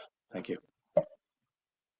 If I could respond to that, through you, Mayor Coetzee, to Councillor Graziano. The summary does include by department a subtotal. OLT matters, there was a separate report brought to council. They are all within the clerk's department, and they have always been within budget. The OLT matters have not been a reason for us to be over budget. The OLT matters in terms of planning, whether it be a COW decision or a council decision, ultimately to defend those is a council decision, and hence why the majority of them are over. The last few years, I understand council, we've looked at the specific zoning bylaw in terms of rock crushing. That played an extensive role in the overage over the past few years. We have seen additional OLT matters that I believe the Director of Planning could speak to in terms of overages, but we have had legal counsel defend matters that our planning staff did not agree with. Hence, we're fighting an uphill battle sometimes, knowing that these fees, they're part of the process if we are defending items that staff do not coincide with. Thank you. One follow-up, if I may. Thank you again. And I do see that it's broken up by department, but not necessarily as granular as I was hoping for with regards to the OLT and COA decisions versus council decisions. Based on the statement within the report identifying most of these being council-led, I'd like to know what percentage of that is committee-led as well versus council-led. But this begs the question, I mean, with the overages that we're seeing year over year, again, I want to return back to the conversation, and it's for council to ponder whether this term or future successive terms on in-house legal counsel, and what percentage of these are negotiated out versus going directly to trial. I think that would also help us better understand whether it's time that we bring in our own in-house legal counsel if a high percentage of these are getting settled out of court and before they make their way to a trial.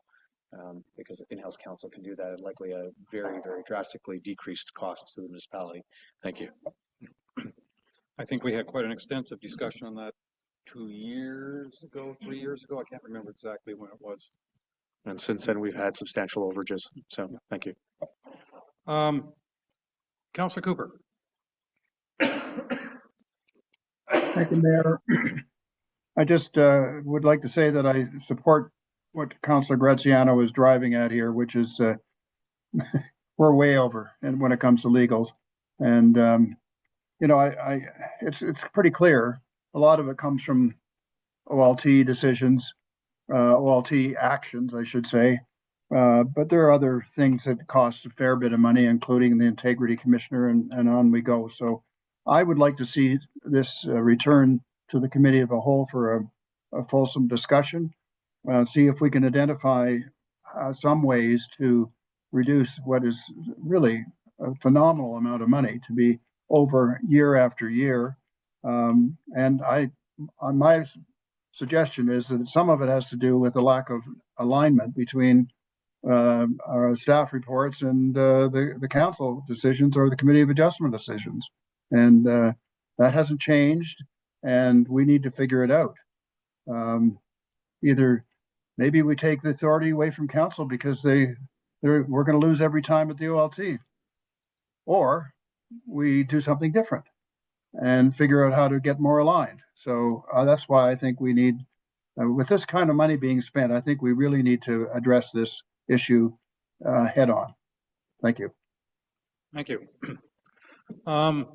Anybody else want to pull any items? I have one I would like us to consider, but I just want to see if anybody else has anything else.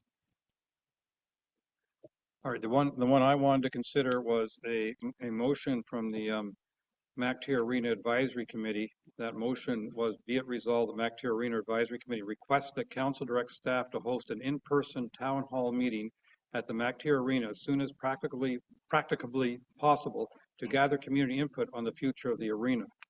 And I think we should expand that, not just be the future of the arena, but the future of either MacTier or refresh MacTier. In other words, I think we need to talk about, I'll call it the whole picture, not just the building. Councilor Graziano. Thank you. And as the chair of the MAAC, I want to ensure that the MAAC stay focused on its agenda and its mandate. We've heard staff in the past advise that the MAAC has deviated from its agenda and its mandate, specifically by including other issues that were brought forward by staff. This particular motion was passed with a strict focus of the arena and the arena only.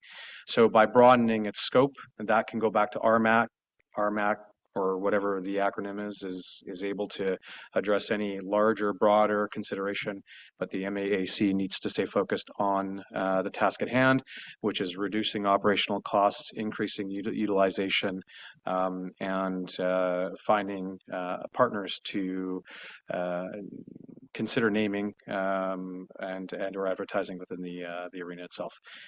So again, respectfully, I'd like to keep us focused and narrow versus broadening and going beyond our mandate. Thank you. Excuse me, Councilor Predko.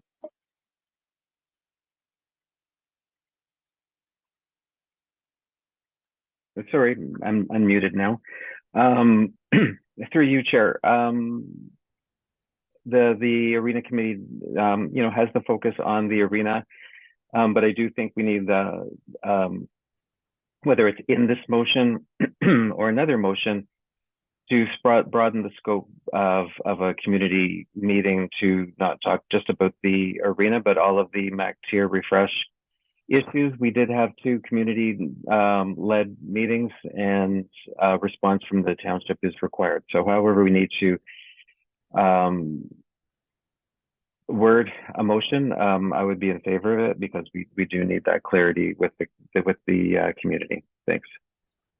Because I think the one thing we have to take into account is that if I understood a motion or a resolution from a month ago or so, that the intention is to create the refresh MacTier advisory committee to replace the MacTier Arena advisory committee. And so if we had a town hall meeting, I'd want to address, I'll call it the expanded need. CO Mariotti. Yeah, thank you, Mayor Coetzee. And actually, probably this is an opportune time now that Councillor Predko has brought up the possibility of amending a motion, because I do think having a town hall is very worthwhile to keep the momentum going. I would like to ask Council if we could use the services of a third-party facilitator to hold the town hall. But of course, in doing that, I do think that if we're going to hold a town hall, that it should be for not only the arena aspect, but how that arena fits as part of the overall refresh MacTier, because they are symbiotic. So I do think having a town hall is a great idea for the whole community, but I would like to ask for up to, let's say, I don't know, $7,000 for us to have it professionally done again. Councilor Graziano. Thank you, Worship. Procedurally, I'm a little bit of I'm a little perplexed. How do we encompass the mandate of a committee that has yet to be created, with members that have yet to be appointed, and broaden the scope based on the recommendations of a committee of council that has brought this forward to council, under the understanding that it would focus strictly on what its mandate is. Can someone help me understand the moving parts here? The alternative to that is whatever motion we pass here today, if it's inclusive of broadening the scope of what the members, the community members, remind you, and I want to I want to double underline the community members of MAC had requested. That would effectively essentially be a delay, because then we would have to wait for our MAC to be created. We would have to wait for their first meeting to occur, approve the agenda for the town hall, and I don't see that happening. And during a lame duck period of council, and all of these other issues that could effectively delay this town hall. I think the devil's in the details here, in that the community members, specifically the MAAC community, wanted this meeting to answer a single question. That single question has been posed by staff over and over again. I think Ms. Schneier has asked this question. I think our Director of Operations has asked this question. What does the community want when it pertains to the arena? And that's the question that this community town hall has been set to answer. So if we broaden it, there's going to be delays. There will then be a dilution of attention, and effectively will neutralize what its intended motion is there to do, which is to address the sole question. What does the community want with the arena? Not the pump track, not Mrs. C's Park, not some trails. What do we want to do with the arena? Full stop. Thank you. Director Engel? So just to clarify, the reports that I brought forward were the overall condition of the arena, and the cost to maintain it, and where we're now at a tipping point. I have never asked for an overall arena. What are we doing with the arena? I've asked for other options. An option might be that the community takes on the arena and they're now responsible and we only do capital. But there's other options. I don't think we need to get to those options before we go before the community. Because right now, all they see is either there's an arena or we tear it down. And I want to go through the exercise of what do you want to see? What are the options? What are the cost of those options? And for that, we need the committee that's dealing with the town as a whole, that's helping us reach out to that community and find out. And we're not forging a new path. We are not the first township to have an aging arena that no longer works. And there's been the path that's been forged ahead of us, where we reach out, we find out what they want to see in a community center, in a recreational facility, and then we look at what that cost is to maintain. But I don't think we're ready to go to a community outreach where all we're talking about is what is the future of the arena, because we don't have enough background information on what they would like to see as a community center to provide options at that discussion. Thank you, Director Engel, and I think you effectively had made my point, which was what you need is to better understand what format this recreational facility will take shape in, whether that will be continued as it is status quo, whether that will evolve to an outdoor arena, whether that will be a community hub. But it all centralizes and focuses narrowly on that arena. It's not what I heard, and I think you had said twice in the statement, was what do you want to see? It didn't necessarily include that of other suggested area development recommendations. It all pretty much focused on that of the arena. So again, I think by expanding based on our mayor's recommendation, then again, a substantial delay will occur with a now 1.5 year time limit on what was or where I think we hit a critical point a go, no-go decision with the arena based on its end of life time, as well as then, in addition to that, it will likely get diluted with other issues. So whether our CAO wishes to include a professional facilitator or not in this particular context, you know, I'd be welcome to suggest or bring that back to the next MAC, which is meeting again in a month or less than a month now, and consult with them to determine whether they feel that is a valuable use of the amount allocated and or cited here. But I know for a fact this committee of council, committee of community members that will also likely transfer over to the MAC want to be able to collectively come together and discuss what they want to see out of this arena in its future iteration and or form. Thank you. I guess I see this quite differently, and that is that in my mind, yes, there are a number of options for the future of the arena, and I'll say and of the arena lands. But I don't think that decision can be made without also considering the other factors, the other options that Refresh MacTier considered, because we have a limited budget, and I think that in very simple terms, the less we invest in the arena, the more we can invest in other things. And I think that the community has to decide where the best balance is. And, you know, we could, the community might say, we want that arena expanded to become a full ice surface and everything else, and then try to come up with ways to help pay for it. But that would rule out, I believe, working on any of the other projects that the community has asked for. So I think, I don't think you can think one thing, the arena, just in isolation. I think we have to, I believe that the community should be looking at the whole list, and it's like having a menu and only having so much budget or appetite or however you want to put it, and you got to pick certain items.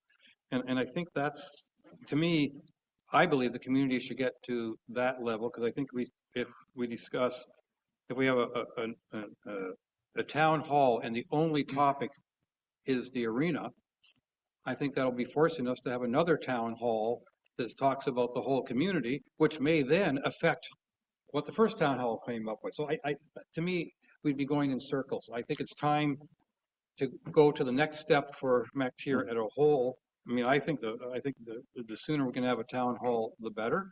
But I think it should be addressing the entire MacTier list, not just the arena.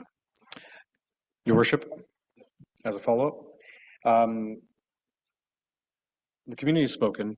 The committee has requested the meeting, and that's fine. I can understand the logic behind perhaps expanding it. What I would say then is if it is agreed by council here today by way of vote and registered vote, because I'm going to request a registered vote, that this get expanded, that this happens before our MAC and the formation of our MAC. The agenda is set with a dedicated, allocated time to discuss the arena question.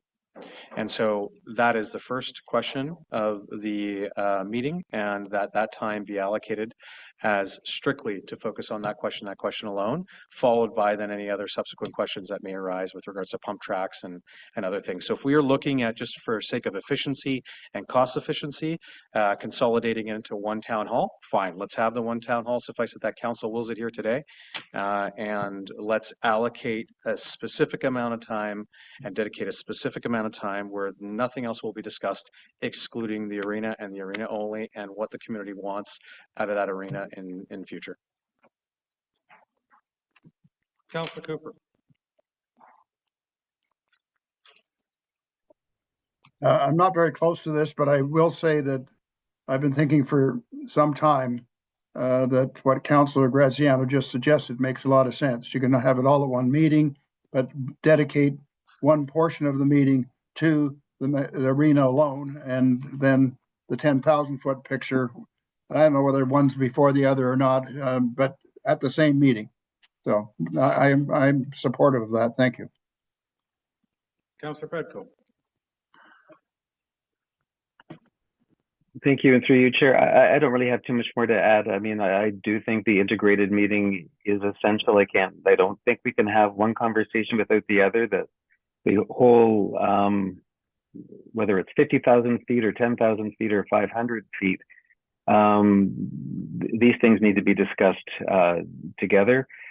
We can definitely set up the agenda so things are set up so that we understand the particular issues surrounding the arena, but at the end of the day, I think the overall perspective and view of the direction for MacTier and the facilities is going to be not just more efficiently, but more importantly, it's a whole discussion. So I would be looking forward to a longer day to have a larger agenda. Thanks. Thank you. And I mean, I think if we're I'm going to suggest two things. One is that we pass the consent agenda with this one item pulled, and then we finalize on this one item. Point of order, if I may. You may. We skipped over the Cal legal issue. There was two councillors that requested that the legal issue be brought back to Cal, and we have yet to finalize that discussion as well. And so perhaps we can approve the consent agenda minus the two, and then bring them back for further discussion, because I'd like to see the legal discussion still occur. Thank you. All right.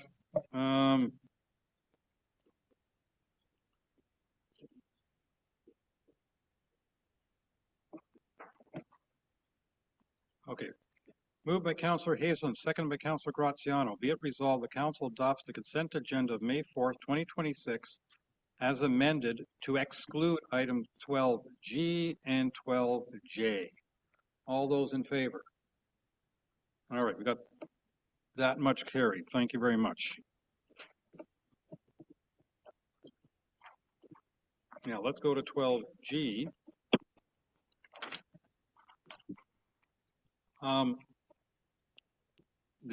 The draft motion that is in front of me at this moment is moved by Councillor Pretko, second by Councillor Graziano. Be it resolved, the council adopts the April 27, 2026 MacTier Arena Advisory Committee resolutions MAC 2026-009, 010, and 012 as circulated, and that MAC 2026-011 be amended to read on the future of MacTier, and that will be amended to reflect on the future of MacTier, and that council authorize funding of up to $7,000 to be funded from the working fund reserve. That's how it currently reads. Councillor Graziano. Thank you. I'd like to amend that to include a specific mention with regards to dedicated time, and another specific mention to refer to the fact that this meeting will occur in advance of RMAC's creation, as per the original motion being worded. Clerk Wade. It's not feasible for us to have this meeting, I don't think, and do the prep work required in order for this to take place prior to RMAC's creation. So the closing of the RMAC applications is May 21st to be adopted and appointed in June. The last MAC meeting is scheduled for Wednesday, May the 27th. And the original MAC motion does not reference a specific time frame. Staff have discussed the time frame of this and what is realistic, including the ability to get a consultant, the ability to schedule it, advertise, ensure we have public availability, and as well as ensuring that we have all populations, including our seasonal population, that do support the MacTier community. And so with that in mind, ideally it's looking like July would be the best time frame for us to have this meeting. And so to confirm, the clerk is advising that RMAC will have already been created and its members identified, with it likely already having at least one meeting before this town hall, which you're forecasting for a July date to be inclusive of everyone in its entirety within the township. I'll be fine with that, but I do want to confirm that there's a dedicated time allocated towards the discussion strictly on the arena and its future use versus it being diluted, because this is a fundamental question that staff need to better understand, as we've heard here today, as well as in the past, on where the community and what the community wants out of that arena. And so I think that's going to need dedicated time to be allocated. And I would say likely at minimum a 45-minute allocation there. I think Councillor Pretko advised that he'd be open to a longer format meeting as well. Perhaps it's an afternoon. And I think that we, if we're going to hire a facilitator, we have to let the facilitator help organize that. I'm wondering whether we could say on the future of MacTier and the arena. Therefore, we're putting an emphasis on the arena as being part of what this is all about, without putting, without writing the agenda at this point. That's a fair comment, Your Worship, but the concern is that if by not including it, as we've heard, ambiguity seems to create ambiguity, and as such, we may not have the attention required based on the agenda, because we would defer to a facilitator who would create the agenda, and I'd rather make sure that here and now today that a sizable portion of the discussion will be around the arena. So with the emphasis including Need to see you. A large portion of it. And Councillor Cooper, I think you're off mute, so you're on a hot mic right now. Thank you. Thank you. I'm very hot.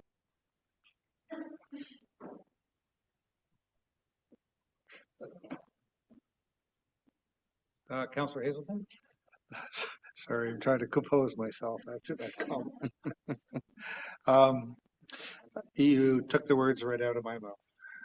On the inclusion of the word arena in that resolution, it has to be visible and in the forefront to further support what Councilor Graziano was saying. So thank you.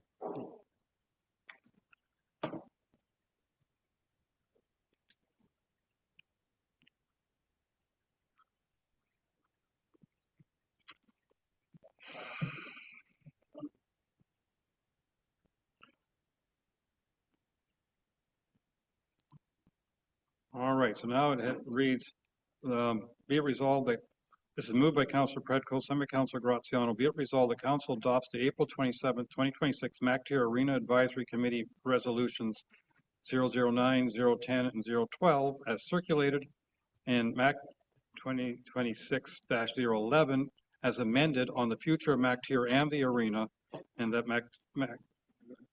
that the council authorized funding of up to $7,000 to be funded from the working fund reserve. All those. Your Worship, sorry, I'm still not feeling that that's going to satisfy. Well, at a certain point, we have to call a vote. So if you want to try one more time, but I would like to get this. I've requested that we allocate it, and maybe perhaps it's the chronology of what is being said on the future of MacTier and the arena. I'd rather say on the arena and the future of MacTier. I know perhaps we're arguing semantics here. We're not. Fine. We're just saying to go say on the future of the arena and MacTier with an allocated amount of time. No, I'm not. I compromised. Perhaps we should take a vote then, Your Worship. Yep, we should. Thank you. All right, on the future, be amended to reflect on the future of the arena and MacTier. I'd like a registered vote. And that the council authorized funding of up to $7,000 be funded from the working fund reserve. All those in favor, and the registered vote has been recorded, rather, vote. Let the record show Councillor Graziano has requested a recorded vote. Councillor Graziano, how do you vote? No on the wording currently. Councillor Hazelton, how do you vote? Yes. Councillor Jarvis, how do you vote? Yes. Councillor Pretko, how do you vote? Yes. Councillor Bocek, how do you vote? Yes. Councillor Cooper, how do you vote? Yes. Mayor Kutsier, how do you vote? Yes. Let the record show the motion's carried 6-1. All right. And then we have 12J, and 12J currently reads, moved by Councillor Pretko, seconded by Councillor Jarvis, be it resolved that the report regarding summary of legal fees 2023 to 2026 quarter one be received for information. Councillor Graziano, you wanted to suggest an amendment to that? I would, and as Councillor Cooper had stated, he supports this. I assume that there's an appetite here to have a discussion on how to mitigate future legal fees and overages.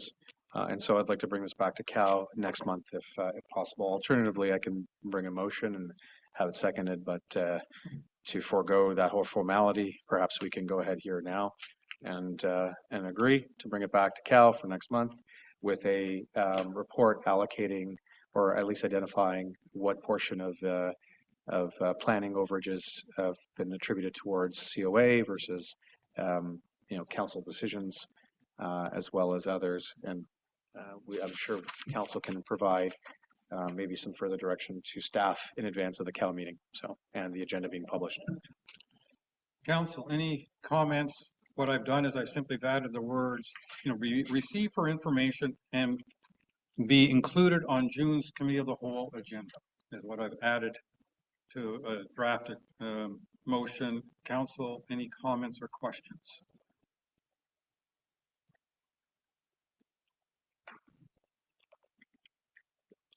Well, I'm going to comment.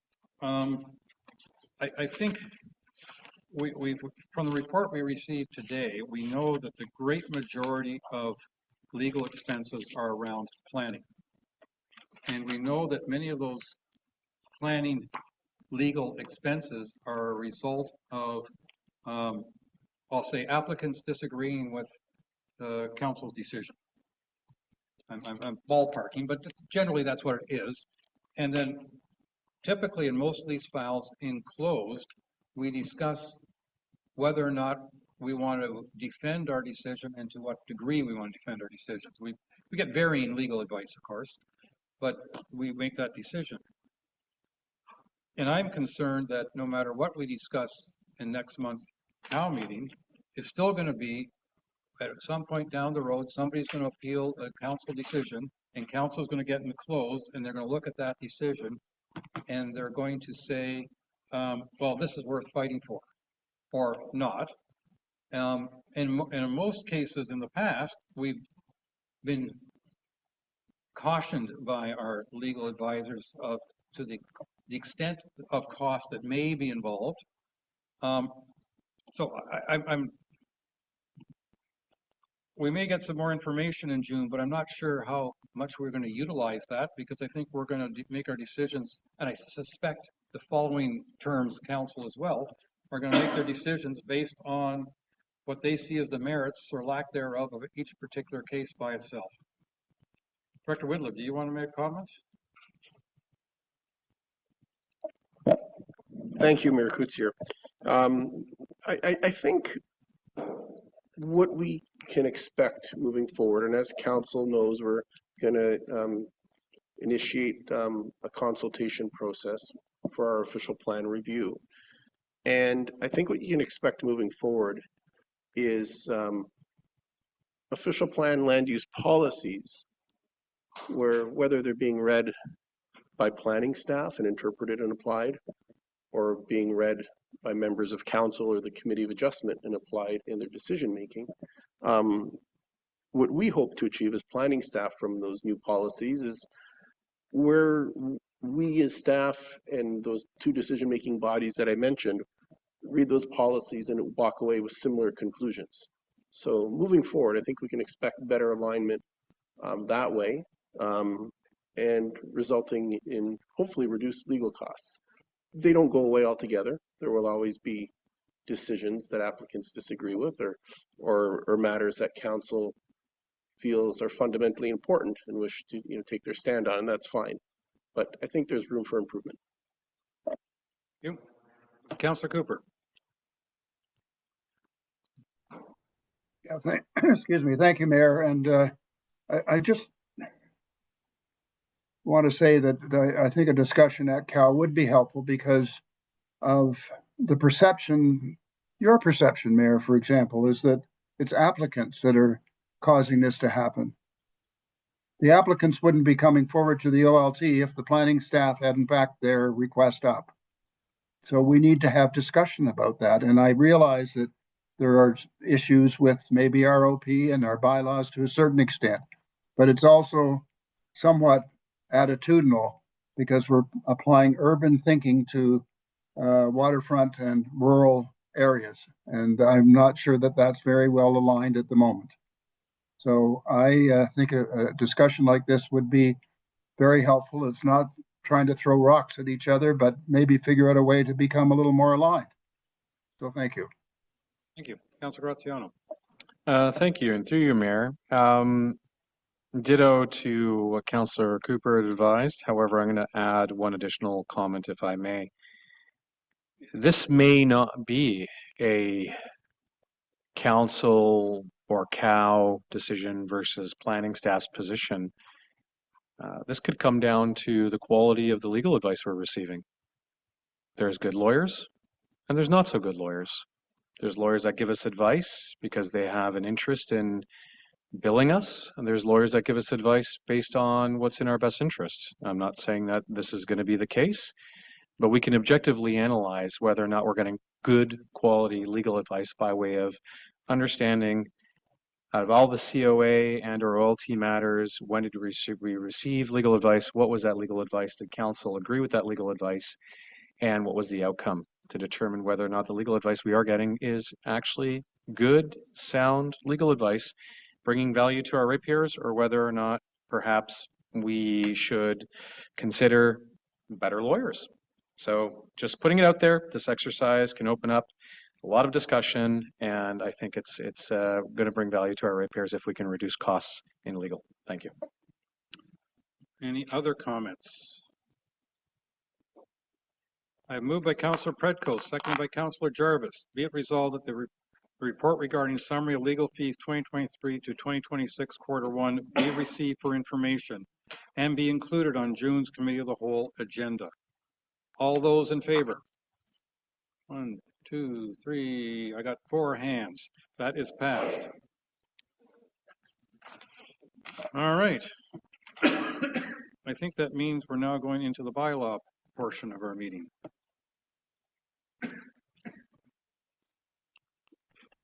Point of order.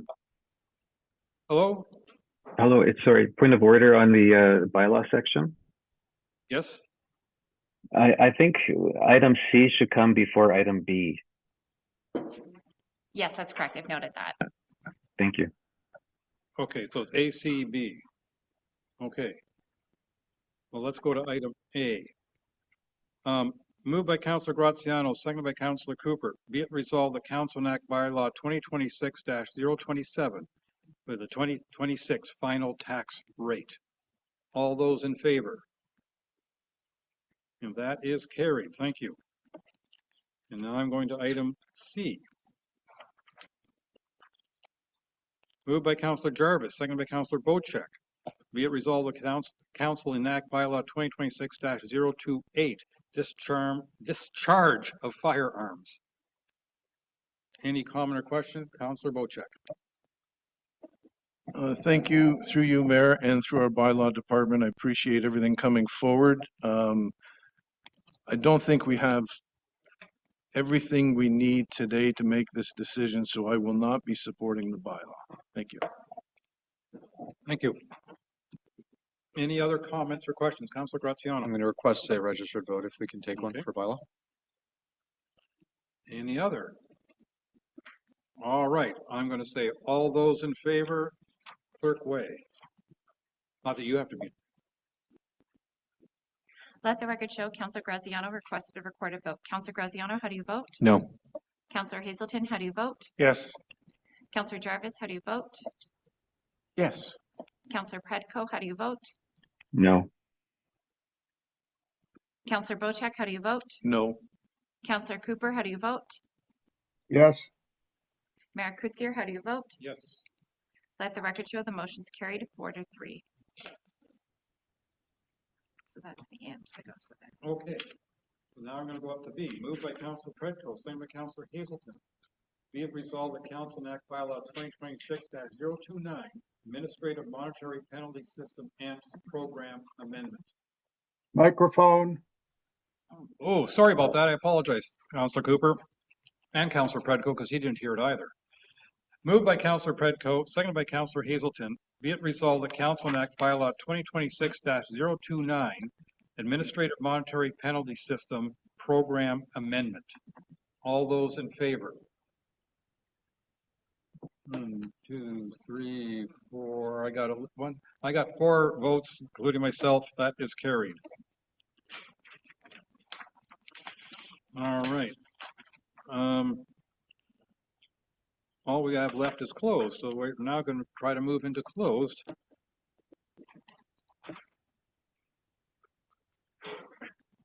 Moved by Councillor Graziano, seconded by Councillor Bocek. Whereas Section 239(2) of the Municipal Act 2001, as amended, provides authority for councils of municipalities to close a meeting or parts of a meeting to the public if the subject matter pertains to a matter identified in Section 239(2). And whereas the Council of Township of Georgian Bay deems it necessary to close this portion of the meeting in order to address matters under the following sections of 239(2).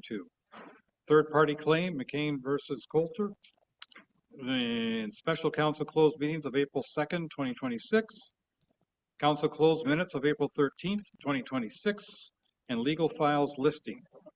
Now be it resolved, the Council of Township of Georgian Bay moves into closed session of council at 2:26 p.m. All those in favor? And that is carried. Thank you.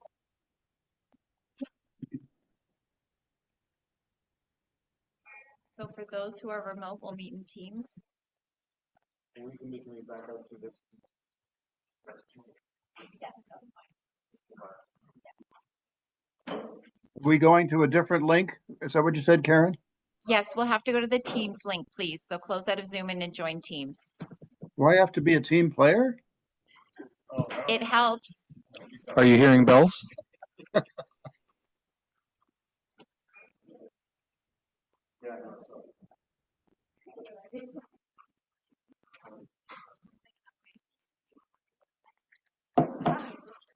Keep getting these cramps in my head and I don't like it. Are we going in right now? Is there a break or we just go straight in?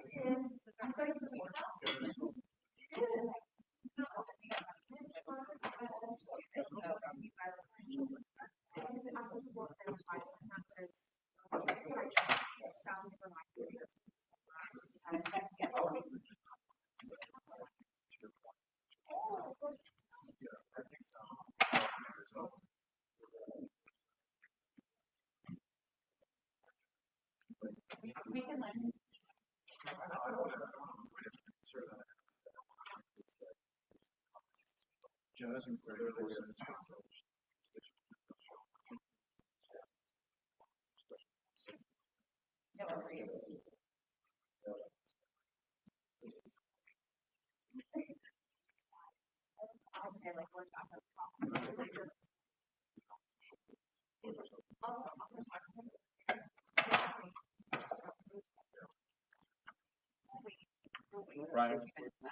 Brian, do you want to come on the rest of the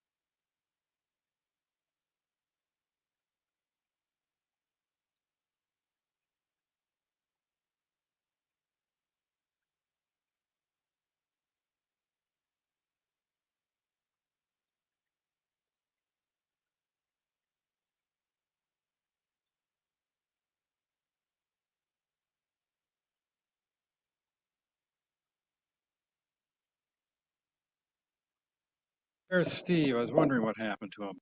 So I moved by Councillor Hazelton, seconded by Councillor Predko. Be it resolved, the Council of the Township of Georgian Bay rise from closed session at 2:57 p.m. All those in favor? All right, that's a go. Thank you very much. Moved by Councillor Cooper, seconded by Councillor Jarvis.